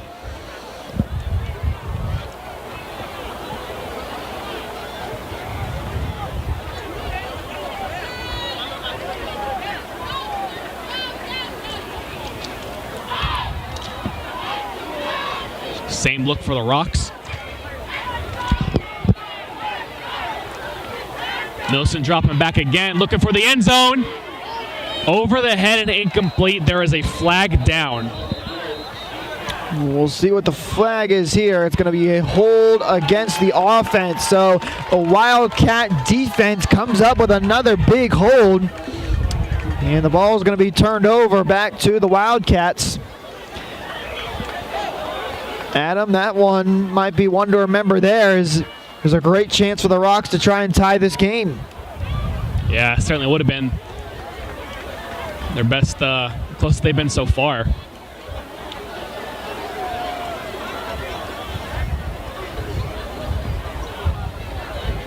But the bright side, there is plenty of football left in this game, but the Wildcats are going to take over from their own 9-yard line.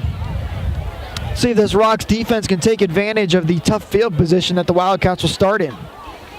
And Lawrence is going to hand it off. And that running back is going to slip after a couple yards. That was Antron Branch on the carry. And he's got himself a couple yards there.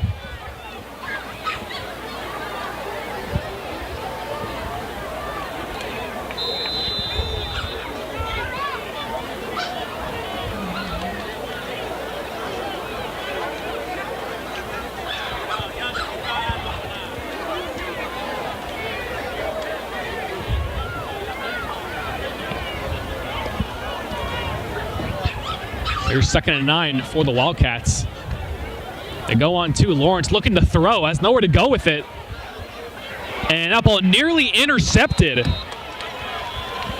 He's lucky that ball wasn't intercepted, or else he might have taken that one to the house and tied this game, but off the hands of his receiver and goes incomplete. Yeah, I mean, that was a rocket of a ball, though.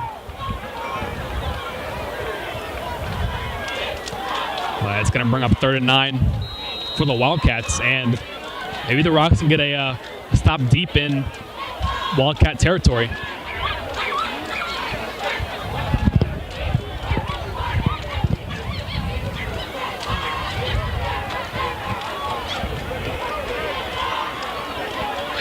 Twins on either side for the Wildcats, 3rd and 9.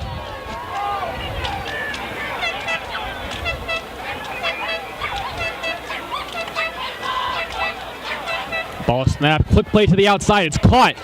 And running to the sideline, and that's a 1st down and more. He's across the sideline, he's across the 50. There's gonna be a foot race across the 30, across the 20. They're not gonna get him. Huge touchdown.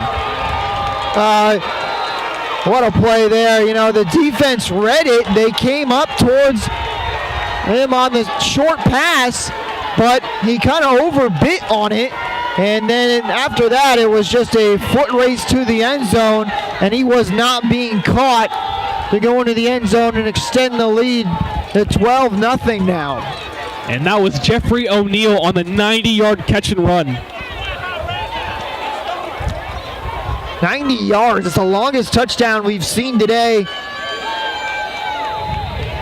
And again, you know, he has a short pass. He had a defender on him initially, but he got them to come a little overcommit there. And then O'Neal showing off the speed to go 90 yards for the score. Lawrence tosses it to the outside. He's got a blocker, but he dives for the pylon, and they're going to give him the extra point. Just barely gets in, gives an extra effort to make sure that ball breaks the pylon, and that'll make it 13-0 with 7:33 remaining in this second quarter. Jeremy Douglas taking that one in for the extra point. And what a great effort to reach across the pylon.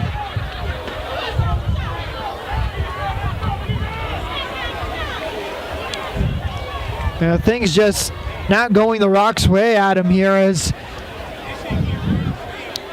you know, they had a good drive going, weren't able to score, and then the Wildcats march right down. They put up 6 points, and then again the Rocks respond and get deep into the red zone, but not able to punch it in. And then just when you think they might have them close to get a quick stop, O'Neal runs for a 90-yard touchdown. Yeah, they had stopped him twice and made it a 3rd and 9 from their own 10-yard line, and Strong's kick is away, taking in at the 25. And nowhere to go with it, really, and he'll get back to the 30-yard line. And the Rocks will take over. That was Jarvis Collins on the return. Impressive. He even got a couple yards out of that. I mean, he had defenders on him almost immediately, but did make 1 or 2 moves to pick up a few extra yards.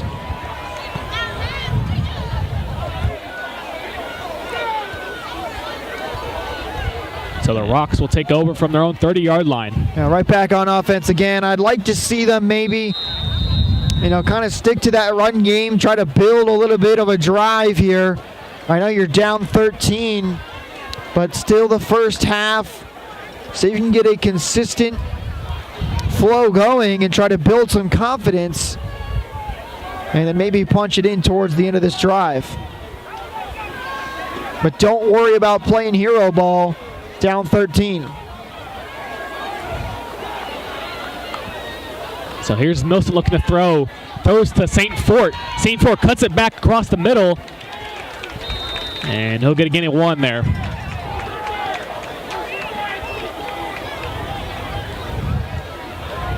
And even though they only picked up 1, I like that play call right there.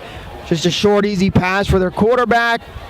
You know, they're hoping to get a couple extra yards out of it, but still a positive gain and a completion to try and boost the momentum. And he's going to look to throw again to the outside. It's caught. And he's close to a first down marker is Justin Barrero Jr. And that's about perfect in terms of what they want. Just a short, quick curl route. Receiver stays in front of his defender. Quarterback puts it in a good spot. And he's right in front of the first down now. St. Fort will get the 3rd down carry.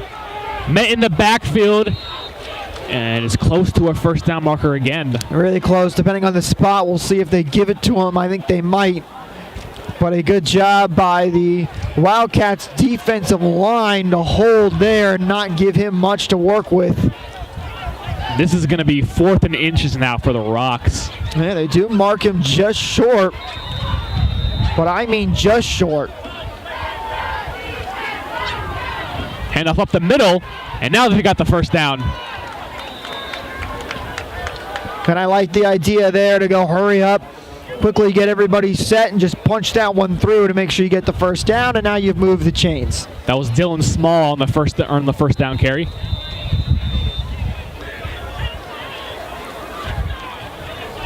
Jackson is back in the backfield now.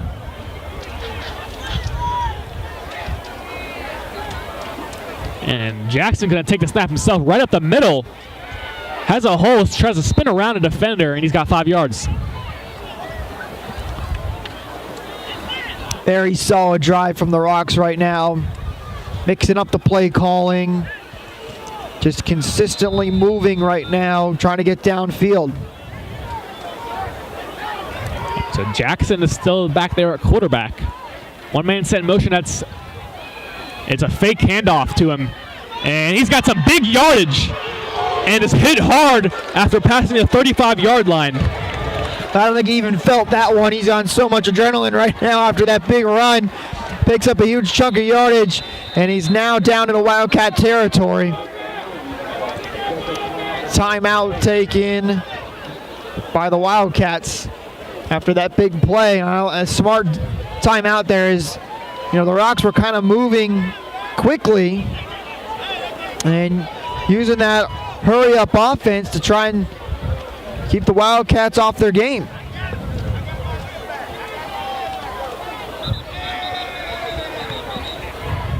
A 13-0 Wildcats. 5:07 left in the half.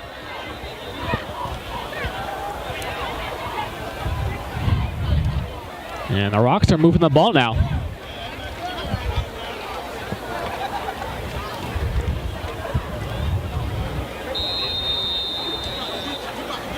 So that clock will start rolling.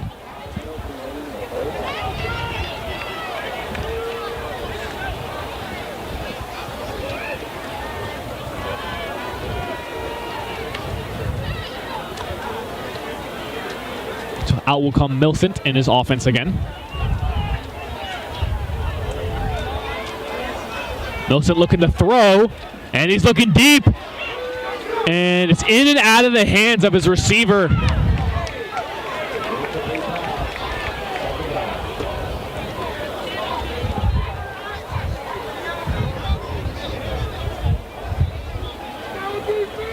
He tried to go a little bit more of a deep ball, and it was a good throw, but just a little bit high. Now you try again on second down. Just looking for Russell George there. Well, we got a one-on-one matchup down here on the near sideline. That's Edwards for the Rocks. That ball is handed to St. Fort. St. Fort up the middle, breaks another tackle. And he's got himself another 5-yard gain.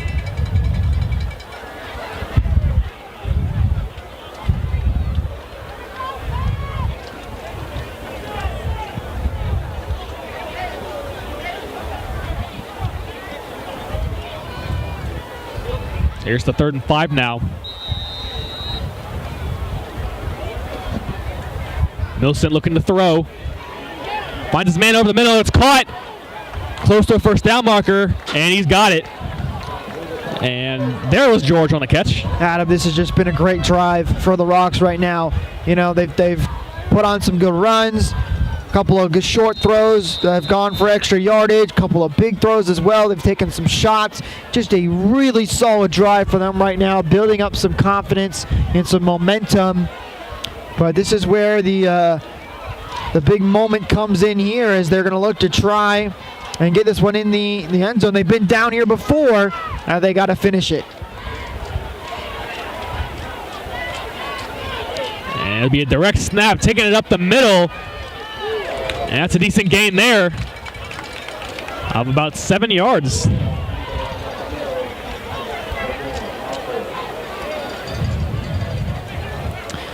And that's Johnson back there at quarterback. Or excuse me, Jackson. Jackson's at quarterback. One man sent in motion to St. Fort. Fake the handoff to him. Jackson up the middle. And he's got another first down. And it'll be 1st and goal now for the Rocks.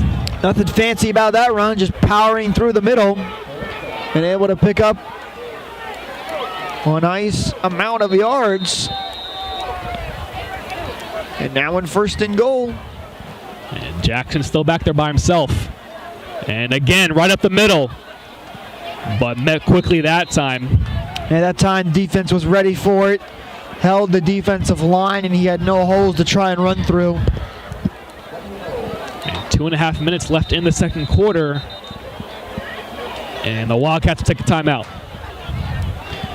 And they are backed up against the wall, trying to make another big defensive stand. Meanwhile, the Rock can try and cut this lead in half before the end of the half, which would be a big win for them. And 2:36 remaining.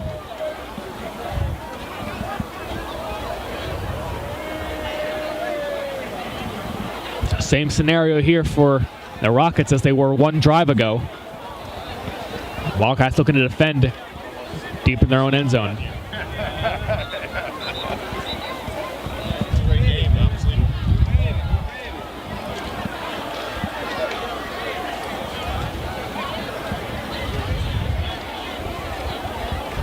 So your second and goal for the Rocks at the 6-yard line. At the 5-yard line. Millicent looking to throw. He's looking to the end zone, and it's caught! And the Rocks are into the end zone for a touchdown. A huge response there, and they now pull within one score. But exactly what we said that they needed to do right there. A longer drive, but just a good, consistent drive, and the Rocks should be feeling good about themselves here. And Justin Barrera Jr. on the touchdown reception. And that's the first one for the Rockets. Or the Rocks, excuse me. And that kick is up. And it is good. So that's going to be 2 points for them. And the first kick we've seen today. The first PAT that's actually been kicked. And a flag down after the play now.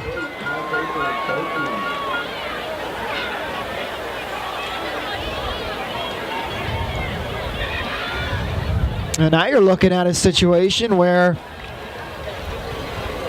they're they actually score 6 points and take the lead. going to wave that flag off. Yeah, Rock's great drive there and can finally punch it in.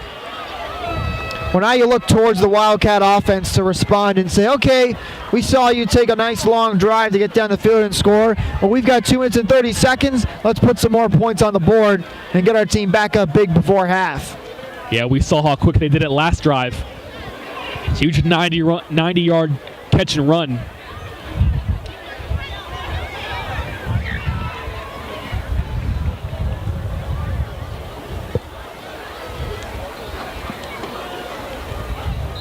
Here's Geethers on the kickoff.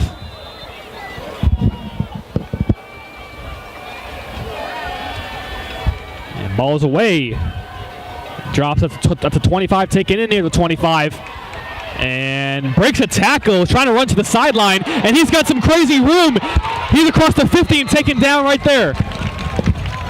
Oh, man, that's exactly what the Wildcats needed right there. Good return, put themselves in good field position. We'll see if the Rocks defense is able to come out and slow them down a little bit here, as the Wildcat offense is where they've shined. And how's Armani Strong on the return, the kicker and the returner.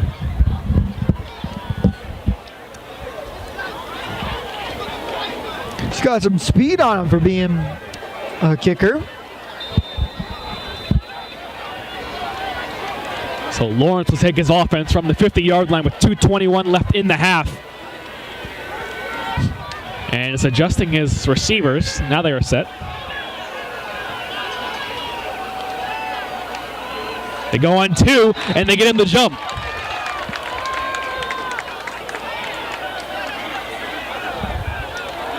Yeah, not the penalty you want if you're the Rocks. Just makes it that much easier for the Wildcats to try and drive down the field and score before the end of the half.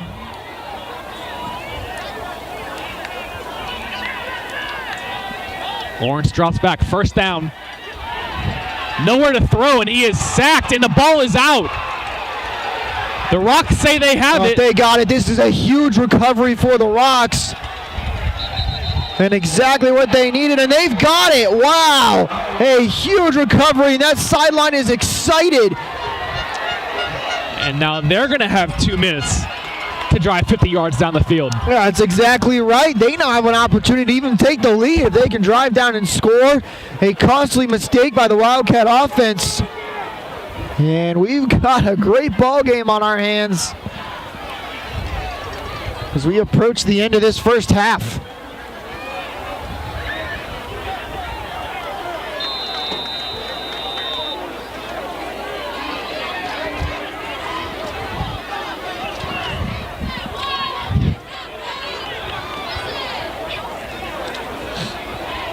So Milson will get his offense set.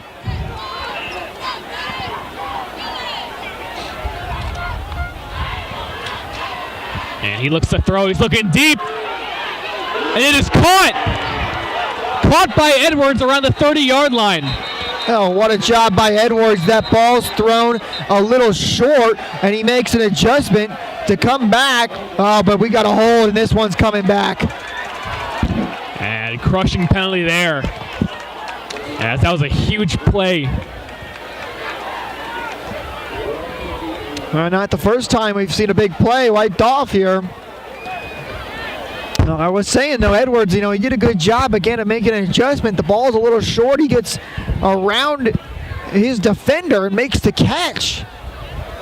But unfortunately, a hold sends him really way back. I mean, now this goes from, again, you were starting at midfield to now it's first and 25. And you're back into your own territory. And Milson's going to need to replicate that last play just to get the yardage back almost.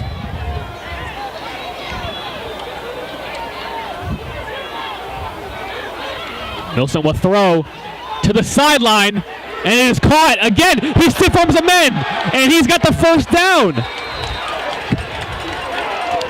But they really like this one-on-one matchups right now. They keep going to it, and the receivers are just winning these one-on-one battles and coming down with these big plays. And there's Russell George on the big catch for the Rocks. That clock is still rolling. And watch it again, another one-on-one matchup on the far sideline down there.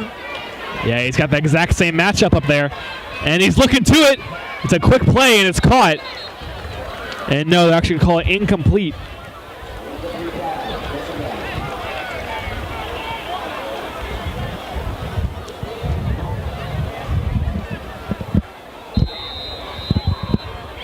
Wildcats might want to think about throwing some extra coverage down there with the way this has been going so far. And Milson to throw again. He's got pressure, and he is sacked. Flag is down. He'll try to step up in the pocket, and the Wildcats defender saw that and quickly grabbed onto him. And now a hold against the Rocks as well. Now it'll push him back. 20 yards of penalties on this drive right now. That's really hurt them.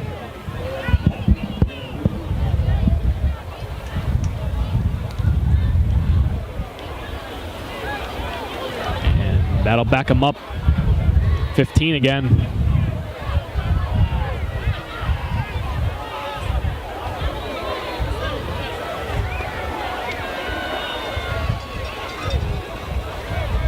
Still plenty of time, 1:05 left on this clock.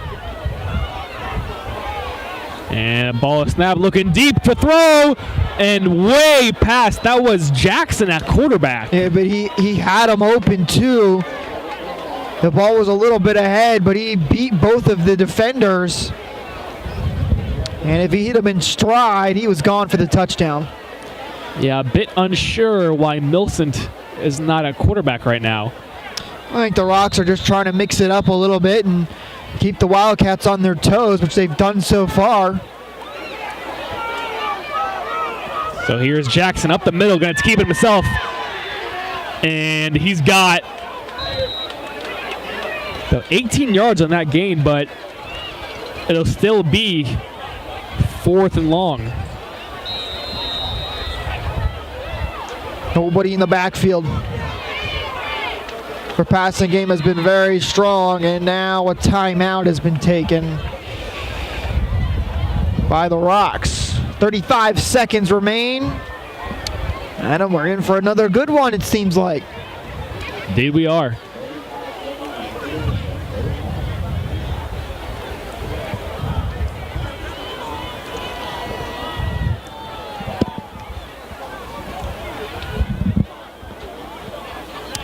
Take this time to remind you that today's stream is sponsored by Qwikcut, a better platform at a better price. If you'd like professional highlights made of your son or grandson, you can go to Qwikcut.com. There's a purple box at the top of the home page. Click there and fill out the form. And these highlights can make a great Christmas gift with the holidays right around the corner.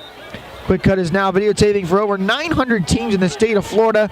And Qwikcut would like to thank the AYFL for choosing Qwikcut to broadcast today's games. And now both teams heading back out onto the field for a big fourth down with 35 seconds remaining. And Milstead is backing in on quarterback for the fourth down play. And he's going to throw. And he's looking deep. He's got a wide open receiver. It is caught. No! In and out of the hands. That surely would have been a touchdown. Oh, definitely would have been a touchdown. And he had him. It looked like he had the ball for a second too, and then just dropped it. And now not only do they not get the touchdown, it's a turnover on downs. And the Wildcats should be able to take a lead into half. And Wildcats going to take over from the 34-yard line now. I mean, he could have crawled into the end zone. He was that open. But unfortunately, I think you know what happened at him is he was probably thinking about the touchdown before he even caught that ball, and then started to leave before he had it in his hands. Yep, it's called a rack for a reason, run after catch. But anyways, the Wildcats will take over on downs. Lawrence, he's just going to take a knee, and they're just going to take it to halftime. I think that's a smart move. You got the lead. The Rocks have been kind of on top of you in this late in this first half. So go up 13-8, and we'll step away for the break. But when we come back, we should be in for an entertaining second half.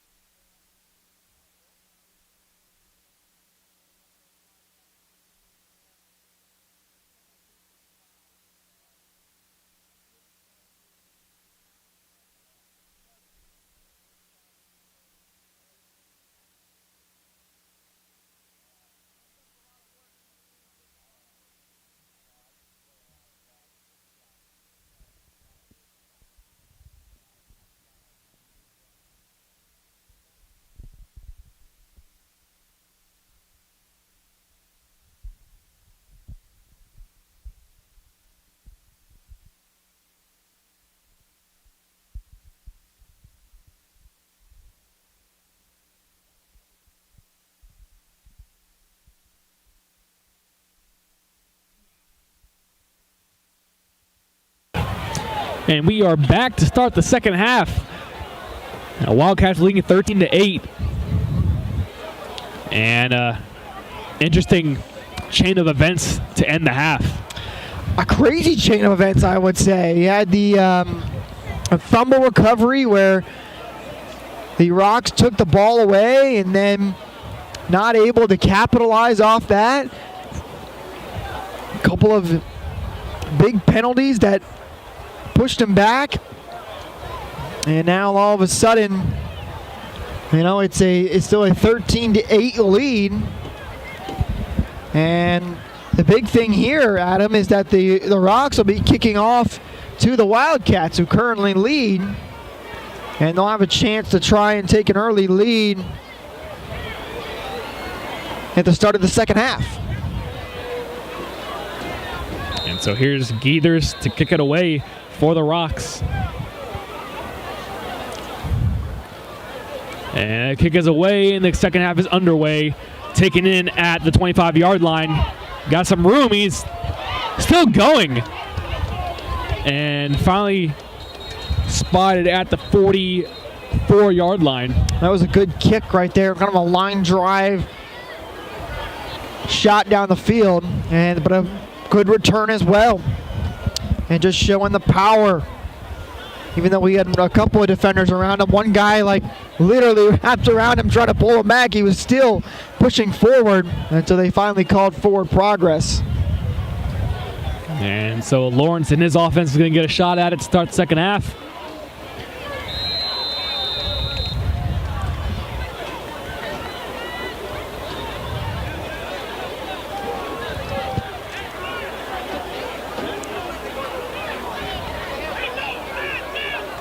Man set in motion and fake toss, and then is handed off. Almost wrapped up in the backfield, but we'll get back to the line of scrimmage. Yeah, it looked like he kind of ran into his own guy for a second there, but was able to break off that. I think he still ended up losing a yard after they spotted it.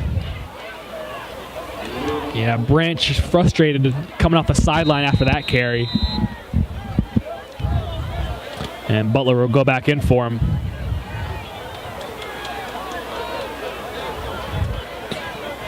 Lawrence in the gun along with Butler to his left. And he's going to hand it off to Butler. Butler has a hole, cuts it up the middle, hit hard, and it's across the 50-yard line, and that'll make it 3rd and 3. A nice carry right there. Just a lot of speed up the middle. Makes one nice cut to get that extra yardage, and now you're in a much more manageable 3rd down. Now into Rock territory.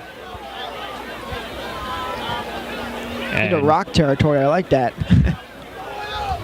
Trips on up top for Lawrence. And he's looking for him. He's hit as he throws, and that ball is low and incomplete. He probably would have got it to his receiver pretty easily, but good pressure by the Rocks defense as they hit him. But, you know, credit to him to stay on his feet, though, because he got hit and kind of took the hit a little bit and still got the ball away, but the hit was enough to throw it off, throw the throw a little bit off. And it goes incomplete, and now they have to punt it away, and the Rocks will have a chance to try and come back and take the lead again. Yeah, good quick stop there for the Rocks, and we're only approaching 8 minutes left in the 3rd quarter. And kick is up, bounces at the 30, taken in, and a flag is down, and that return's going to come back a little bit more for a blindside hit. Yeah, defender came in super late and just laid out one of the Rocks returners, and that's where the flag is coming from. There is a player down on the field. It looks like we have an injured Wildcat. Hopefully he's okay. Got hurt at the end of that play after the tackle.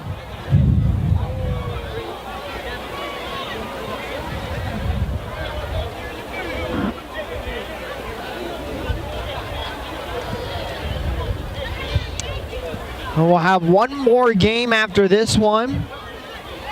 A 13 and under division. shot, but yeah, during your alley, just stay up and just kind of sit back. Your tight stuff is good. I'm probably using it. So Douglas is going to be okay. He's going to jog off this to his sideline. And so with the penalty, the Rocks are going to start at their own 15-yard line now.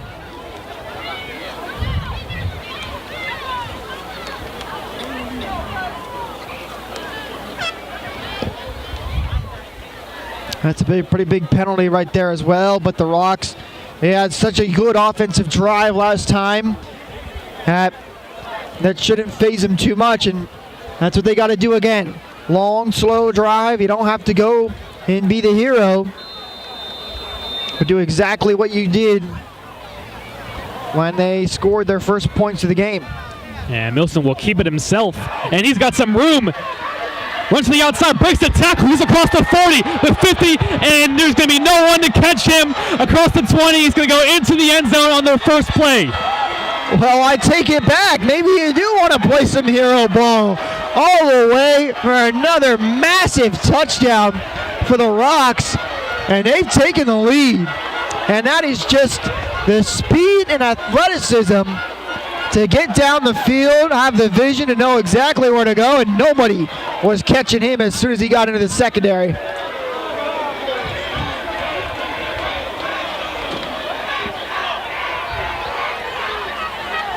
And you can see over there as well, the Rocks sideline is loving it.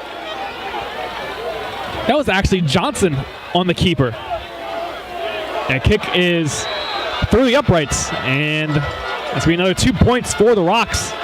Make it 16-13. A big turn of events here. And the Rocks, they've had 2 offensive plays that have gone for 80-plus yard touchdowns. Now it's going to be up to this Wildcats team to try and respond here.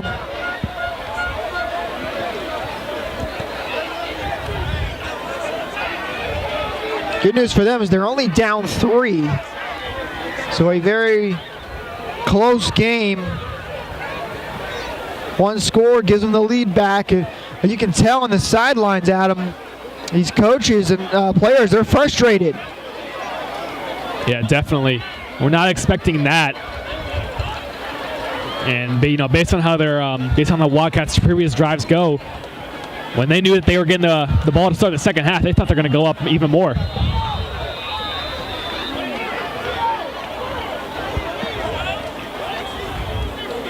And kick is another low one, drops it to 25, taking it to 20. It's still on the ground, and the Rocks might get to it. I think they got it. I think they got it. And yes, they do. Rocks going to take over from the opponent 25-yard line. That is a massive turnover there. It's a low bouncing kick, and they tried to field it off the hands, and it got enough behind him where he couldn't turn around and pick it up quickly. And the Rocks kicking team quickly came down the field and jumped right on top of it. And Armani Strong has had some strong returns all night, but that one, he let that one go.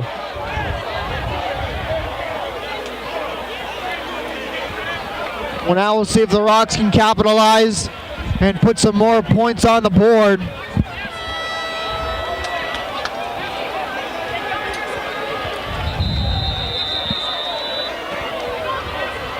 The Rocks will take a timeout before they head back onto the field, and it's officially marked at the 23-yard line. I almost feel like the frustration is becoming an issue now for the Wildcats. You can tell they're not on their A game right now. The coaches need to get them settled down and back on top of their game. I mean, they were playing really well, and things have just fallen a little bit apart. Yeah, you got that right.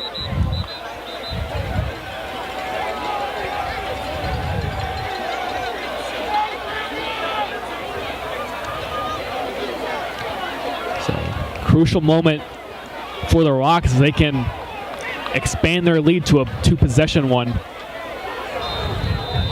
And so this could be Johnson back in at quarterback. He ran that huge run last time.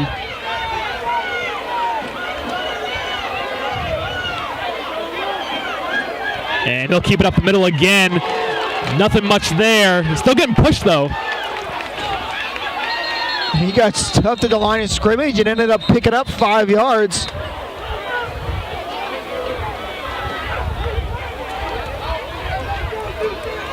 You can hear the frustration in the crowd below us as well. As the Wildcats now trail 16-13. And Rock's going to switch it up again. It's going to be St. Fort in the backfield, and Millicent will come back into the game.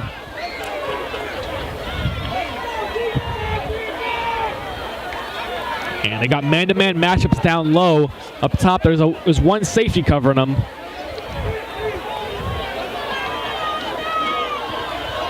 And Millicent will hand off to St. Fort. St. Fort breaks the tackle. And he's got himself a few more yards on that play, make it 3rd and short. And now you can tell that the Rocks are just playing with a newfound energy after taking the lead and then getting the kickoff back. Playing with momentum and just that extra pep in their step. It's making a difference right now. Yeah, it's almost as if like none of these offensive players are going down on first contact. And Millicent will look to throw, look towards the sideline, and it's caught. And he's still going after getting out of the wrap. And it's inside the 5-yard line. That's Justin Barreria again. He had a defender wrapped up on his foot, and he just yanked his foot away and got even further down the field. And now the Rocks threatening to score again and extend their 3-point lead, which would make it a 2-possession game.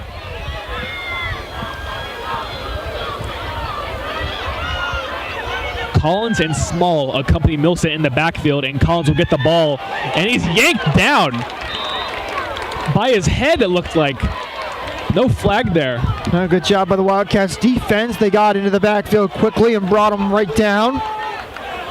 That's a good clean hit on that one. Now it'll be 2nd and goal just inside the 10-yard line.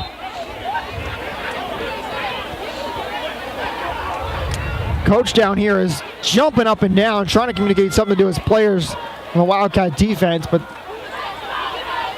they don't seem to notice him right now.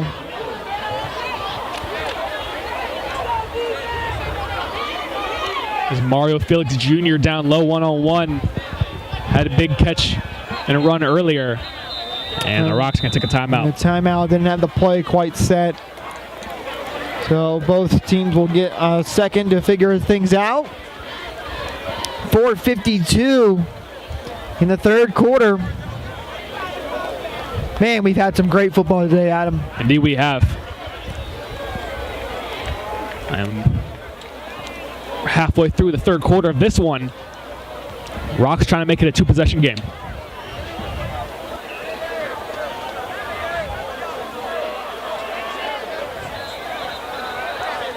Today's stream is brought to you by Qwikcut, a better platform at a better price. Don't forget, if you'd like a professional highlight made for your son or grandson, go to Qwikcut.com. There's a purple box at the top of the homepage. Click it and fill it out. And these highlights make a great Christmas gift with the holidays just around the corner. Here comes the Rocks on 2nd and goal.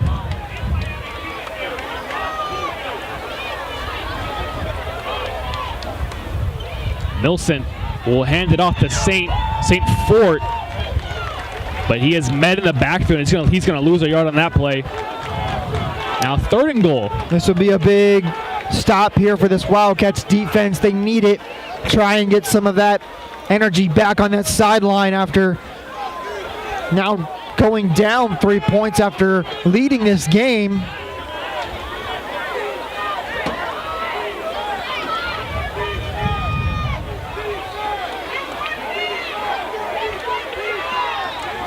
Wilson looking to throw. Throws it to the outside, and it is caught. Reaching for the end zone, but he is short. I think they're going to mark him just about at the 1 yard line. And it's just when you think something might be going right for the Wildcats, defense gives up a first down. But you have an injured player down there on the other field. On the other side of the field, I should say. Hopefully, again, he's okay. Right at the end of that play. That's Barrera Jr. on the catch and run. Now the Rocks take it from 1 yard out on 4th and goal.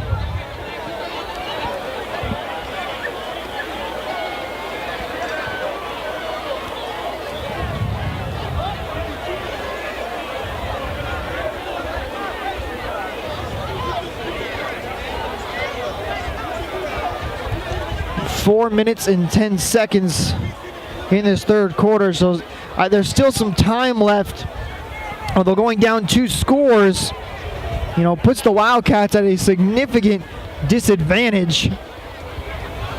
They'll have a lot of work to do. They'd love to get a stop here. It'll be tough to do, though, with the Rocks on the 1 yard line. When they've been able to score from their own 10. 2 80-plus yard touchdowns in this game.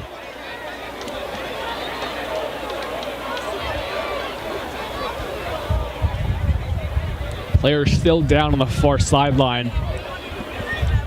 And now they'll pick him up. And he appears to be all right, hopping a little bit. But walking off on his own power, again, always good to see. Never want to see these players get hurt.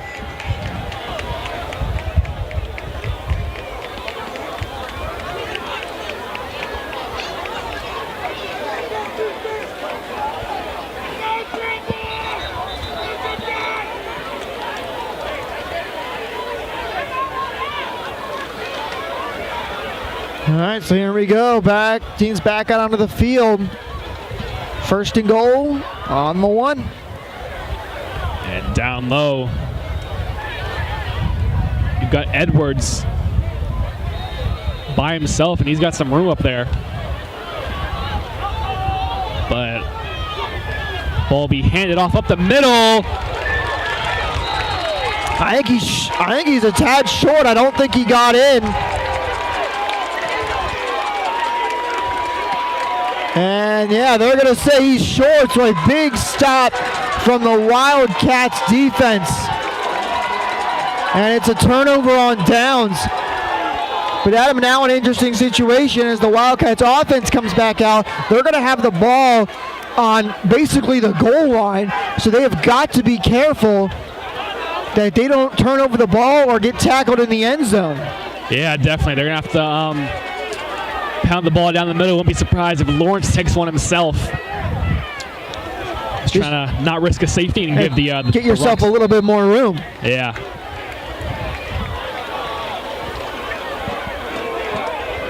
So Lawrence is under center. He's going to hand off to Butler. Butler, quick run there. Gets him a couple yards. That's exactly what it sounds like there. Gives him a couple extra yards to work with. Not too many, though. Wildcats will have to go 99 yards if they want to put one into the end zone. But they definitely have the ability and the talent to do it. It's a matter of execution.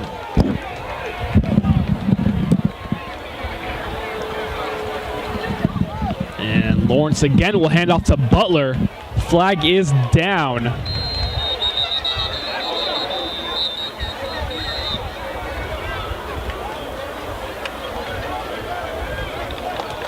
And that's going to go against the Wildcats, so that'll back them up even closer to the goal line if they could get any closer.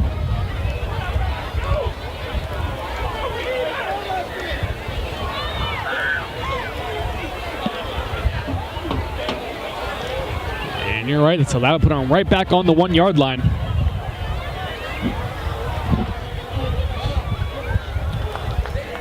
Now, the Rocks didn't get the score there, but if they can hold the Wildcats and get this ball back, they're going to have some Great field position.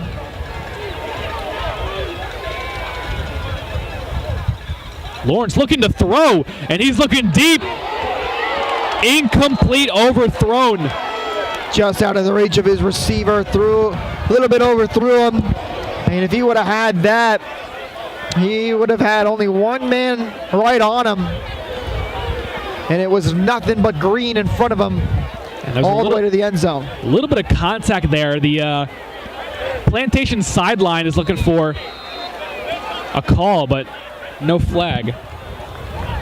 I think that's the right call. The ball was a little bit overthrown. And there wasn't too much contact there, so that's why you get the no call. This is a big third down.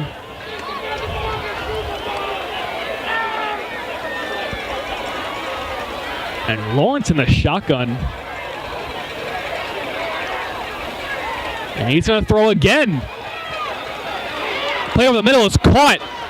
And he's going to have the first down. That's just what they needed right there. Gets him out of that 1 yard line situation. Picks up a first. And now they can try to get the offense rolling. Michael Hall III on the catch for the first down.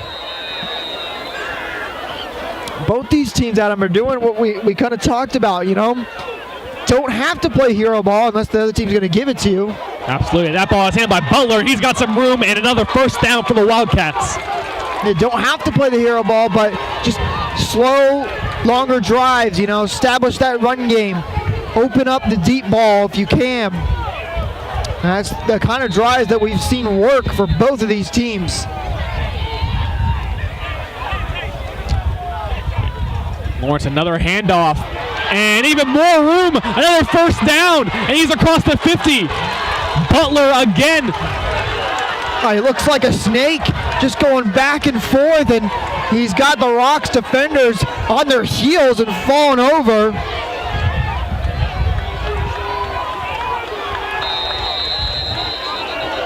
And he's got his team all the way into Rocks territory now, and they're going to want to take a timeout and try and settle things down.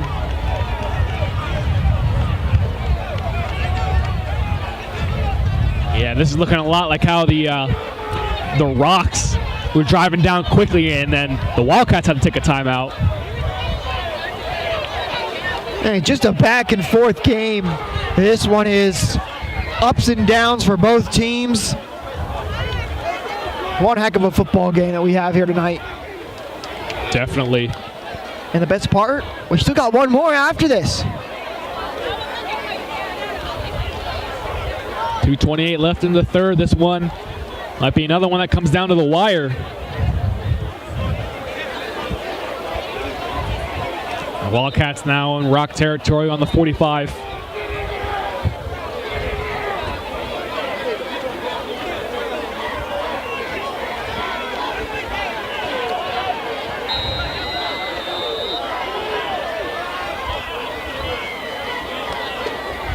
Run game working, and they'll stick with it with Butler. Butler's got crazy room. Runs over a man, is down at the 25-yard line. It's another first down. Just keep feeding this man. He's just pounding through the offensive line and then making moves in the secondary and picking up just a big chunk of yardage every time he gets the ball.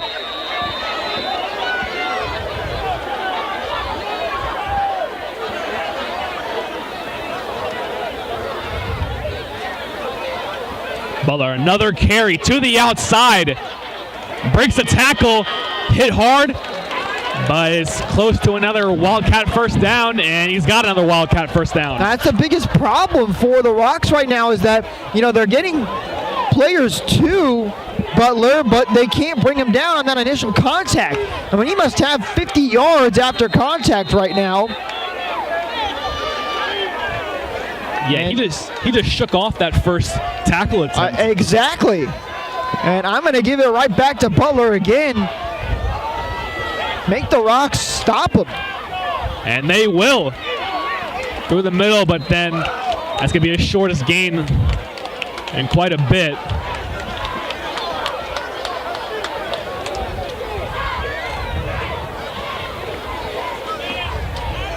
Minute 30 left in this third quarter.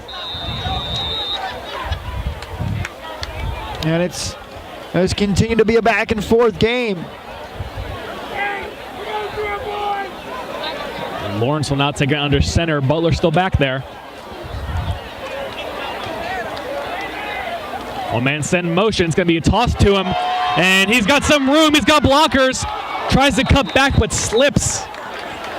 Yeah, he wanted to make the big cut to fool everybody and walk into the end zone, but unfortunately the cut fooled his own feet and he ended up falling down and wasn't able to pick up any more yardage. That was Pierce on the run.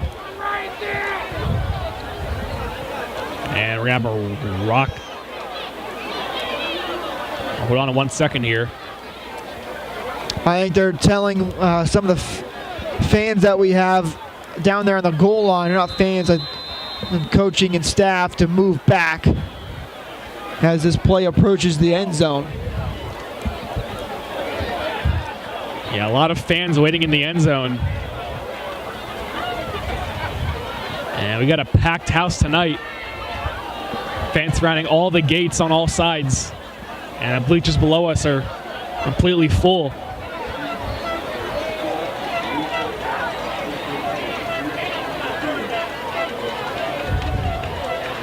Lawrence getting the call from his coach on 3rd and 5. 10 seconds left in the third.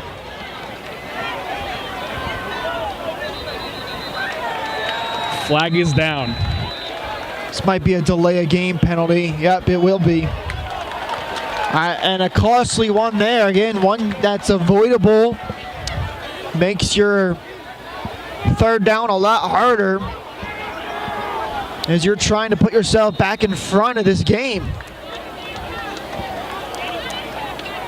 Now it'd be 3rd and long. And Lawrence will look to pass. Pump fakes, looking to the end zone. Overthrown, incomplete. Was looking for Pierce again there. And that'll end the third quarter. And we'll flip fields. That was still an impressive throw. I mean, I thought he really airmailed it, but it came a little close. But as you said, just a little bit too much on it. And it falls incomplete. So now you'll have to start the fourth quarter on a 4th down. You can kick a field goal in this situation. We've seen both these kickers make some kicks. This would be kind of a long field goal, though. So I'd imagine they're going to try and go for it. Touchdown, of course, would put them up a field goal if they can get it. It's going to be close.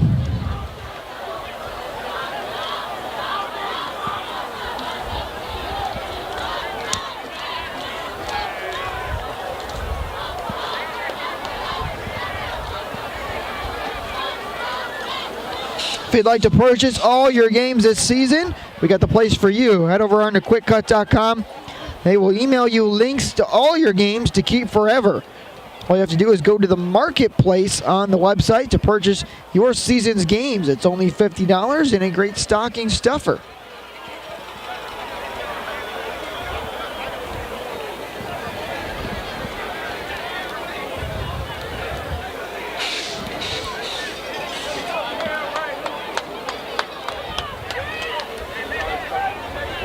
Now getting ready to start the fourth quarter. Wildcats down by 3. So here's 4th and 10 from the 11-yard line for the Wildcats.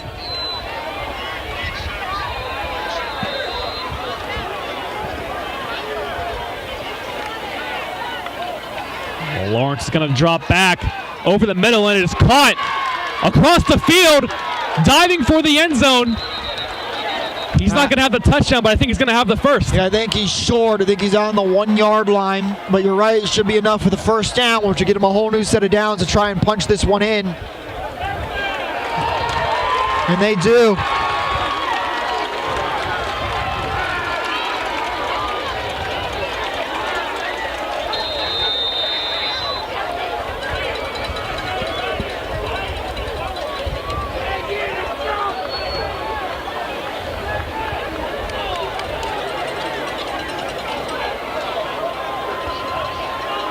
And Lawrence will take it himself, and he's in for the end zone.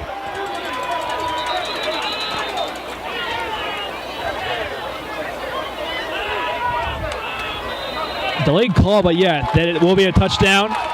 And the Wildcats now take the lead. Great drive from the Wildcats offense, getting downfield.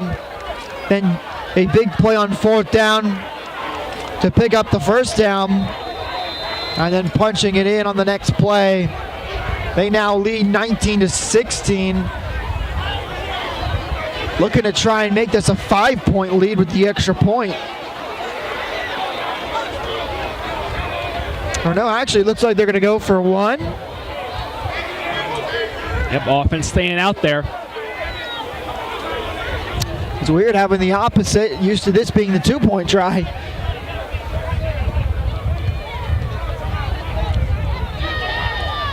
There's Lawrence for the PAT. Looking to throw. Throws to the end zone. Is caught. And that's going to put the Wildcats up 20-16. 9:29 left in the 4th quarter. So up by 4. As the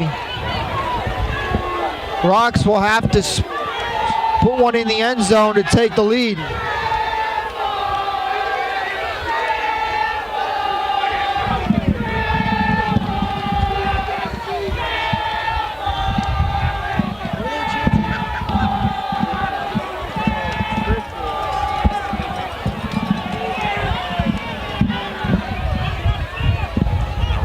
Now receive the kickoff following a Wildcat touchdown. And it's going to be our 3rd lead change.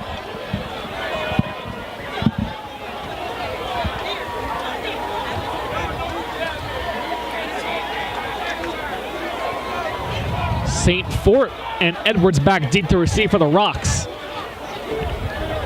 And Armani Strong to kick off for the Wildcats.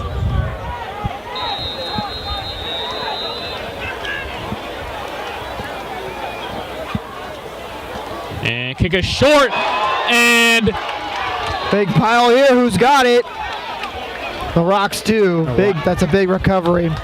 Yeah, bounced off of a Rocks player, and close to being recovered by the Wildcats, but the Rocks going to keep possession. They're probably only going to have a couple more drives. Although we have seen both these teams pull off a couple big plays and get down to the end zone quickly, but 9:26 remaining in this final quarter.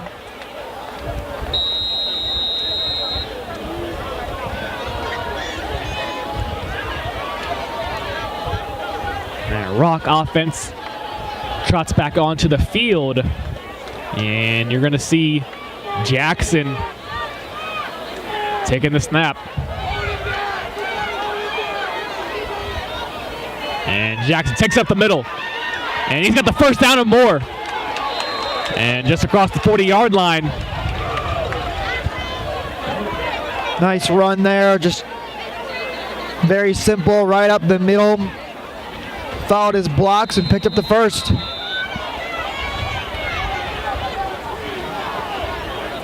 Yeah, this Rock offense has been mixing it up quite a bit.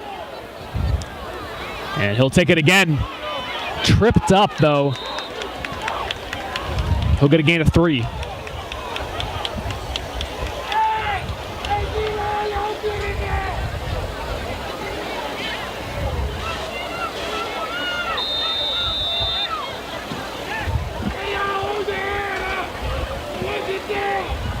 So St. Fort and Millicent back into the game. Jackson will trot off.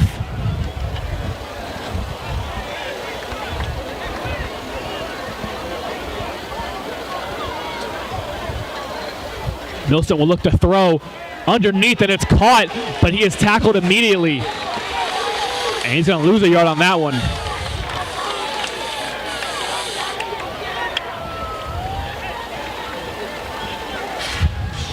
That'll make it 3rd and 8. That screenplay read perfectly by the Wildcats. Milson gonna drop back again. Looking over the middle and it is caught. And that's another Rock first down.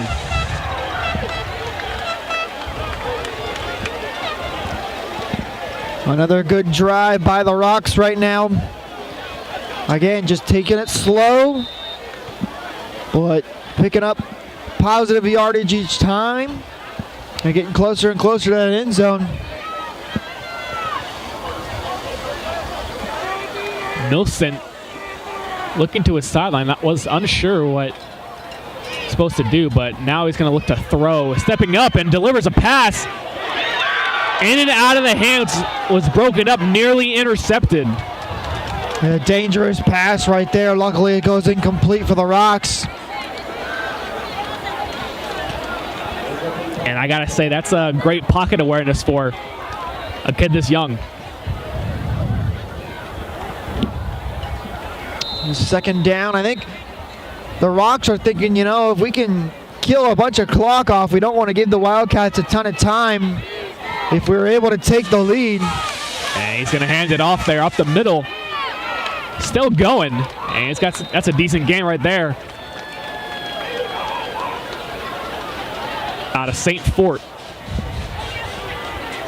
And bring up 3rd and short.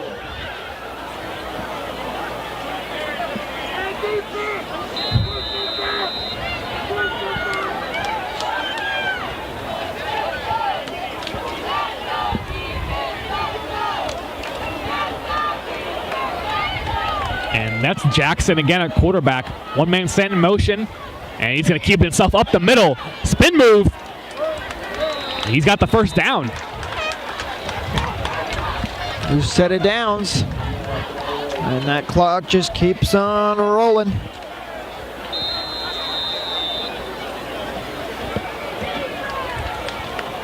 Jackson going to stay in there at quarterback, following the first down run.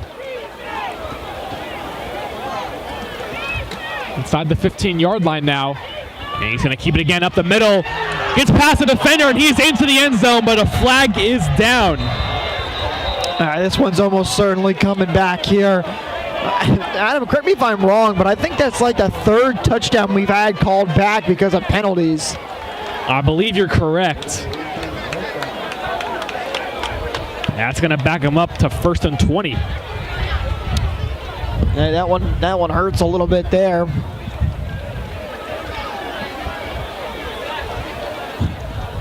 But as of right now, the Wildcats have not been able to stop the Rocks. And no reason to think that that's going to change right now unless they can step up and make a play.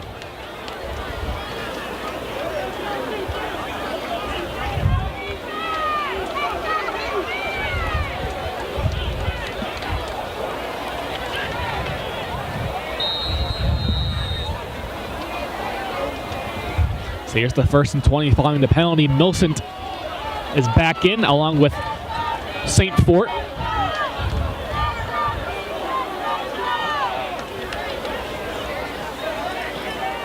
Millicent looks to throw a quick one to the outside. Screenplay, it's caught, cutting across the middle. Hit hard, the ball is out. Oh, Wildcats think they have it.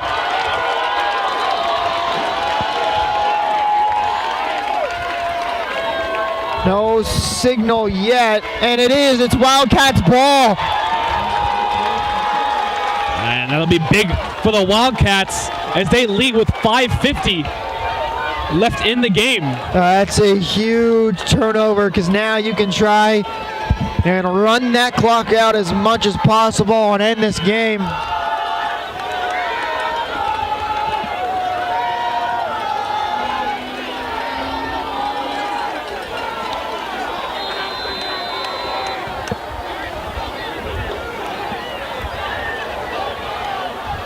And here's Lawrence, he'll hand it to Butler. Butler shaking off a tackle. Gets spun around in the backfield, and that'll be 2nd and 12. Game far from over, though. If the Rocks can make another stop, they'll get the ball back with plenty of time. Try and take back the lead.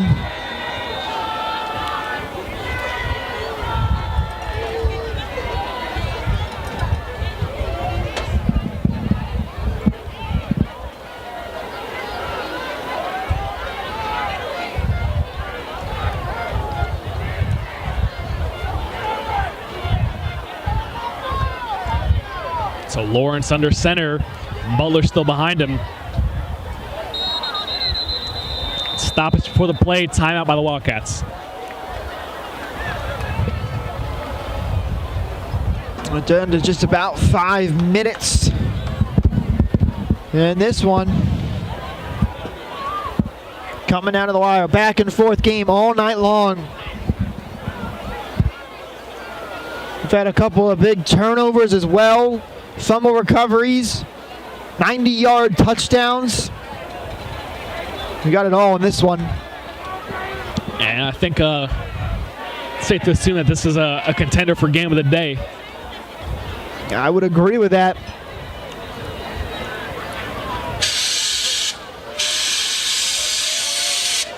And some of the 13U teams making their way to their end zone. Yes, we got 5 minutes until that game. But first, we got 5 minutes to finish this one. Wildcats in possession. 2nd and 12, 5:03 left in the game.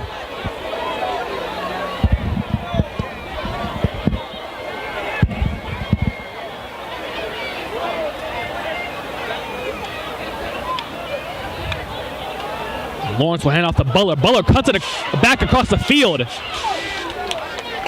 And that'll make it a 3rd and 5.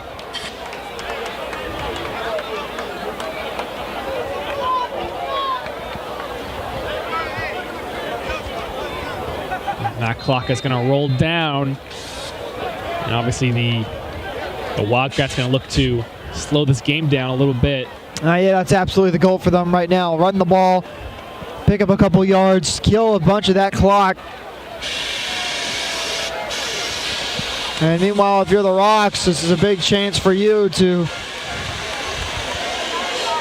stop them here and force the punt and get that ball back.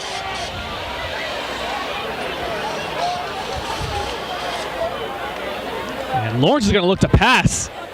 Rolling to his right, throws over the middle, and it is caught. That's the first down and more. And brought down at the 45-yard line. That clock is going to continue to roll. Jeffrey O'Neal on the catch and run. Kind of a risky play there, because if it doesn't work and it goes incomplete, then you have the clock stop. But luckily, it's a nice throw, nice catch, and then they pick up some even more yardage, so it works out for the Wildcats. Now a water break timeout.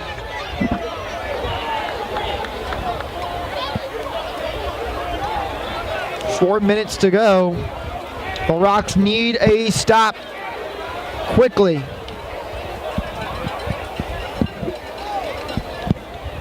I mean, just what a story this game has been, though. The Wildcats started off as the stronger team, and then the Rocks slowly make their way back, recover a big kickoff, eventually take the lead, and then the Wildcats march right back and take a lead of their own, and then they get some takeaways, preventing the Rocks from ever once again taking the lead. And whoever comes up with the win in this one, we've surely enjoyed this one.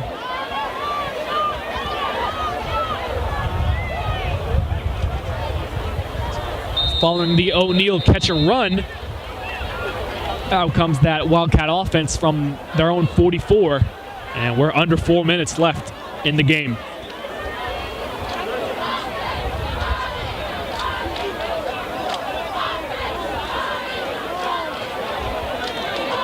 And they're going to wait as long as they can before they have to snap the ball. And now they will hand it off to Butler.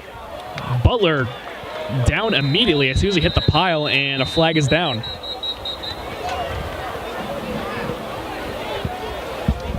It's going to be a holding on the offense, so that's going to back the Wildcats up. And that hold, gives that little sliver of light for the Rocks.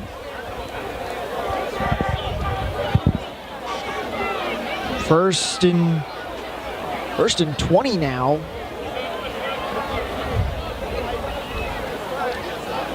But this is more than likely gonna be it if the Wildcats pick up that first down. But if the Rocks can try and hold them, they got a chance. Yeah, Lawrence will take it under center. Gonna wait as long as possible, let that clock run down. And now he'll hand off to Butler again. Butler fights for a couple of yards, and it's still gonna be 2nd and long.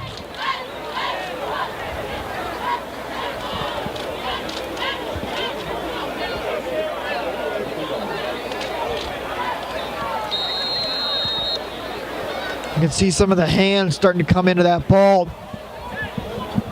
Rocks trying to knock it loose, but I would say here, the key, don't focus on that. Just try and bring them down and force a 4th down and let your offense do the work. Because if you don't ever get the ball back, then none of that really matters. Yeah, it's 2nd and 18 here. And Lawrence will hand off to Butler another time. And Butler's got room. And he's just past the original line of scrimmage. And this will be 3rd and 7.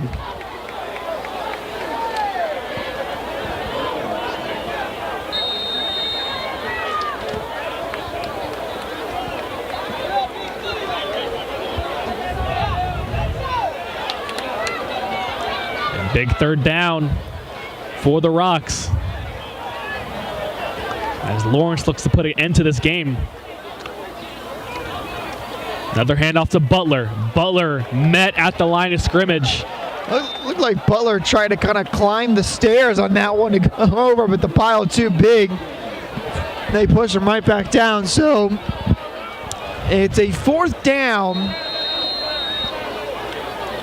And you could try and punt this one away, but I think if you're the Wildcats, you run it, let this clock run down, run it one more time, and just take that clock down as much as possible, and then trust your defense not to give up a big play.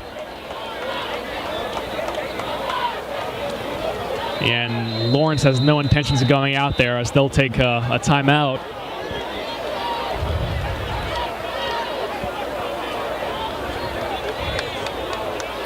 .114 remaining.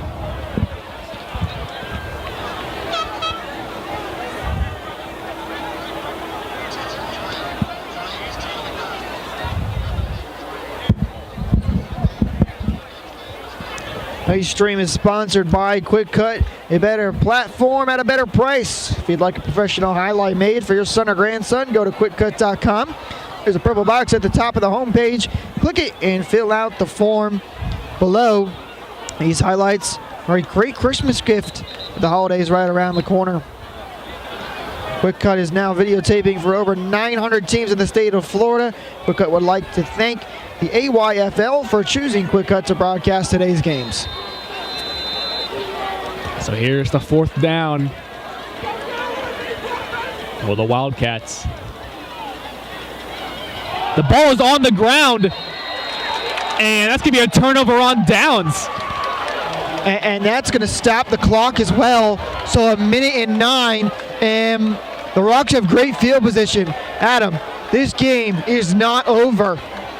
No, it is not. In opponent territory on the 41-yard line. 1:09, we've seen much shorter drives this game. Heck, we've seen the Rocks score 2 80-plus yard touchdowns, one of them a 90-yard touchdown, so they can definitely punch it in, although they've had some turnover issues in these last couple of drives, so they've got time. Just got to take care of the ball and get downfield.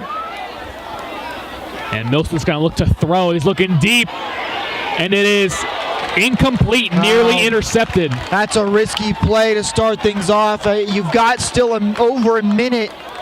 I know you want the big ball to take the lead to put pressure on the Wildcats, but throwing into double coverage, luckily that ball is high enough to where it was only tipped. Yeah, you definitely have to be looking to just move the ball downfield. And you can't risk, especially at this stage in the game, you cannot risk the interception. So Milson will throw again. And over the middle, and it is caught. And he's got a first down. That's exactly what you want. Now they're going to have to move a little quickly, but good short throw. It gets him the first down.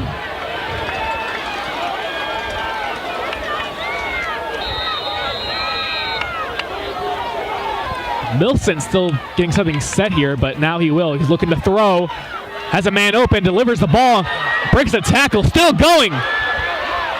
And after the hit, it's still going. He's got another first down, and he's going to be out of bounds. He gets out of bounds. A smart play right there. And it's bad news for the Wildcat defense. They just couldn't make a tackle. They had him a couple of times, and he's able to get all the way to the other sideline to get out of bounds and stop the clock. 40 seconds remain.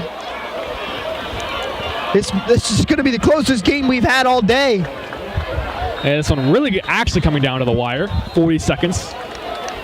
And this is now a red zone drive. And the Wildcats are going to take a timeout.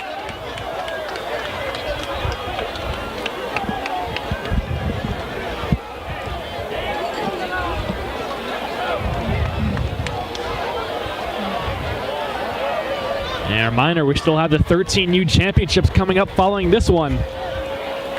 And remind you to stick around for the last game of the evening.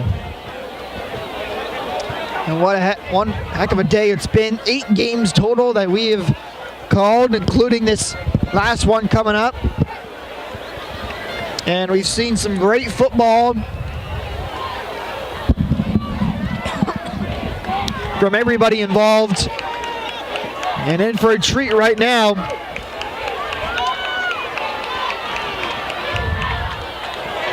"40 seconds left.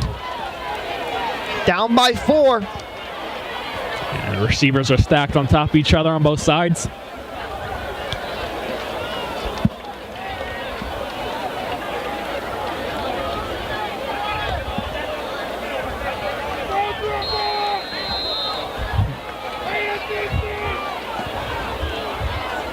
And Milson gonna throw. And steps up in the pocket, delivers on the middle, and it is caught! And he is into the end zone! Oh, what a throw right there. Puts it only where his receiver can get it. His receiver goes up and gets the ball and hauls it in for the touchdown. And they're going to lead now with 34 seconds left. Listen to this crowd. And having a hard time with PATs for the Wildcats is going to hurt them now as the Rocks are up by 2. Our table is shaking up here.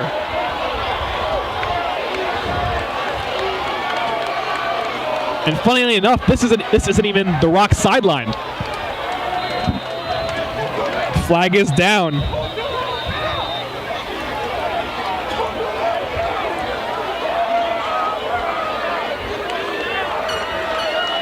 And it's going to be encroachment, making this extra point a little easier, Adam. This extra point would put him up 4.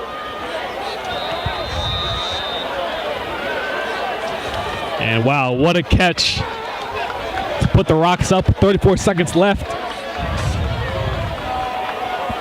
And Geethers will attempt the extra point. Nearly blocked. And it is up and good though. And that's going to give the Rocks another 2 points. Now it comes down to one more possession. Wildcats will get the ball. They'll have about 30 seconds left after the kickoff. And they're going to have to go a long way down the field, and they have to get into the end zone. They can do it. We've seen both these teams do it today already. Indeed we did. But in a big moment like this, the task just becomes harder and harder. And you know, when you're the Rocks here, you got to kick this one deep and rally all your guys to the ball. I don't know if even squib kicking it would be a bad idea to try to take as much time off the clock and making sure you can get your guys to that ball, because you've seen a couple of times the Wildcats have returned it for 30 plus yards. You know, we have guys like Armani Strong back there, has some great runs. on kick returns.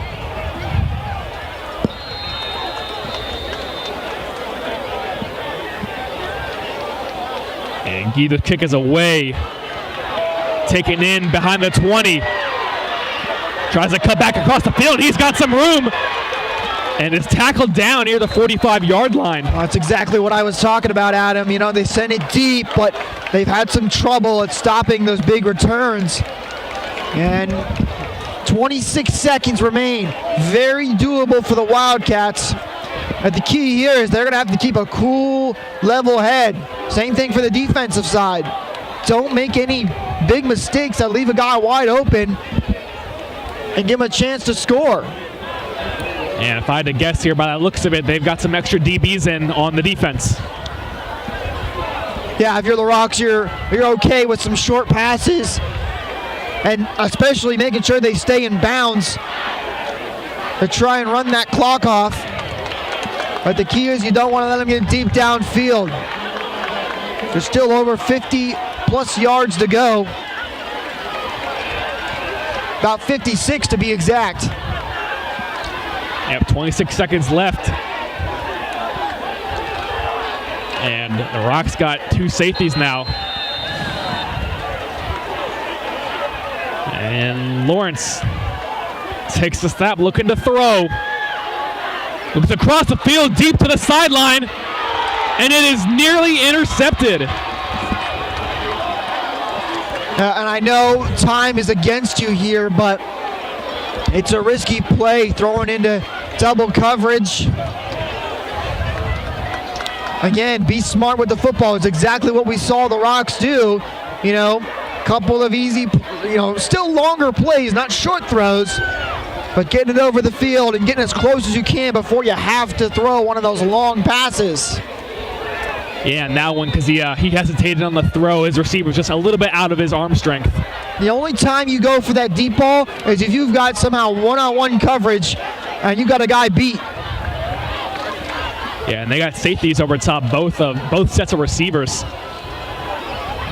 And only going to be rushing 3. 20 seconds. You got time for 2, maybe 3 plays if you can get out quick. And looking to throw again is Lawrence. Lawrence got pressure rolling to his right. And he's going to throw that one deep. He's got a man wide open. It's Strong. Strong will catch it and get out of bounds.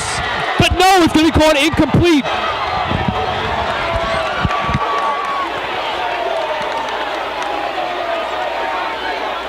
I believe. Yeah, the ball's coming back. They're saying he was out of bounds, I believe. Or did he drop it? Yeah, no, it appears that his body was down out of bounds as he caught it.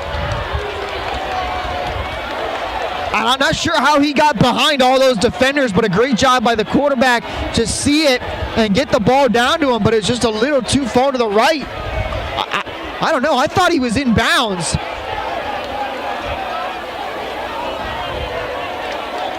Referees are calling for the Bengals team that is waiting to come on for the next game to be pushed back. After they saw that play, they're like, well, we might have one in the end zone. Yeah, coaches are standing in the end zone for the Bengals team. Well, and now with 10 seconds left, you almost have to throw this one deep into the end zone. You don't really have time for an extra play. You could maybe throw a quick slant out at the 50 and then try to go for the end zone. And so now 3 safeties back for the Rocks, and possibly the last play of the game. Lawrence will throw it over the middle. It is caught. He's got some room. He's got the first down. He's still going. And it's finally brought down the 10-yard line, and that's going to do it. The Rocks are the 12U champions and a thriller of a match. Oh my goodness, what an ending to this game. They get the throw they want over the middle in open space, and he gets all the way down to the 10-yard line before the last guy makes the big tackle. And the Rocks, the Bengals, and the Eagles are going to rush the field. Everybody's on the field. Madness. So what a game. Rocks coming out on top. And we will see you shortly for the final matchup of the evening.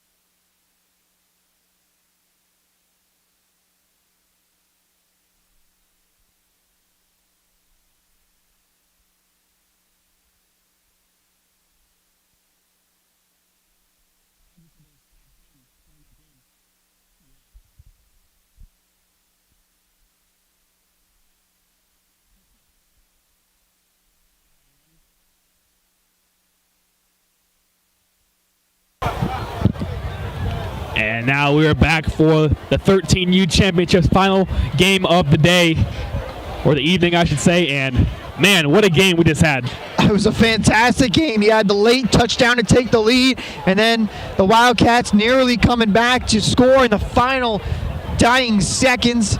But the Eagles able to hold on, or the Rocks, I should say, able to hold on and get the win. And now we'll have the PPO Bengals taking on the Pompano Eagles. Bengals wearing a traditional Bengals uniform, orange helmets, white jerseys, and orange pants. And then the Eagles are rocking the white helmets, green camo jerseys and pants, and then black numbers. We'll see if they're able to disappear behind these defenders tonight as well on some big plays, but we should be in for another great matchup. The last matchup of the night. Had some fantastic football all day long. We want to thank the AYFL for hosting this event. I've done a great job putting everything together. And of course, we want to thank Coral Glades High School for hosting the event. Now, teams were out there getting ready to start the kickoff, but they were sent back. We're going to have to hold up for just a few minutes here. If you're just joining us, we have 10-minute quarters. All pretty much traditional football rules, except on the extra points. If you kick it through the uprights, it's actually worth 2. And if you pass or run it, it's only a 1 point. But officials meeting at midfield right now.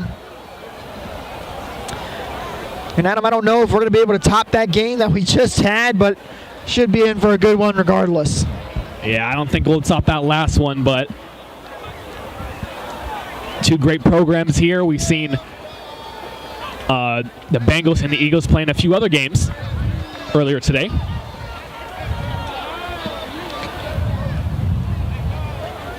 And officials meeting at midfield. The same thing happened last game, but now they'll call him back out.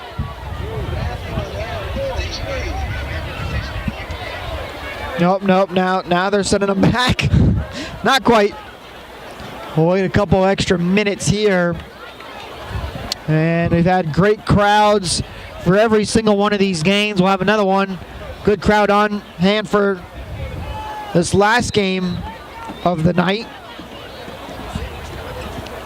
But yeah, it's been great atmosphere all day. And most of these games have been close. And especially that last one coming down to the literal last second.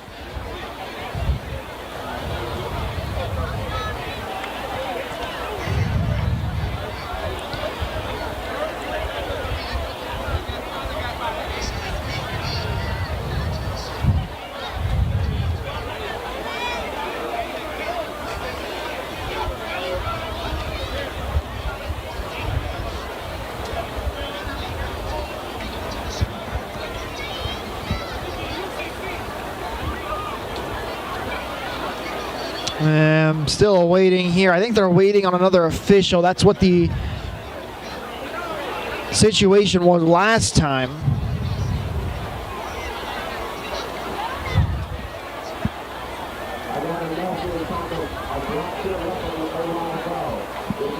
And we're going to step away real quick. We'll come right back once we have kickoff, and we're moments away from getting this one underway.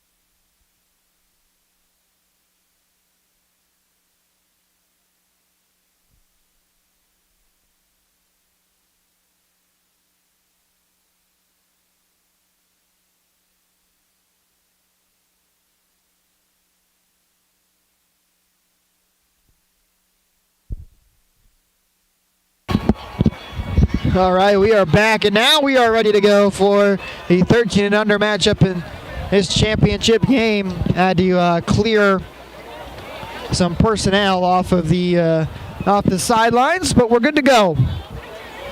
And the Bengals will be kicking off to the Eagles, so the Eagles will start things off and receiving that first kick.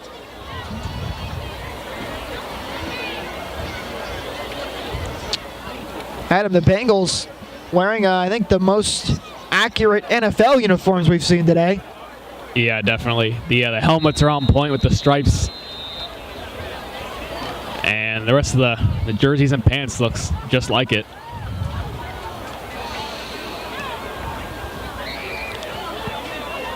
And for the Eagles, at least they're in green. Well, you know what? I like the camel as well. It's a cool, unique look for them. And this ball has been kicked off. We are underway. It's going to be fielded at about the 20-yard line. They'll look to take it back and brought down just ahead of the 30-yard line. This Eagles offense will come out onto the field for the first time and look to get something going on their opening possession. That was definitely the best kickoff we've seen so far today. And obviously we are in the oldest age group, the 13U. And expect to see even bigger plays than we did last game. And they'll get set to go 1st and 10 on their own 32. Here's the snap. They're going to hand that one up off the middle for a short gain. I mean, maybe got back to the line of scrimmage. And yeah, there's a Bengals defender there for him immediately on that run in. That's going to be a no gain there. Eagles in this tight formation in the pistol. Alfonso Moore in the third under center for the Eagles. Takes the snap and hands that one off. And another short run, but the Bengals defensive line holds, so we'll have a 3rd and 8. RB.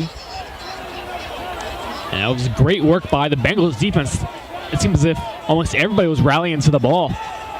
And once he got past the D line, there's nowhere else for him to go. And so this will bring up 3rd and 8 from their own 34-yard line.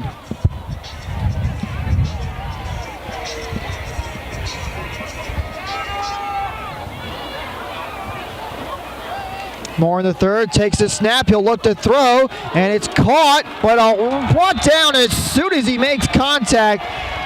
Well short of the first down. That one intended for number 0. That's Anderson Garcillon. As you saw there, the Bengals defense had an answer for every play. And that'll be a quick 3 and out to start the game for the Eagles. Yeah, great job there, and they're now going to set to punt this one away. And number 4, Malik Denson, back to receive this kick for the Bengals. Denson receives this one at the 30. He's going to take it back, trying to get to the outside, and he's wrapped up and brought down just ahead of the 25 or the 35-yard line. And now we'll get to see the Bengals offense out on the field for their first opening possession.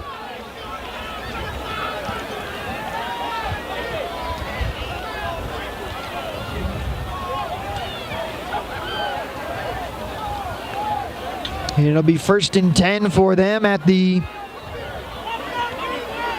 36-yard line. So, Bengals, this drive coming off almost seemed like an easy 3 and out for their defense.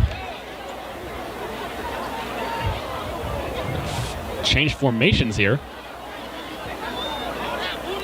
So Logan Palacio under center. Makes the snap. Hands that one up off the middle, but the Eagles all over it. And no gain on the play, so 2nd and 10. And right there, the Eagles defense can answer on their own. Stuff in that play for no gain.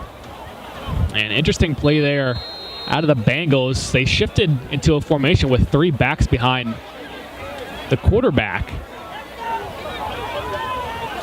And we'll see what they can do now. They have twins on both sides. Logan this time in the shotgun takes the snap. He's going to hand it off up the middle, and a good run there. Picks up 5 or 7 yards. That's number 5 on the carry. That's Kamari Brown. And that right there is just some gut check football. And they're showing early they want to run the ball and pound it down the middle.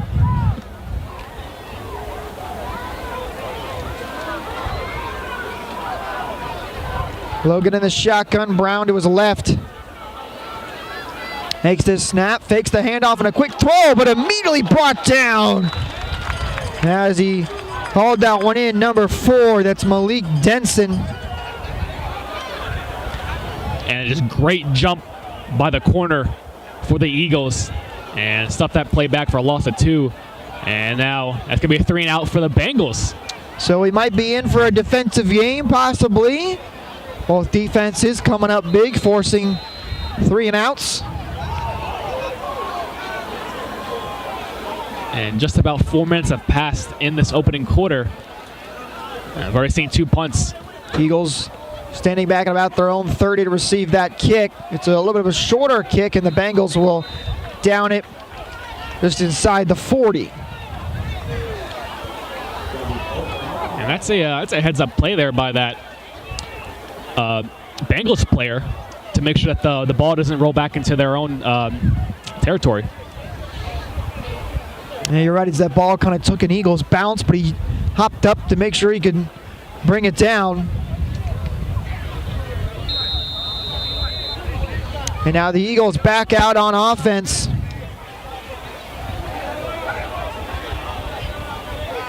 It's Moore in the third. Takes the snap, hands this one up off the middle. Good run there by Miller, who picks up about 3 on the play to make it 2nd and 7.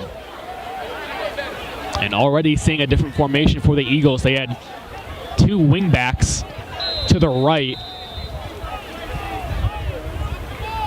And now running back to the left of the quarterback. And another handoff to Miller. He's into the secondary, and here goes Miller. He's at the 20, the 10, 5, touchdown. And once he hit the hole, he was gone. Incredible speed on that run. And that was just under a 60-yard touchdown run. Quentin Miller pulls off a huge run and gets the Eagles on the board first. They now lead 6-0 with 5:16 remaining in this opening quarter. And I think, dare I say, that was the fastest runner we've seen all day. And we've seen some fast kids today. Yeah, I think it was. Extra point is up, and it hits the uprights. It is no good. So the score will stay at 6-0. And the Eagles will get set to kick this one off. And I believe we're going to have a water break timeout. And while that water break timeout is going on, mind you, if you would like a professional highlight made for your son or grandson, be sure to go to Qwikcut.com. There's a purple box at the top of the home page. You can click it there and fill out the form. These highlights make great Christmas gifts. The holiday is right around the corner. And Qwikcut is now videotaping for over 900 teams in the state of Florida. Qwikcut would like to thank the AYFL for choosing Qwikcut to broadcast today's games.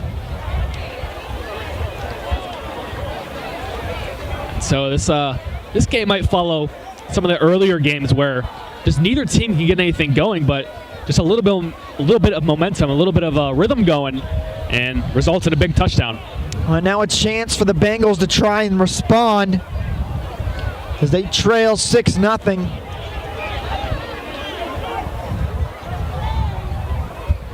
And there is an Eagles player out there with he's got the orange sleeves and the orange socks, not to be confused as a double agent. And this one, short kickoff there. The whistle's blue, so... And it's going to be offsides on the kicking team. So they'll get set to redo the kickoff. Not 100% sure, but that player you might have been just talking about with the orange sleeves and leggings. Was he the one that was offside? He might have been.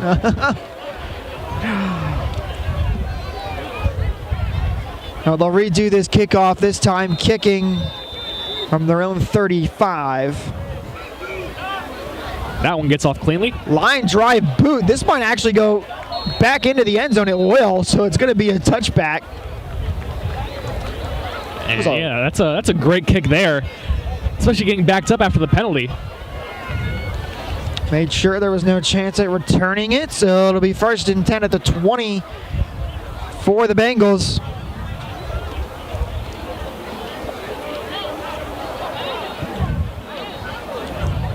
And their offense heads out back onto the field. Now see if the Bengals can respond on their second drive of the game. Come out in that same Twins look.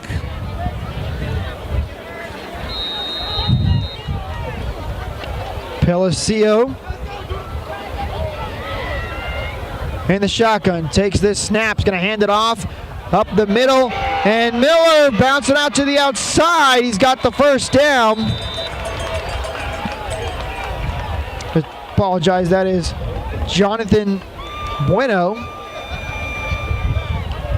And Widow's got some speed of his own there, as you saw. They respond and get the first down run.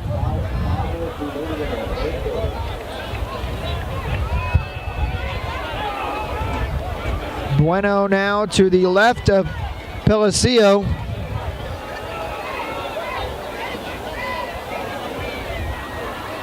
Takes the snap, fakes the handoff, and a throw out on the near sideline. And a good catch and run. The ball comes out!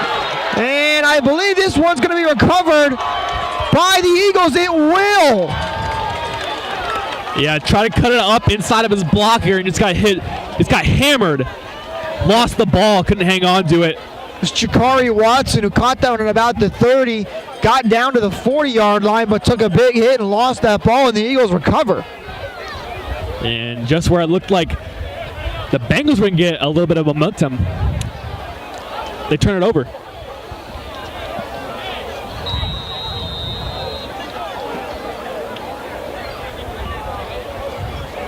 Born the third. It's it was a direct snap to number 6. It was just off to the side of the center. That's DeLorean Ariel. And the ball actually kind of hit his arm and went down. He had to jump on top of it, but was able to do so. So it'll just make it 2nd and 12 now.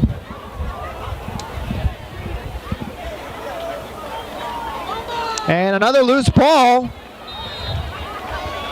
And again, this one recovered by the Eagles. So a little bit of miscommunication seems like going on with this play. Not able to get that off. And ball security already a problem for both these teams. You just saw the Bengals turnover off of a fumble. And now the Eagles are behind the sticks because of 2 fumbles. And a flag comes out before the snap. It's going to be encroachment on the defense, so that'll make it a little bit of a more manageable 3rd down for the Eagles. And that'll help them out a little bit, make it a 3rd and 7. As that clock continues to roll.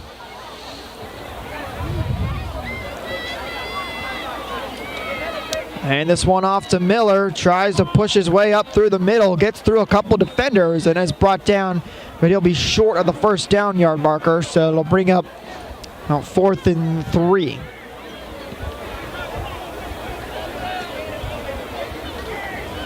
And offense staying on the field. Definitely going to want to capitalize on the Bengal turnover.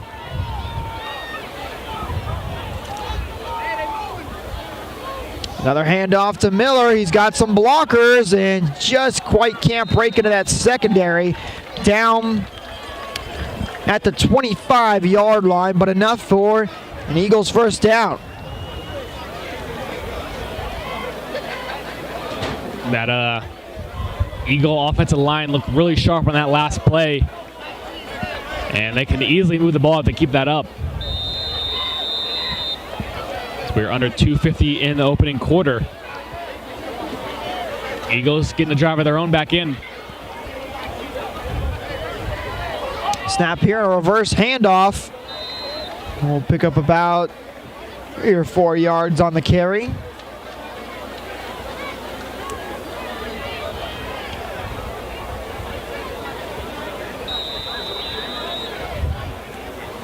And you could do some really interesting plays out of these tight formations where you have so many backs in the backfield.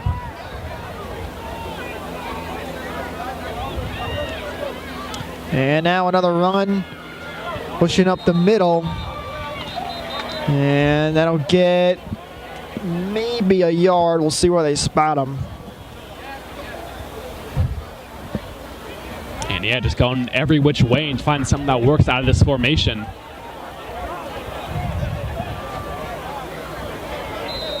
And bring up a 3rd and 4.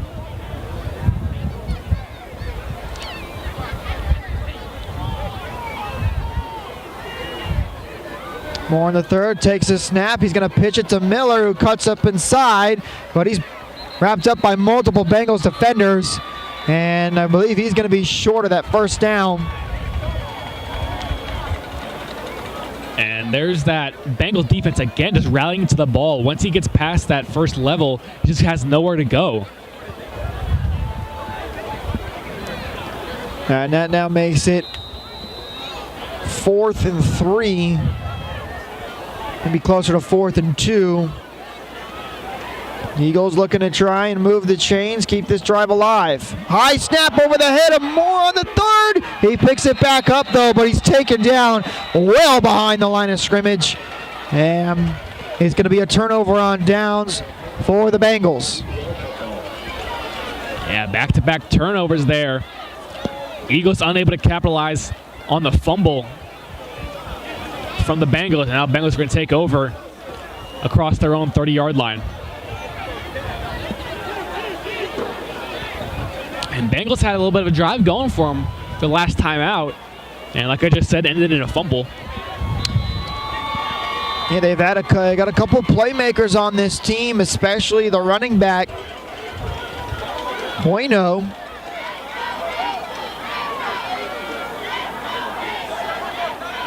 Logan takes the snap. He's going to hand this one off the middle on a good run into the secondary. Taken down at the 40-yard line. That's Pompano again on the carry.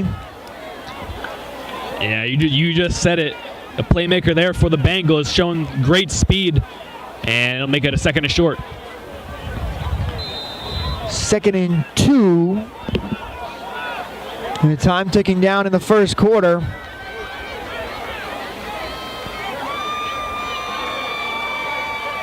There's the snap, hands it off up the middle, and a good run there. Puts his head down and gets this ball to midfield. And right there shows that he's also a tough runner, not only being fast, lowering his shoulder to end that play. Pompano has been the star of this Bengals offense so far early in this one.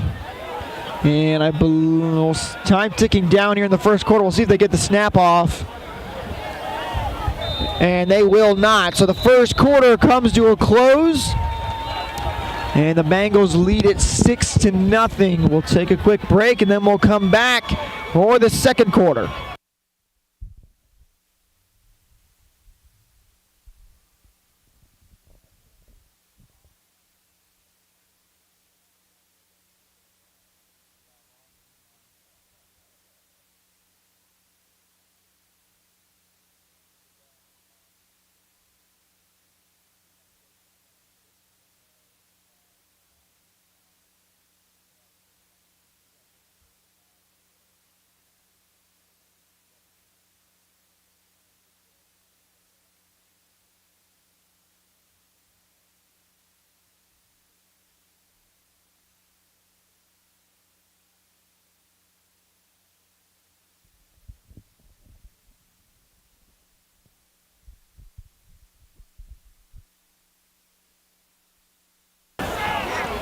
And here we are to begin the second quarter.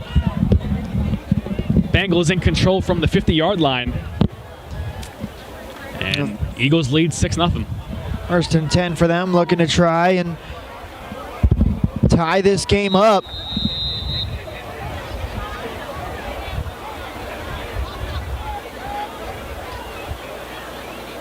A little bit of a high snap, and a look to throw. He's going to go deep down the left sideline, and it's caught at the 20, at the 10, 5, touchdown. The Bengals respond in a big way. That's James Glass Jr. And what a throw. He was rolling to his right and looked completely across the field and throws all the way and finds his man. And then wild catch by the receiver, able to get right behind the defender and catch it right over his head. There is a flag down at the 6-yard line. I would imagine this is going to be a flag after the play. It looks like it's a sideline warning. It'll go to the Bengals, so it does not affect the play. The Bengals have tied this game at 6 and now looking to take the lead on the extra point. The Eagles' extra point was unsuccessful. Denson puts it up and right through the uprights. A great kick. And that'll make it a 8-6 ball game. Denson is he's kind of his special teams master, returning kicks, kicking field goals, and out there as a receiver. And you saw, there's no doubt that ball was going through the uprights.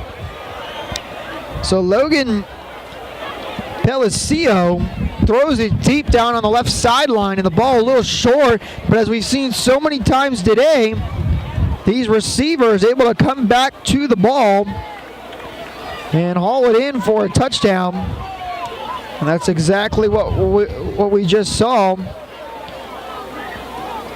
from James Classes Jr.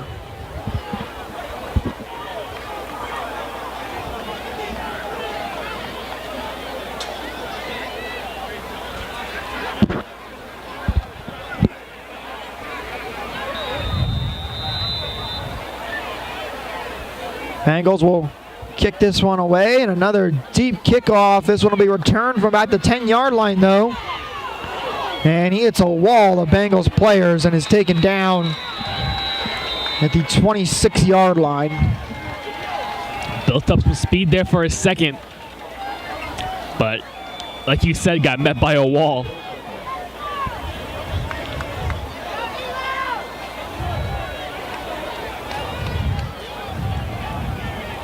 So the Eagles will take over from their own 32-yard line. Alfonso Moore in the third leads his offense back out as they look to try and take back their lead. They now trail by 2. And a handoff there up the middle. Get about 5 yards on the play. That was Miller again on the carry. And we were talking about it earlier. It's another game where the extra points being the difference.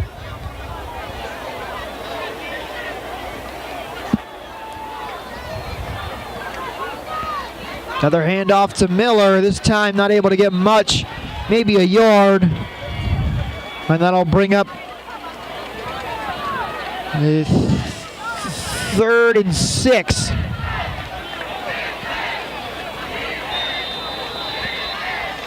You can hear the defense chants now from the Bengals sideline.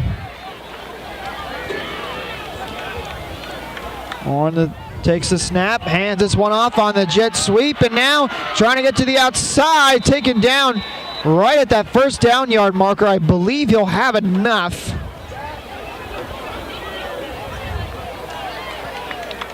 And he will.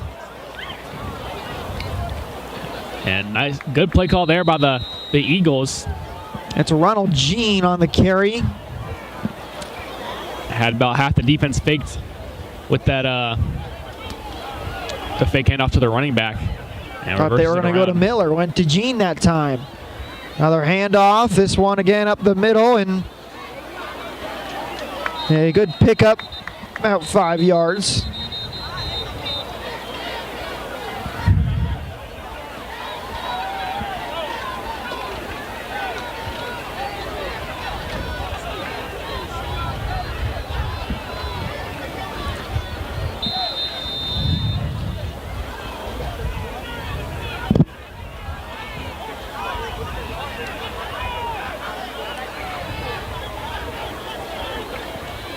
And a reverse handoff there, a little bit of room. And taken down just at the first down yard marker. Should have enough for the first down. I don't know, looks like they're gonna mark him just short. It's gonna be 2nd and inches. Still have not seen a pass play out of the Eagles. Oh, now they're gonna move the chains. Yeah, right there now it is a first down. 1st and 10 for the Eagles. Takes the snap, hands it off to Miller. Ooh, he got hit up high and then it's taken down. And a flag comes in late.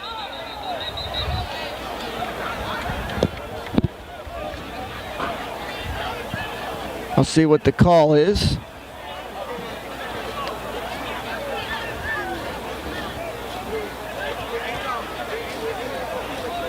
And judging by the coach's reactions, this is going against the Bengals.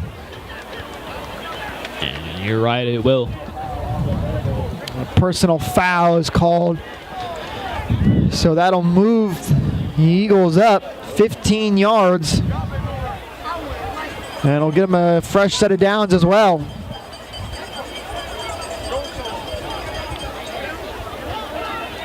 And you can't be making mistakes like that in your own territory if you're the Bengals right now. Yeah, like I was saying, no pass plays to this point for the Eagles. Another handoff here. And they'll go for about 2 yards. And they're just slowly but surely pounding away through the middle. And you think it'll be like the game we saw earlier where there's run after run after run, then a pass out of nowhere. There's Mallory Jr. on the carry. And now he's 2nd and 8.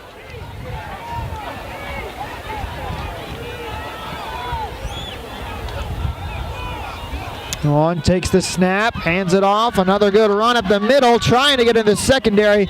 Just can't quite get through him. And has enough for the first down, though. And once again, will move the chains.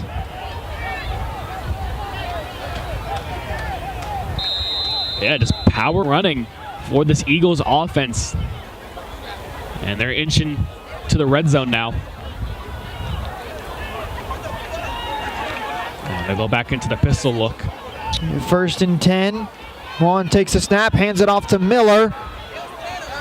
He'll pick up good 4 yards on the play.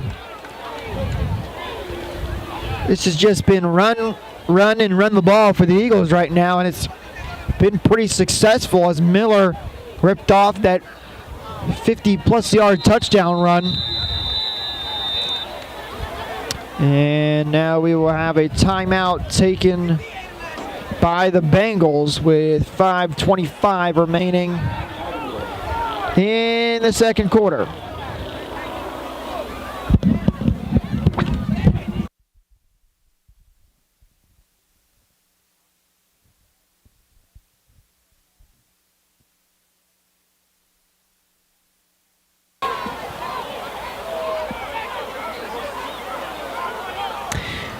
The AYFL is one of the premier youth football leagues in Florida.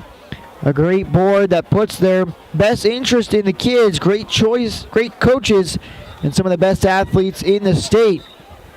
For any of you high school football players or coaches, Qwikcut has added a recruiting tool to the Qwikcut platform. This allows athletes and coaches the ability to connect with any college program in the U.S.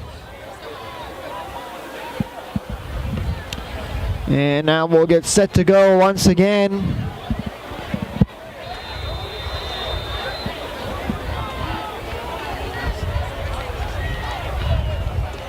Second and 4. And now another timeout, this time taken by the Eagles. And I guess coach is not liking what he's seeing. Already had time to talk it over because of the Bengal timeout. And just wanted a little extra time, apparently, to get things set straight.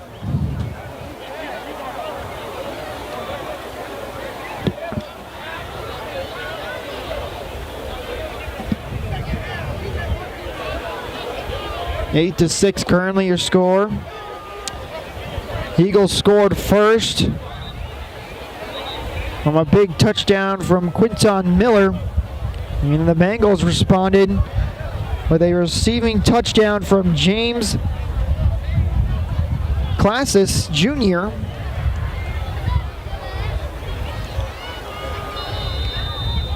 And that's where our score stands now, 8 to 6. 2nd and 4 for the Eagles. Fake the handoff, and here's the throw, and that one off the hands of his intended receiver. That's number 17, Ronald Jean. And there's the first pass play we've seen out of the Eagles, but to no avail. Yeah, unfortunately, just right off the hands of Jean and not able to haul it in.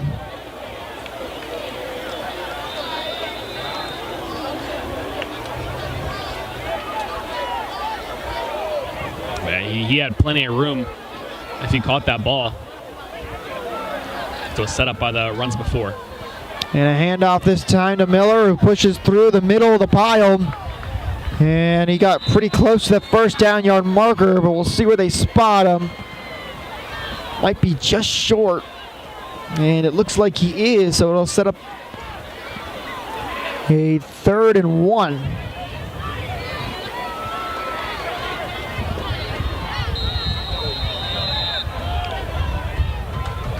They're going to bring the chains out.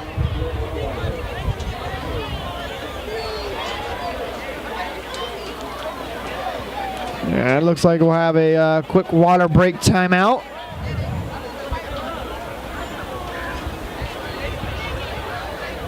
With 4:55 remaining in the second quarter.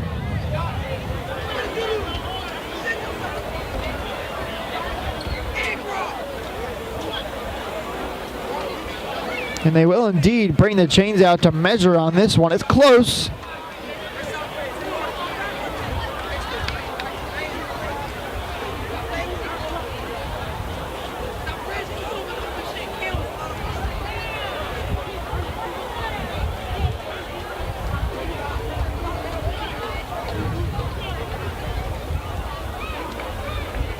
And as he extends the chain. It looks like it might be short. No, it's a first down. It's enough.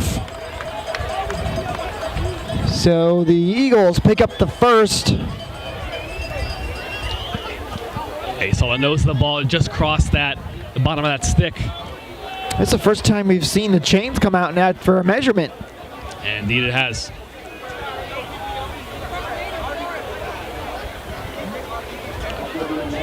So that's going to give the Eagles a first down inside the 15-yard line. Call it the 13. And that clock's going to run now. Hand off to Miller, following a couple blockers there, but then wrapped up from behind and taken down at about the 5-yard line. And this will bring up 2nd and 3 now for the Eagles.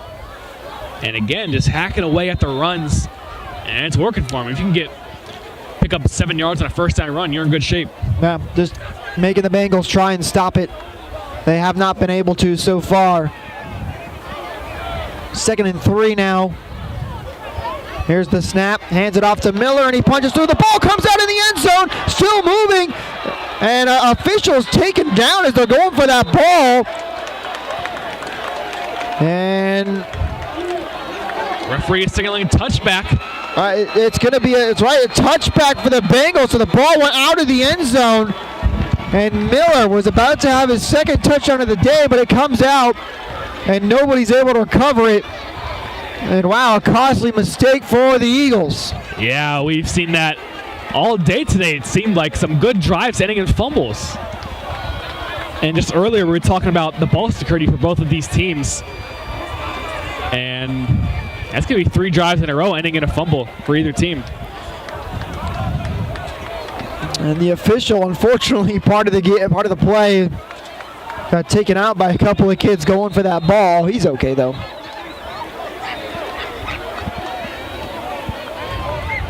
Yep, so Bengals following the touchback off the fumble recovery would take over on their own 20.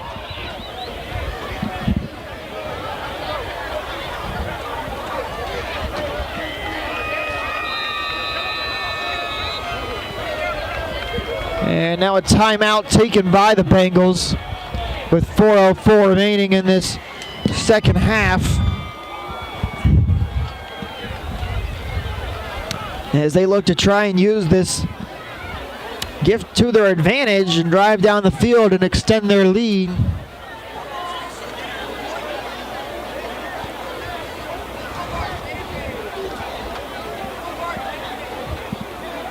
We've seen 2 very good rushing attacks on either side of the ball in Miller and Bueno, but Miller's the one with a touchdown right now, and now a fumble as well.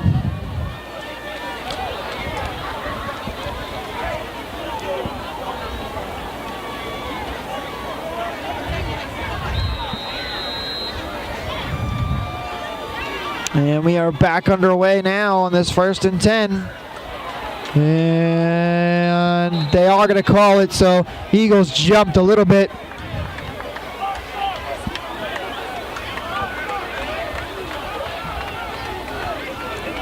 Yeah, Bengals mixing up, going on 2 there. Well, now the refs are going to discuss this. I thought I saw an Eagles player lean over the line a little bit, but we'll see what the call is.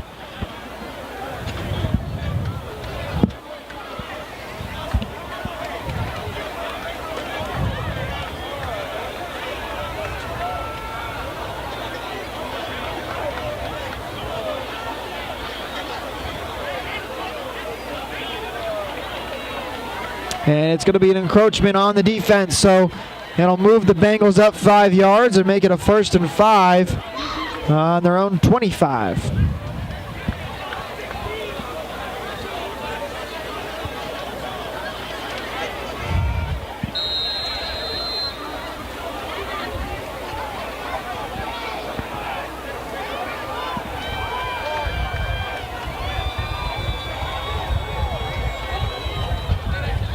Logan Pellicino takes the snap, fakes the handoff. He'll look to throw deep down the field, and it's caught! Now at the 40, and then the ball comes out! And this one is going to be recovered by the Eagles! Oh my goodness! Malik Denson had a huge reception, and then fumbles the ball at the 30, and the Eagles come away with it. And there is a flag down, though, but another fumble. It's the 4th fumble in a row that we've had? Yes, it is.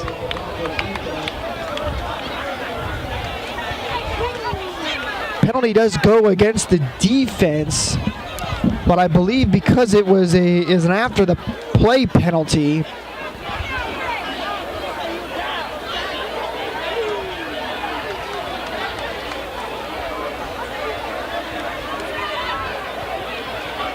Yeah, the Eagles will get the ball, but they're going to be backed up on their own 15-yard line.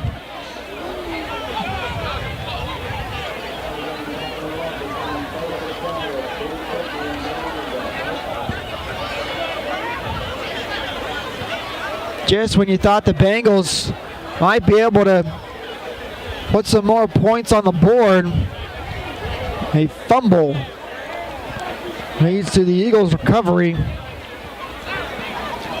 With 3:50 remaining in this first half. And if you think about it, if you erase those fumbles, this would be a lot higher scoring game than it is right now. Hand off to the outside. He's got some room. Flags come in. And now across the 30, finally pushed out of bounds at the 31.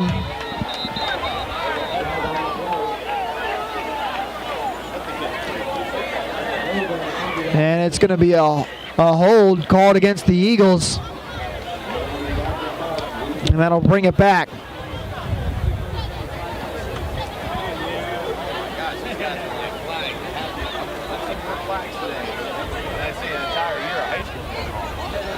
Yeah, we have had a lot of flags across all these games, but nonetheless, it's going to back the Eagles up even more now.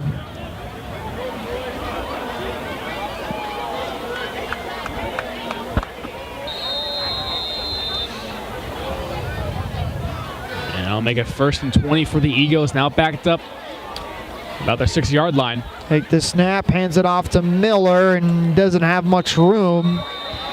Gains maybe a yard on the play. And this most likely trying to get a little bit of a cushion between him and the end zone.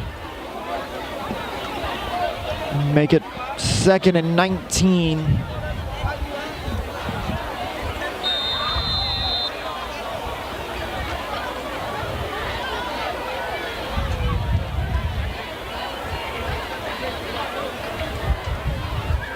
And off to Miller again, and he's wrapped up right at the line. Picks up about another yard. 3rd and 18. And now we have a injury timeout. One of the Bengals players is shaken up.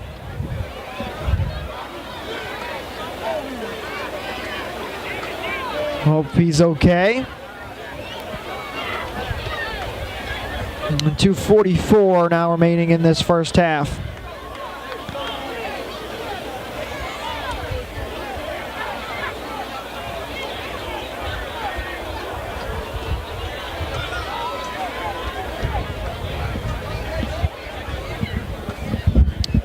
All right, we'll step away while they attend to the injured player, and then when we come back, we'll have the next drive coming up after this.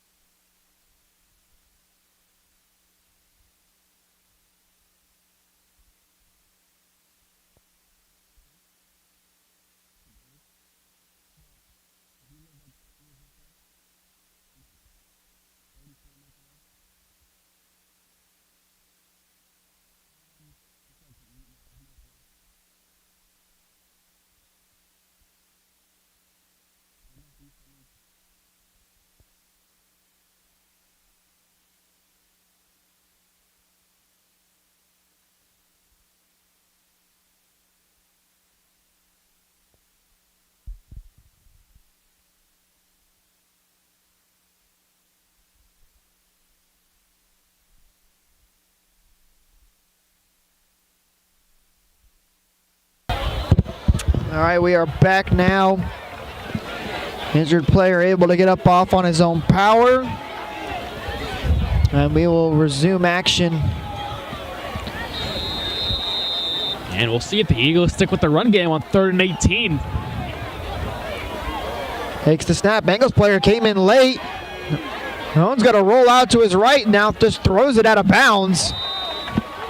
And that'll end up being a 4th down for the Eagles. One of the Bengals players subbed in very late and then just came right at the quarterback. Almost nearly got to him. Yeah, it could have worked in his favor as, maybe their offense didn't even see him. But 2.5 left to go in the half. And Eagles forced to punt from their own end zone. A big opportunity for the Bengals, and of course, Malik Denson back to receive this kickoff. He'll take it at the 40, and he's hit right away. This time holds onto that ball very tightly. And the Bengals offense will come back out of the field. And all you can do there is make sure you hold on to the ball. Looked like he had no intention of calling a fair catch. But nonetheless, the Bengals will take over from the 42-yard line in Eagle territory.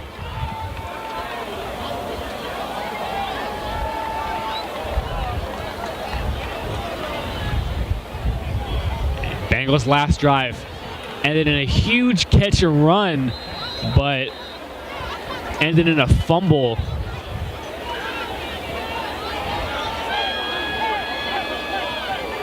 Now 1st and 10.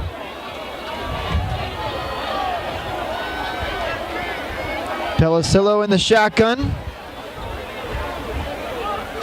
Takes a snap, drops back, looking left, under pressure, and he's taken down for the sack. On his own, on the Eagles' 45-yard line.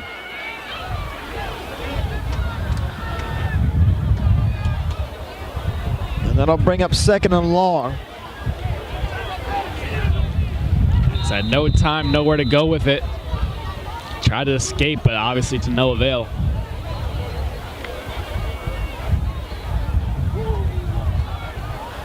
Again, Pellicillo in the shotgun, Boynton to his right. 3 receivers on that far side.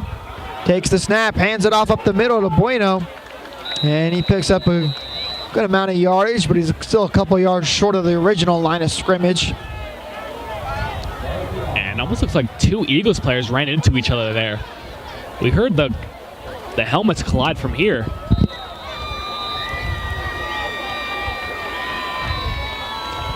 $1:20 now remaining in this first half.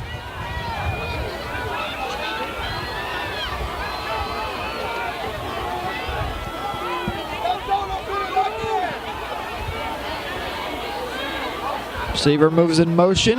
Pellicillo takes a snap, drops back, throwing over the middle, and it's caught at the 30-yard line, then taken down just 4 yards later. That's number 13. That's Sherrod Gordine.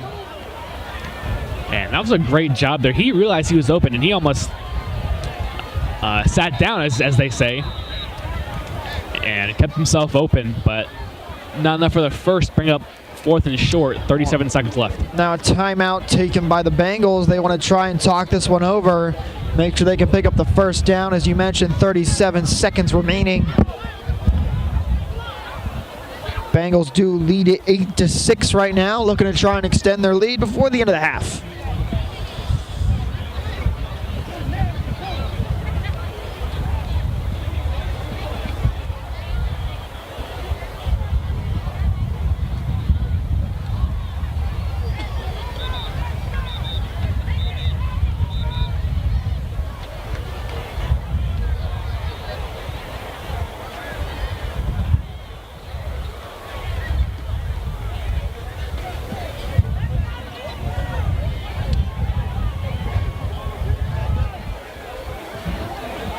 So 4th and 2 now for the Bengals.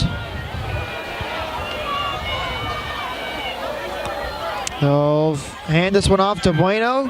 Cuts on the outside, and he's right at this first down yard marker. I think he should have enough now. Flag comes in late. Bengals think they have it.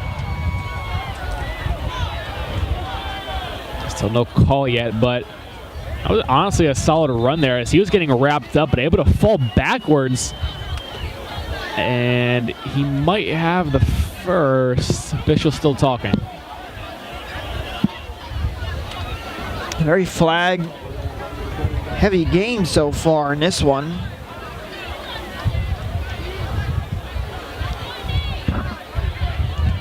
.32 seconds still on the clock. And it's going to go against the Eagles, so they will have the first down for sure.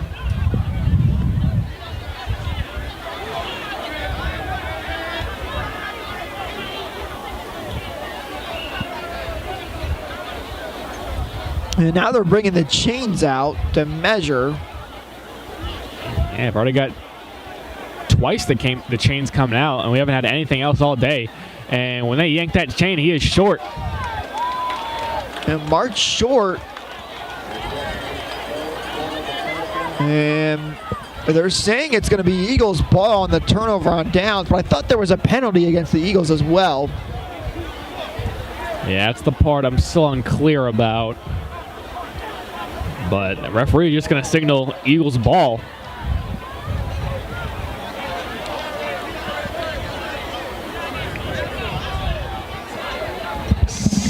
ref just called personal foul, but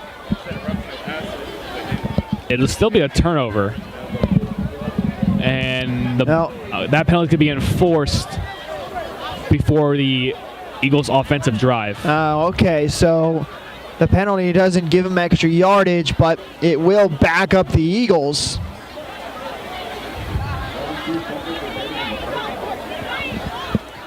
And it'll be 1st and 10 for them. Only 32 seconds remain. They're deep in their own territory.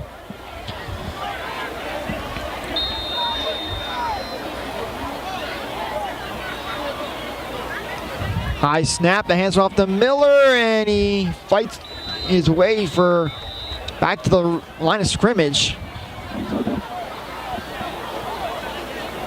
And that clock will roll on down towards the end of the half here with the Bengals leading at 8-6.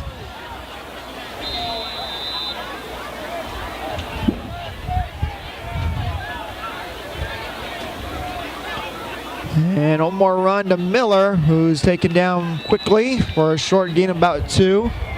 And that'll do it. That'll end the half. Bengals lead at 8-6. We'll take another short break, and when we come back, the second half of the final matchup in the 13 and under championship game.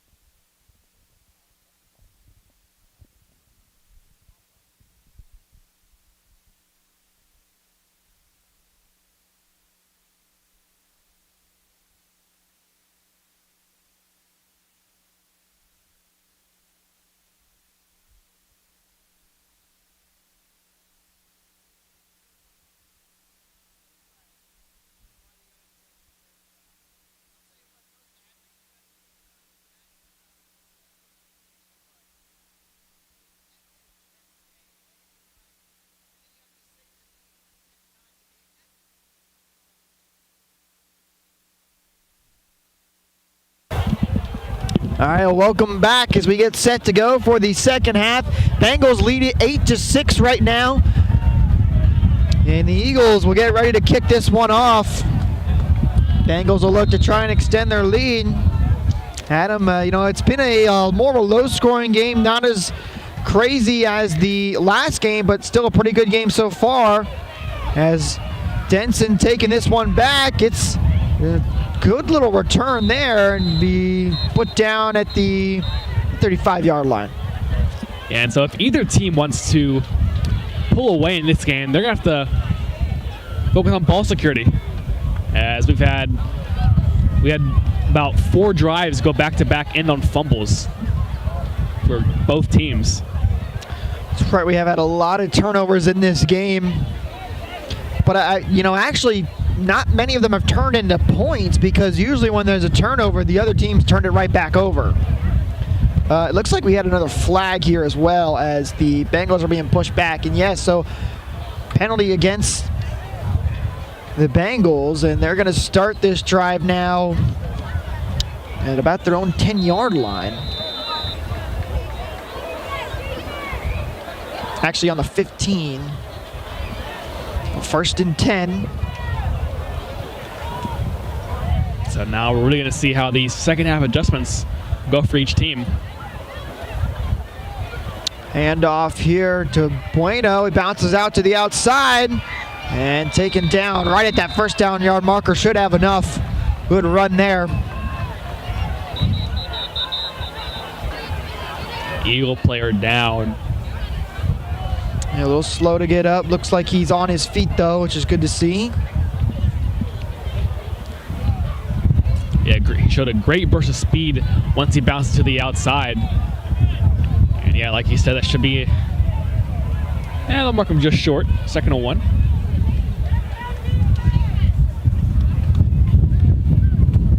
Getting a little chilly out here tonight now with the wind blowing and the sun completely gone. That could be just the Florida boy in me. So 2nd and 1 for the Bengals. Takes the snap, drop back, look to throw this one, and it is caught! And then brought down at the 45-yard line. That's number 13. Sherrod Gordine. That's his 2nd catch of the day. And yeah, like you said earlier, receivers are able to come back to the ball and make huge plays on them. We've seen that a couple of times today. Yeah, I mean, he just completely lost his defender when he came back for the ball. And now a handoff to Bueno, tries to bounce out to the outside and then chased down from behind. He'll still pick up about 3 yards on the play. And late flags come in. And I believe this is going to be going against the Eagles.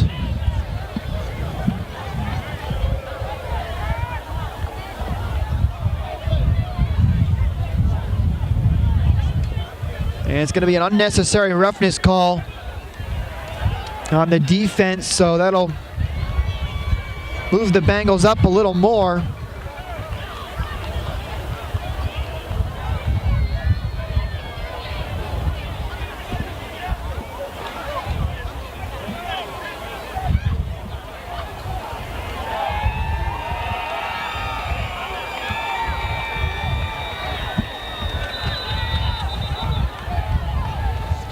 So, and now we have a timeout taken by the Eagles with 8:36 remaining in the 3rd quarter. And they're definitely going to be talking things over as Bengals are driving down the field pretty good. He put the penalty on top of it and brought him into the Eagles' territory.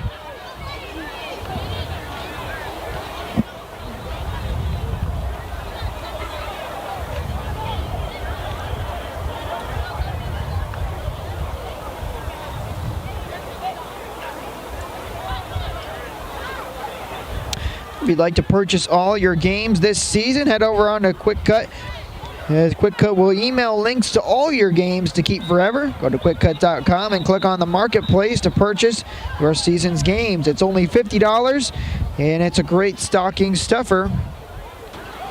The holiday is right around the corner. So 1st and 10 now for the Bengals, and they're on the Eagles' 39-yard line.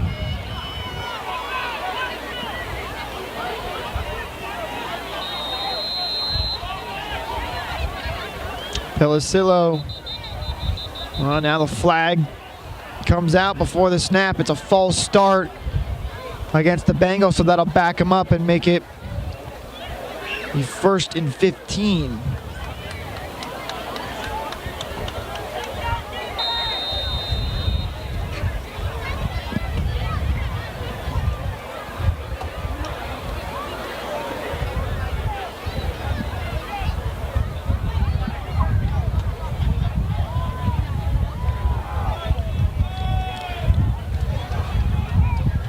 Snap here, hands it off.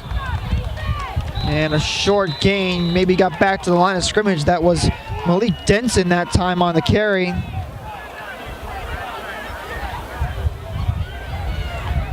it was almost like that Eagles DN did a wrestling move there.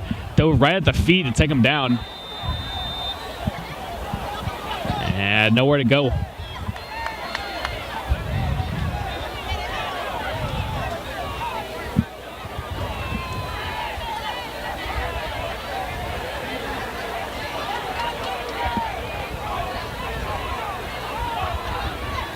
Coaches on the Bengals sideline are frustrated for some reason. One man moves in motion. Winslow takes the snap, throws this one to Denson, and he broke one tackle and gets down to the 45-yard line. Now a late flag comes in. And this looks like it might be a late hit.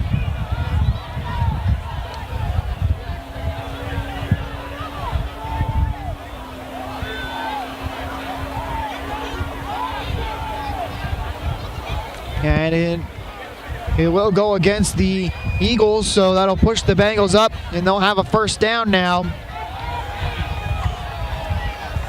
And they'll end up all the way on the Eagles' 20-yard line, so into the red zone with 7:40 remaining in the 3rd quarter.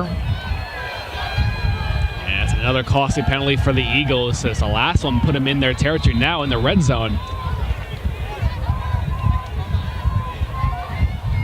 Hand off here to Bueno, and he breaks a couple of tackles, still on his feet, and he is into the end zone for the touchdown. And there we go. Bengals able to cap off a drive in for a touchdown, and the first time we've seen either team do that in quite a bit.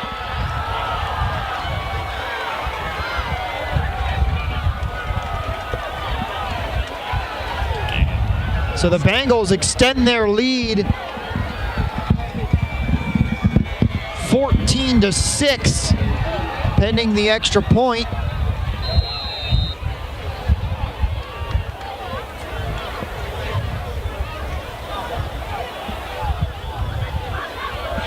And Denson puts this one off of the uprights. No good, so 14-6 will be your score.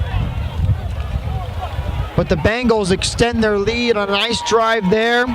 Bueno is the one that carries it over the goal line for the touchdown on the 2nd effort there. And the Bengals sideline loving that. Indeed they are. 7:30 left in the 3rd quarter. And the Eagles will need 8 to tie it up. But yeah, that Bengals able to cash in on that drive. No turnovers. A couple penalties to help them out.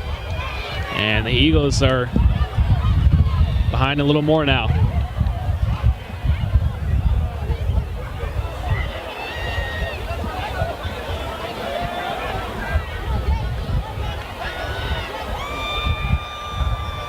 Denson to kick this one off.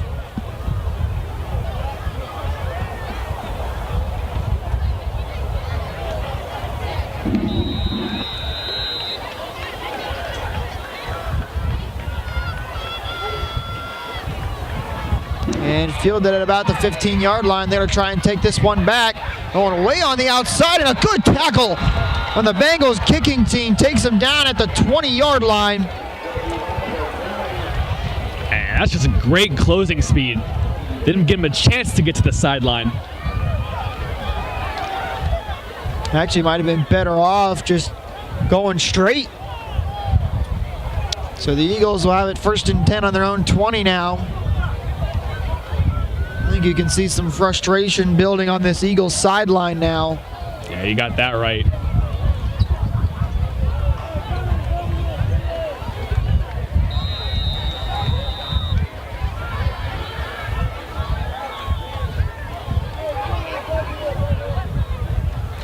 High snap there, hands it off to Miller, who heads up the middle, and he'll gain a couple on the play.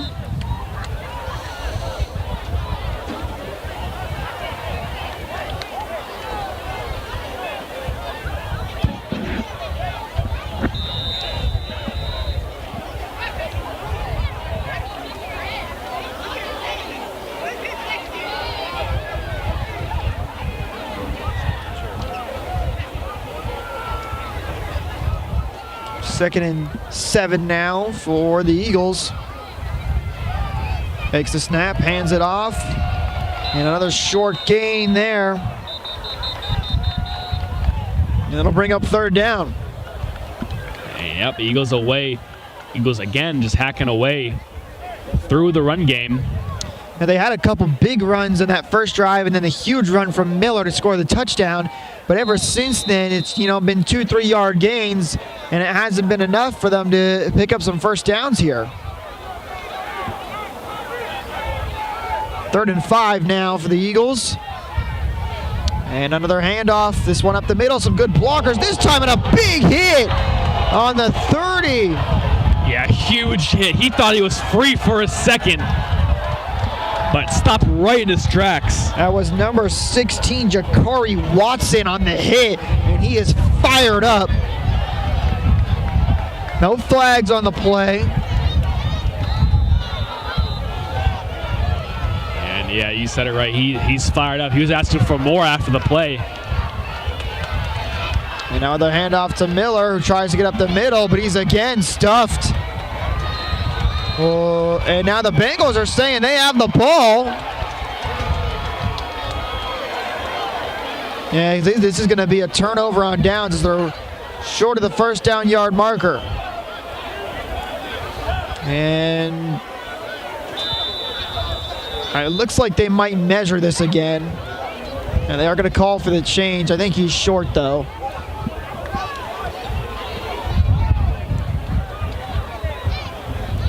Yeah, I believe he's short as well. They're going for the record on how many times they can measure the chains on this one. Yeah, I haven't had any all day, and this is the 3rd of this one. All right, ref's just trying to be precise, I should say.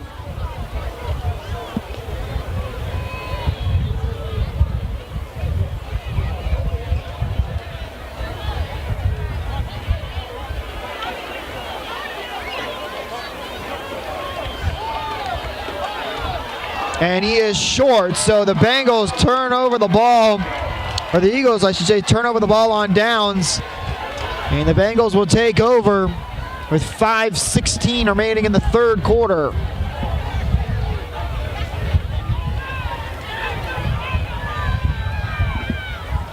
And so, yeah, the Eagles turn over.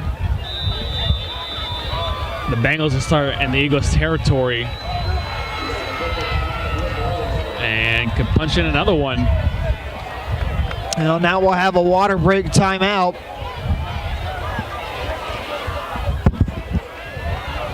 With 5:16 remaining, Bengals lead it 14-6. And we'll come right back after this water break.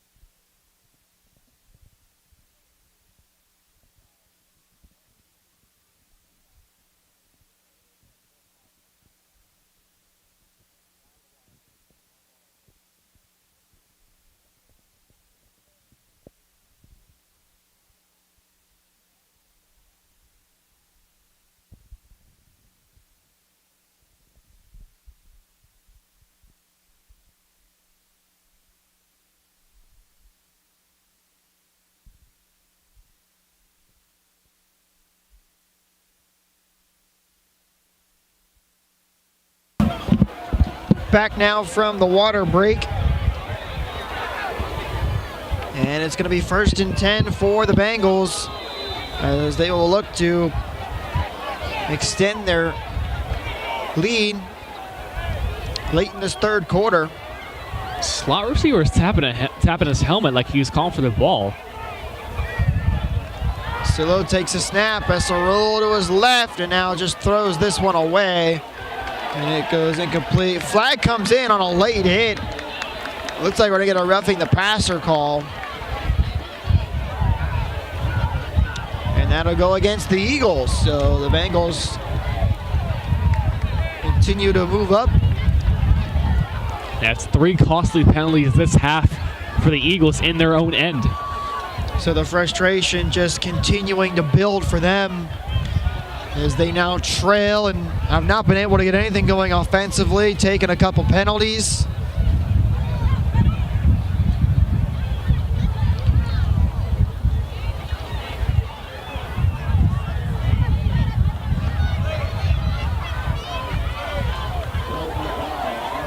And that's going to make this another red zone drive for the Bengals.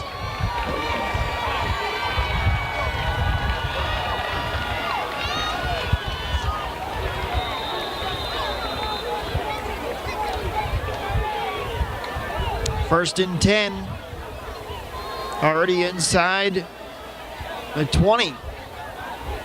Makes the snap, they'll look to throw, going towards the end zone, and it's caught for the touchdown. What a grab there. Number 13, that's Sherrod Gordine. He's got his first touchdown of the night. And didn't think we'd see either team cash in on a passing touchdown tonight. But Bengals did their perfectly placed ball. Flag is down after, most likely for the celebration. And the score now 20-6.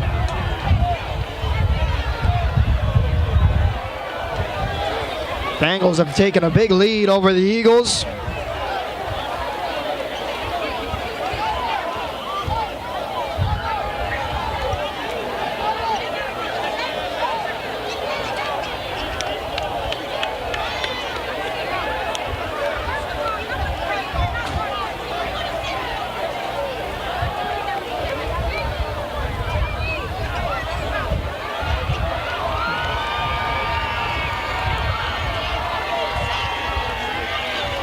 Still celebrating on the Bengals sideline. And looks like they're going to wave off the flag, actually, so no flag on the play. And the Bengals will now get set for the PAT. Eagles coach can have a talk with the referee. Clearly not happy about something. But I think he wanted that flag, but it gets waved off. Yeah, the Eagles got to take everything that they can get at this point. Exactly 5 minutes left in the third quarter. And if this extra point is good, that'll make it a 3-possession game.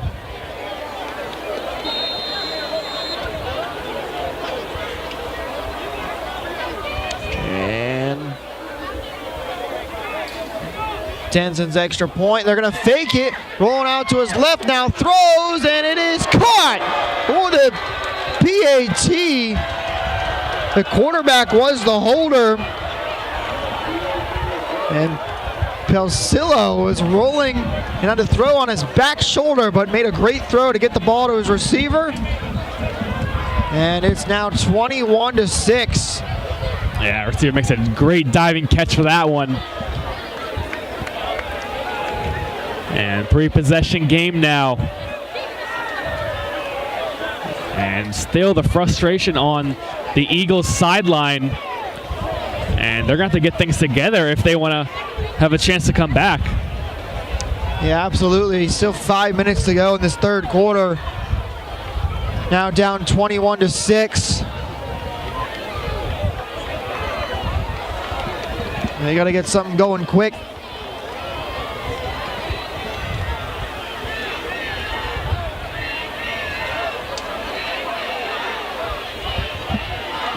PPO is the chant from across the other side of the bleachers.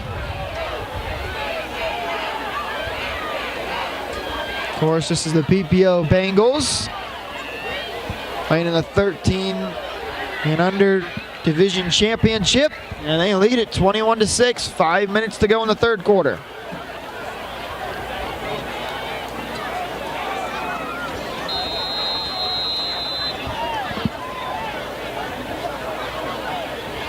A line drive kick that's going to be fielded just beyond the 15. And Eagles trying to take this one back, and he'll head out of bounds just shy of the 30-yard line. Yeah, solid kicks all night for the Bengals. They would pin him back in their own end almost every time.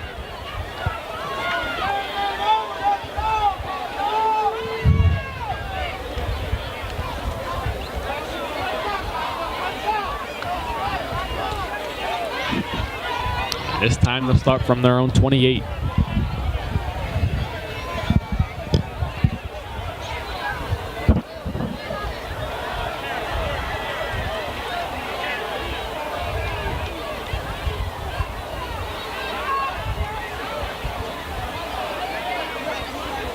So 1st and 10 for the Eagles.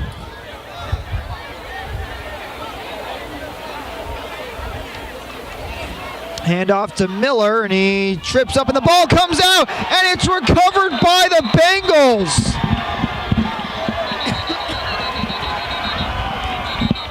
Just a disastrous situation for the Eagles, and now I think that's Miller who's shaken up after he fell and lost the ball, grabbing at his knee. Yeah, might have fell forward because of it. But nonetheless, there'll be another fumble in this game that puts us at 5 now.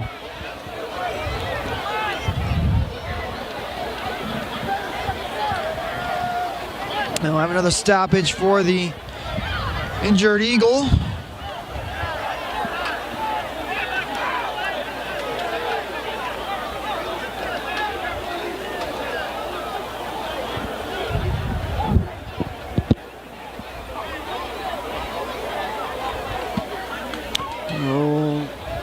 Hopefully he's okay. And we'll step away quickly, and then we'll come back after this injury timeout.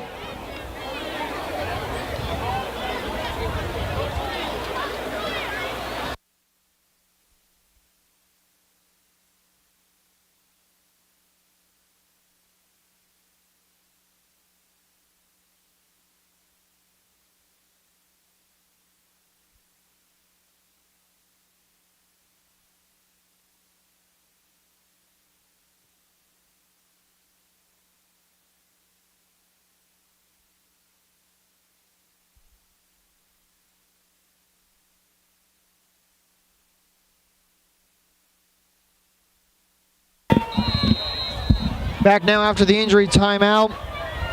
I was able to get off the field limping a little bit there. Hopefully nothing too serious. Now a good run here from the Eagles, and the ball comes out again.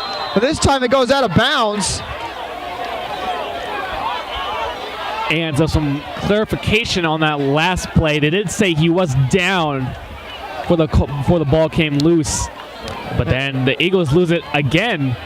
But it will go in their favor as the ball went out of bounds past the first down marker. I'm glad you mentioned that, because I was just about to wonder why the Eagles were running on a second play. But they did rule them down. So 3rd and 10 for the Eagles, and a good run here.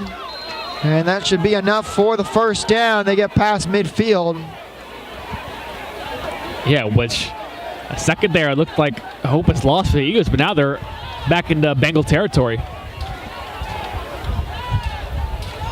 They can try and drive down and score quickly. They might have a chance to get back into this one, down 21-6. Here's the snap, another quick handoff, and up the middle.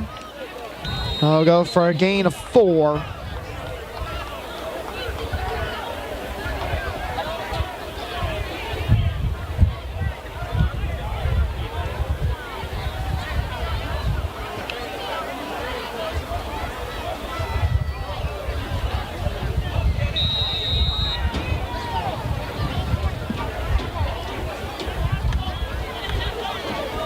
And now another run up the middle. Pushing through for a pickup of 4. Eagles back to their ground and pound type of game. Just trying to chip away every run. Although the only thing working against them there is going to be the clock as it continues to roll.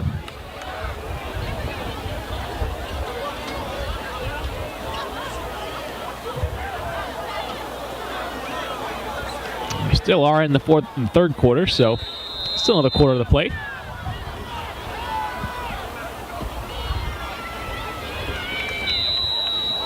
And another run. Gets them pretty close to the first down yard marker.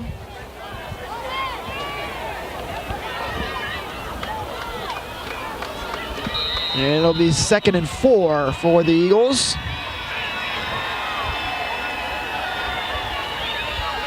Our snap hands this one off to Miller. Tries to get through and will fight for a few extra yards. And he'll have enough for the first down, though. That'll move the chains. Yeah, ever since the injury, it just seems like kind of lit a spark for him. And it's been first down after first down.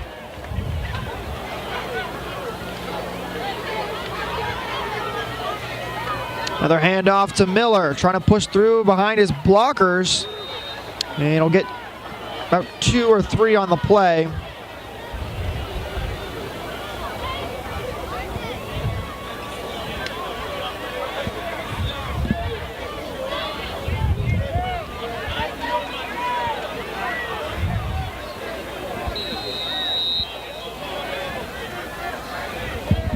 Second and 8.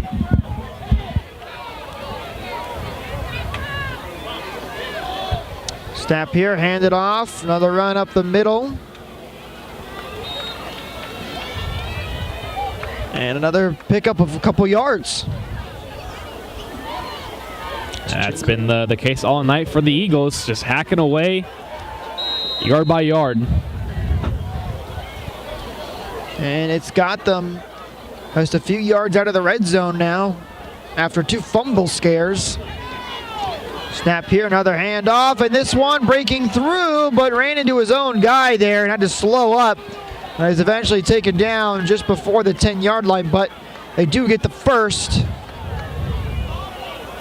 And if he could have gotten outside of his blocker there, he would have been in the end zone.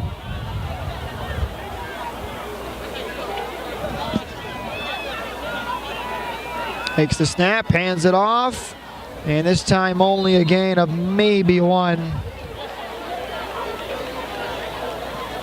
And looks like they'll mark him at the original line of scrimmage, so 2nd and 10 now for the Eagles. As we are approaching the 1-minute mark in this third quarter.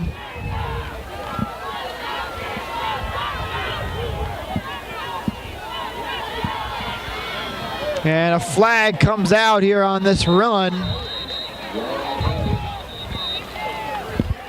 And it's going to be a hold against the Eagles, so that'll push them back.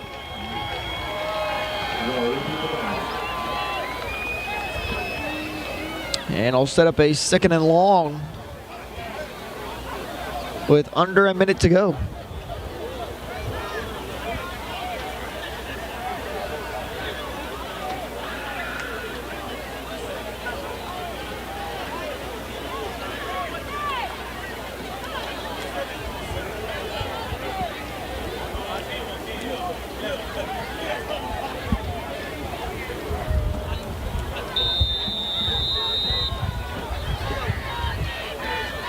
Nice snap there. Quarterback's going to try to keep it himself, but he's brought down way behind the line of scrimmage. And a big defensive stand for the Bengals.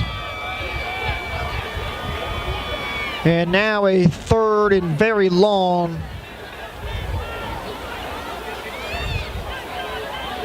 Actually, it'll be about 2nd and 22.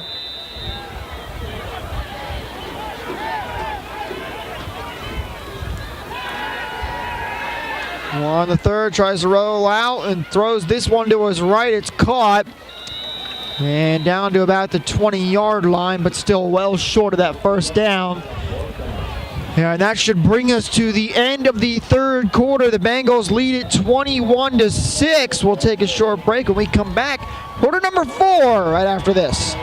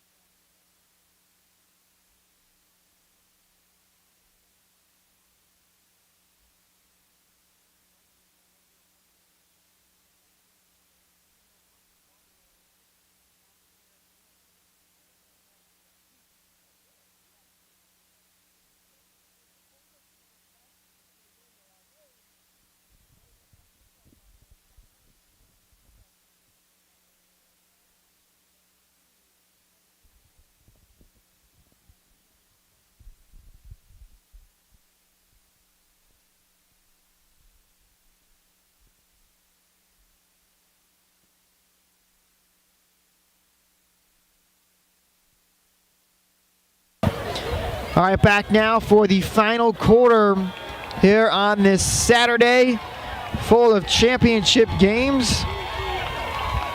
The AYFL. And right now the Bengals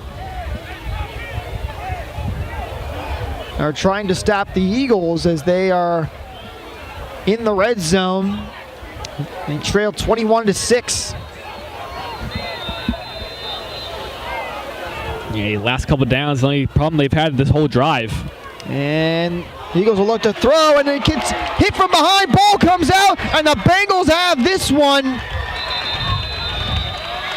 It's the third fumble recovery, and now a flag comes out late. But I believe this was a fumble. And that's going to be fumble number 6 on the game. Moore in the third started a run from behind and then got hit and lost the ball. And there is a penalty against the Bengals, but it's going to be their ball as they recovered the fumble. And the Eagles will not be able to cut the deficit. And just a rough game from there for them. Everything kind of falling apart right now, and they haven't been able to put anything together. Yeah, it's been happening a few drives for the Eagles. They had a pretty good drive going. Those last few downs gave them some trouble. Ended up with a 4th and 22, and then quarterback to try to make something happen fumbles the ball.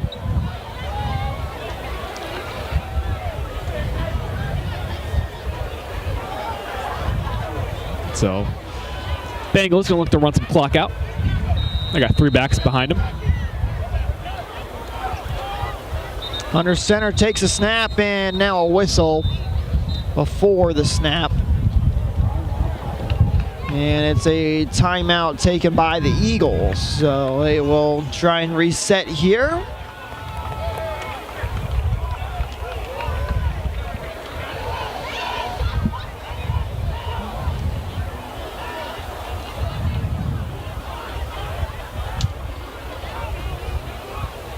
.947 remaining in this one.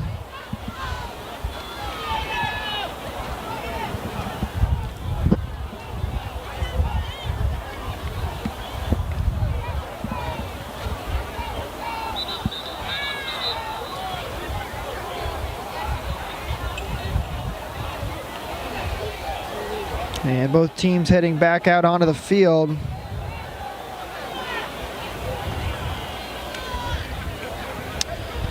So 1st and 10 from about the 9-yard line And they'll hand this one off. And a good run there. Picks about 4 yards. That's Denson on the carry. Able to find a little bit of room there. We've called Denson's name a lot tonight, as he's been the kicker and has had a couple of catches as well as a receiver, and now a couple of runs. And yeah, you know when he gets to high school, it's going to say ATH next to his name. That's right. Multi-position player.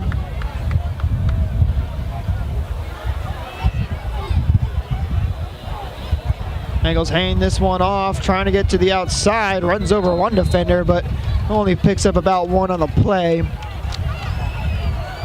Now back to Jonathan Bueno.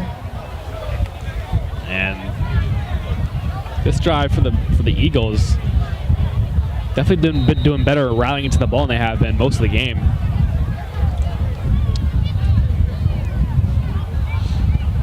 Still trail 21-6. Under 9 minutes to go now in this final quarter.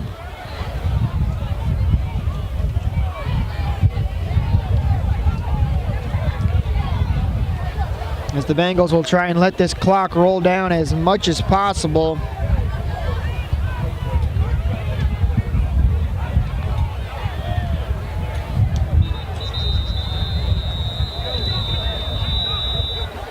And it's a delay of game penalty against the Bengals.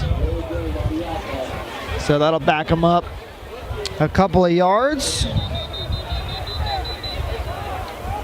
And the Bengals coach think he has gotten the timeout off in time. A stream is sponsored by Qwikcut. Better platform at a better price.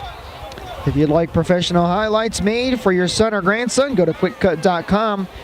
There is a purple box at the top of the home page. You can click it and fill out the form. These highlights make great Christmas gifts with the holiday season right around the corner. Qwikcut is now videotaping for over 900 teams in the state of Florida. Qwikcut would like to thank the AYFL for choosing Qwikcut to broadcast today's games. And of course, thank the AYFL for hosting the event. Thank the rest of our crew as well, who has been with us all day today.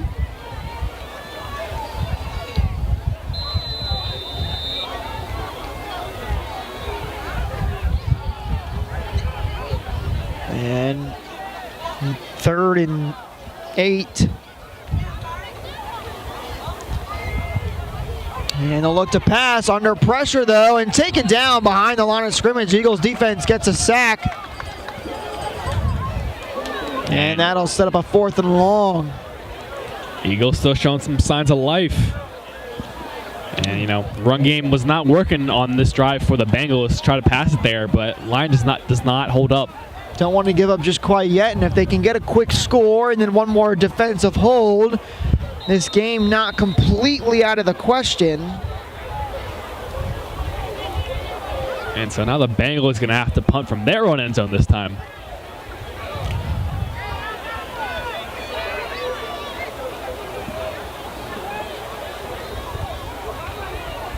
And a good punt. It's fielded at the 35-yard line and tried to cut back the other way and fell down. So it'll be 1st and 10 for the Eagles on the Bengals 35. So see if the Eagles can capitalize starting in opponent territory.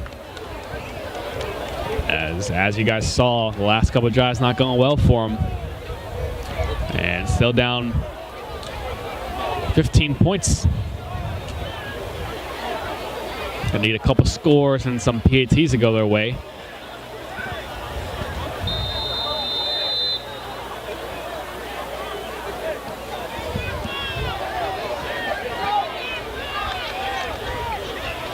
And a quick snap here. They'll hand this one up off the middle, but the Bengals defensive line all over that one.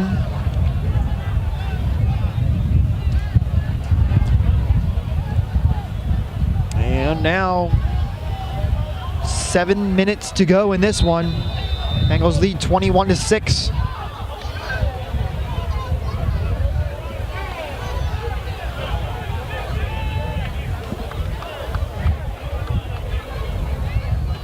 Offense, a lot more spread out now for the Eagles. We have not seen this until now. He's going to be looking to throw. Stepping up in the pocket now under some pressure, and he throws towards the end zone, and it's intercepted. And the Bengals now look to try and return this one all the way down to the 30-yard line. And the Bengals come away with the turnover. Eagles trying to do too much with it. And with 6:25 remaining in this fourth quarter, the Bengals will take back over on offense. Yep, they're going to get some more time to run this clock out. But Bengals, both defenses still showing great strength late in this one.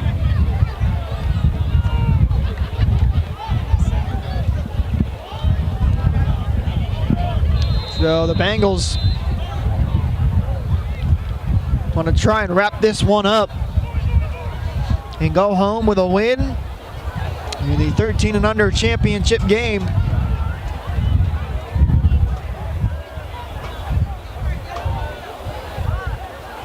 And they'll hand it off up the middle. Good run. Bueno with some blockers and runs over his man, but taken down just past the 45-yard line. And big run there, had a huge hole, and great speed on that one. That's going to move the chains and keep that clock moving.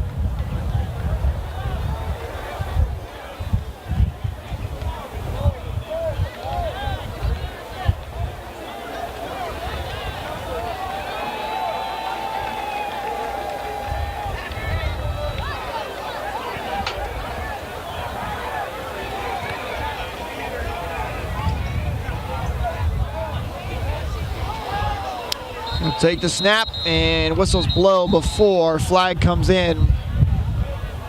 It's a false start against the Bengals, so that'll back them up 5 yards. Yeah, that left guard moving just before the snap.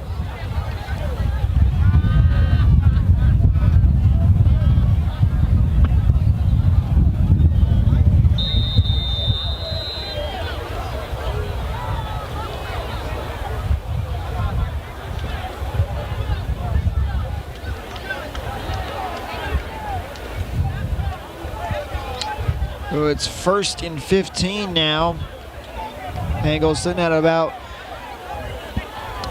their own 41-yard line. Quick snap. They'll hand this one off to Bueno. He's got some room on the outside, still on his feet, and he just slides down inbounds right before the Eagles' 45. Smart play there from Bueno to stay inbounds to keep that clock moving. Yeah, absolutely. What I liked about that run is that, again, he finds the cutback lane and gets it much closer to a first down. And yeah, like you said, staying in bounds, keeping that clock rolling, which is exactly what the Bengals want to do. And we're under 5 minutes left in the game. Bengals in control, leading by 15.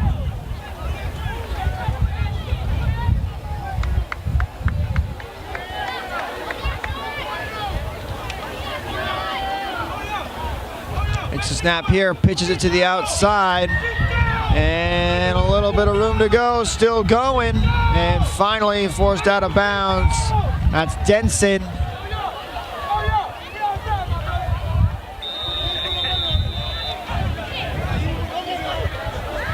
And that being a toss play, he had a great amount of speed heading to the sidelines, able to beat the defense to the first down marker. Although Denson did go out of bounds. That will stop the clock, and now a timeout taken here. 4:21 to go.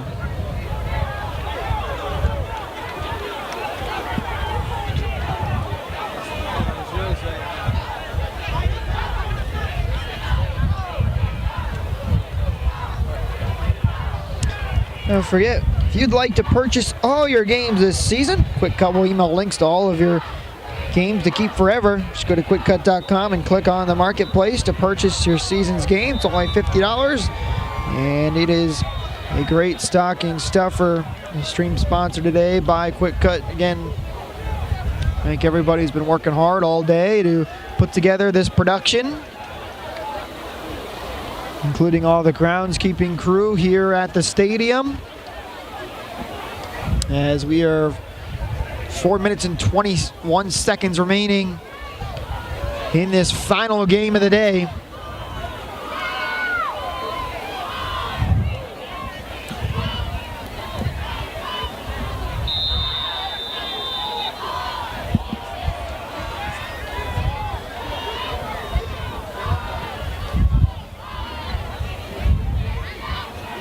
Bengals trying to let the play clock run down as much as possible.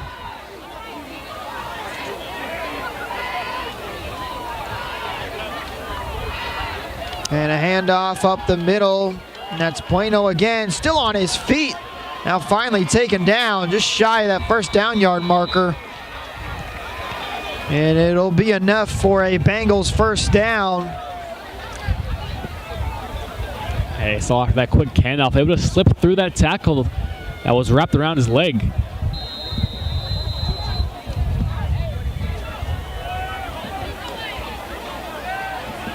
First and 10 on the Eagles' 30-yard line.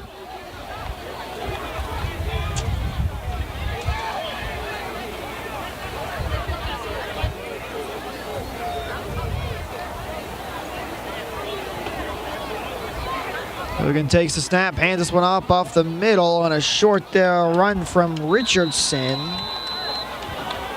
No, I apologize. That is Alvin Bernard Jr. Eagles sent some pressure on that play. Worked out well for him to get into the backfield. 3 minutes to go.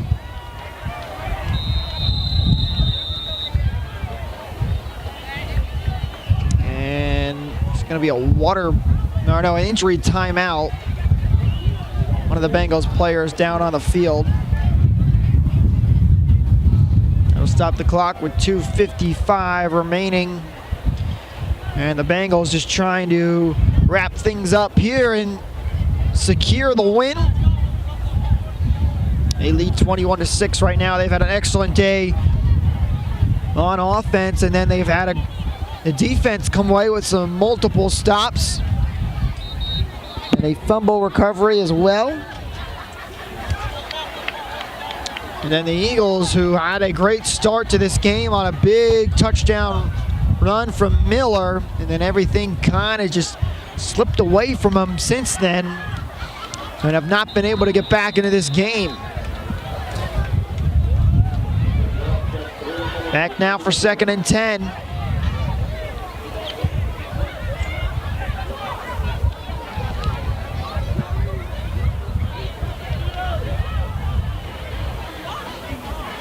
Handoff on the jet sweep and brought down behind the line of scrimmage for a loss. It'll bring up 3rd and long. The outside runs weren't the ones that have been working for the Eagles. Definitely been the ones up the gut. Really for both these teams, that's been the successful move. As we have now hit the 2-minute mark.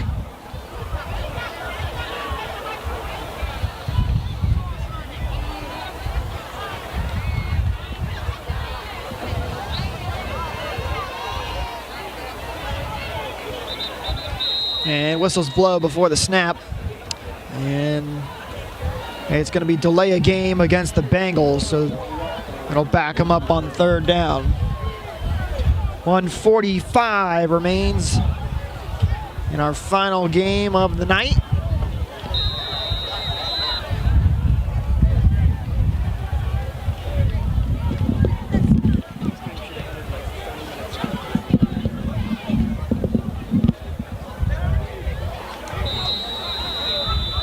And now a timeout is taken by the Bengals. Still 1:45 remaining on that clock.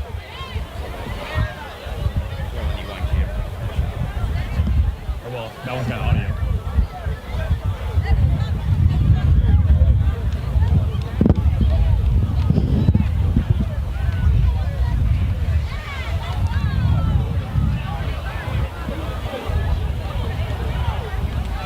Bengals trying to think over how they want to play this 3rd and long. Yeah, I mean, they've done a decent job making this a slow, methodical drive. Minute 45 left. And I don't think the Eagles are taking any timeouts soon. I think the key here is just run the ball, keep it in bounds, and drain that clock out, and get yourselves home with a victory.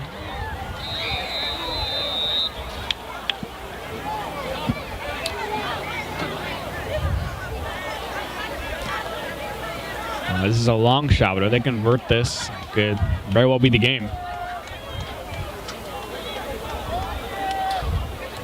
Takes the snap, drops back, under pressure now, and he's brought down for the sack behind midfield, back into Bengals territory. And now a timeout taken by the Eagles. So I stand corrected, the Eagles will take another timeout. With 1:31 remaining. And with that sack, it'll make it a 4th and 30. And sure, the Bengals just going to punt it away, rely on their defense with 1:31 left. That defense has played really well today so far.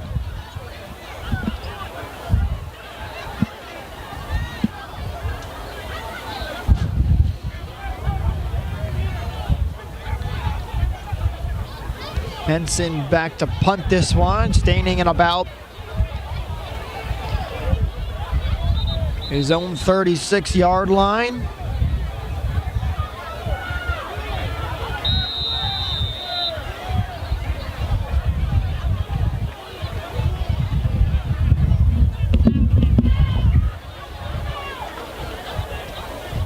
A little bit of a high snap, but Denson gets the punt away. Fielded at the 20, and then he falls down, and he'll be spotted right there on the 20. So the Eagles would have a long way to go. Only 1:23 remaining.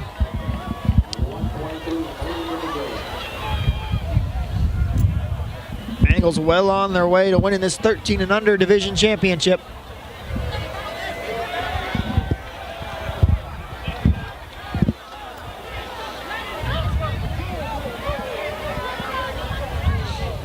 Last hope, last drive for the Eagles here. Still down by 2 possessions. Gonna need a score immediately. Now 1st and 10.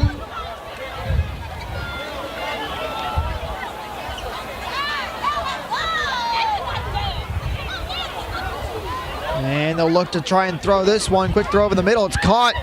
And now taken down at the 35-yard line. That's number 17, Ronald Jean, on the catch.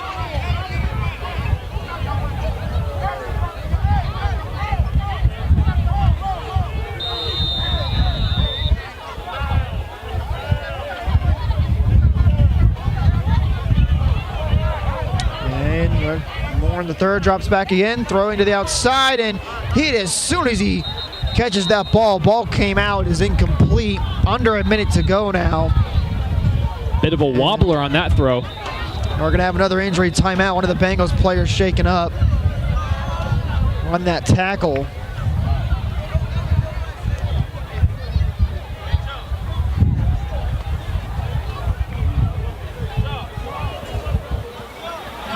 Part of the crowd starting to clear out now, as we're just 57 seconds away from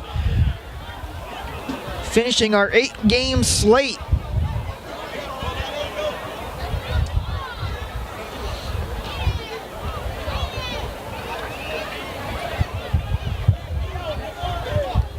And we'll take a quick break while they attend to the injured player, and we'll come right back for the final minute.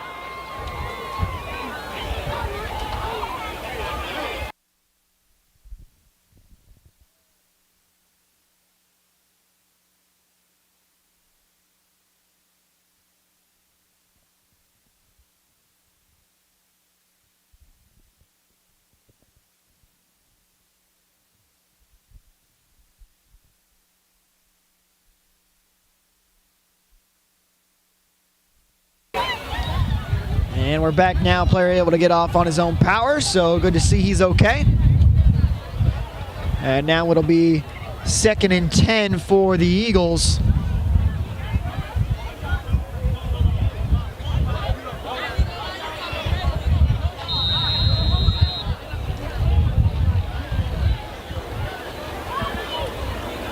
And Eagles will take the snap, hand this one off up the middle. Good run, ball comes out. And Bengals say they have it. And a flag comes out late. It is, the referee just signaled it's Bengals ball.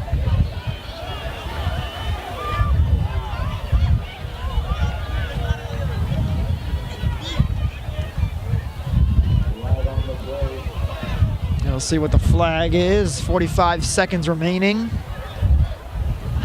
Either way, likely going to put an end to this game. And the flag is on the Eagles.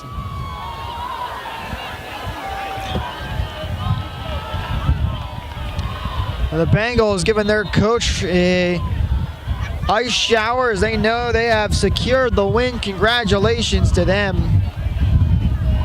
as they win the 13 and under championship. Congratulations to all the teams who played today, and a lot of great matchups that we've had. And again, we thank everybody involved in making of this broadcast and the making of putting together all these games, and the groundskeeping crew as well, keeping everything clean. As the clock will continue to roll. And under 30 seconds to go.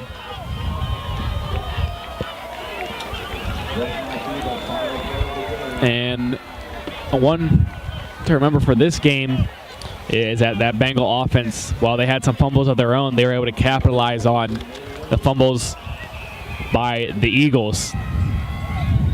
There's a snap, and they'll kneel for victory formation, so that'll do it. Bengals win this one 21-6, and that'll end our 8-game slate here on this Saturday. Again, thank you to everybody involved for putting together the stream. My name's Jake Ricker, and for Adam Black, that'll do it for us tonight. Have a good night, folks. And that's all for us.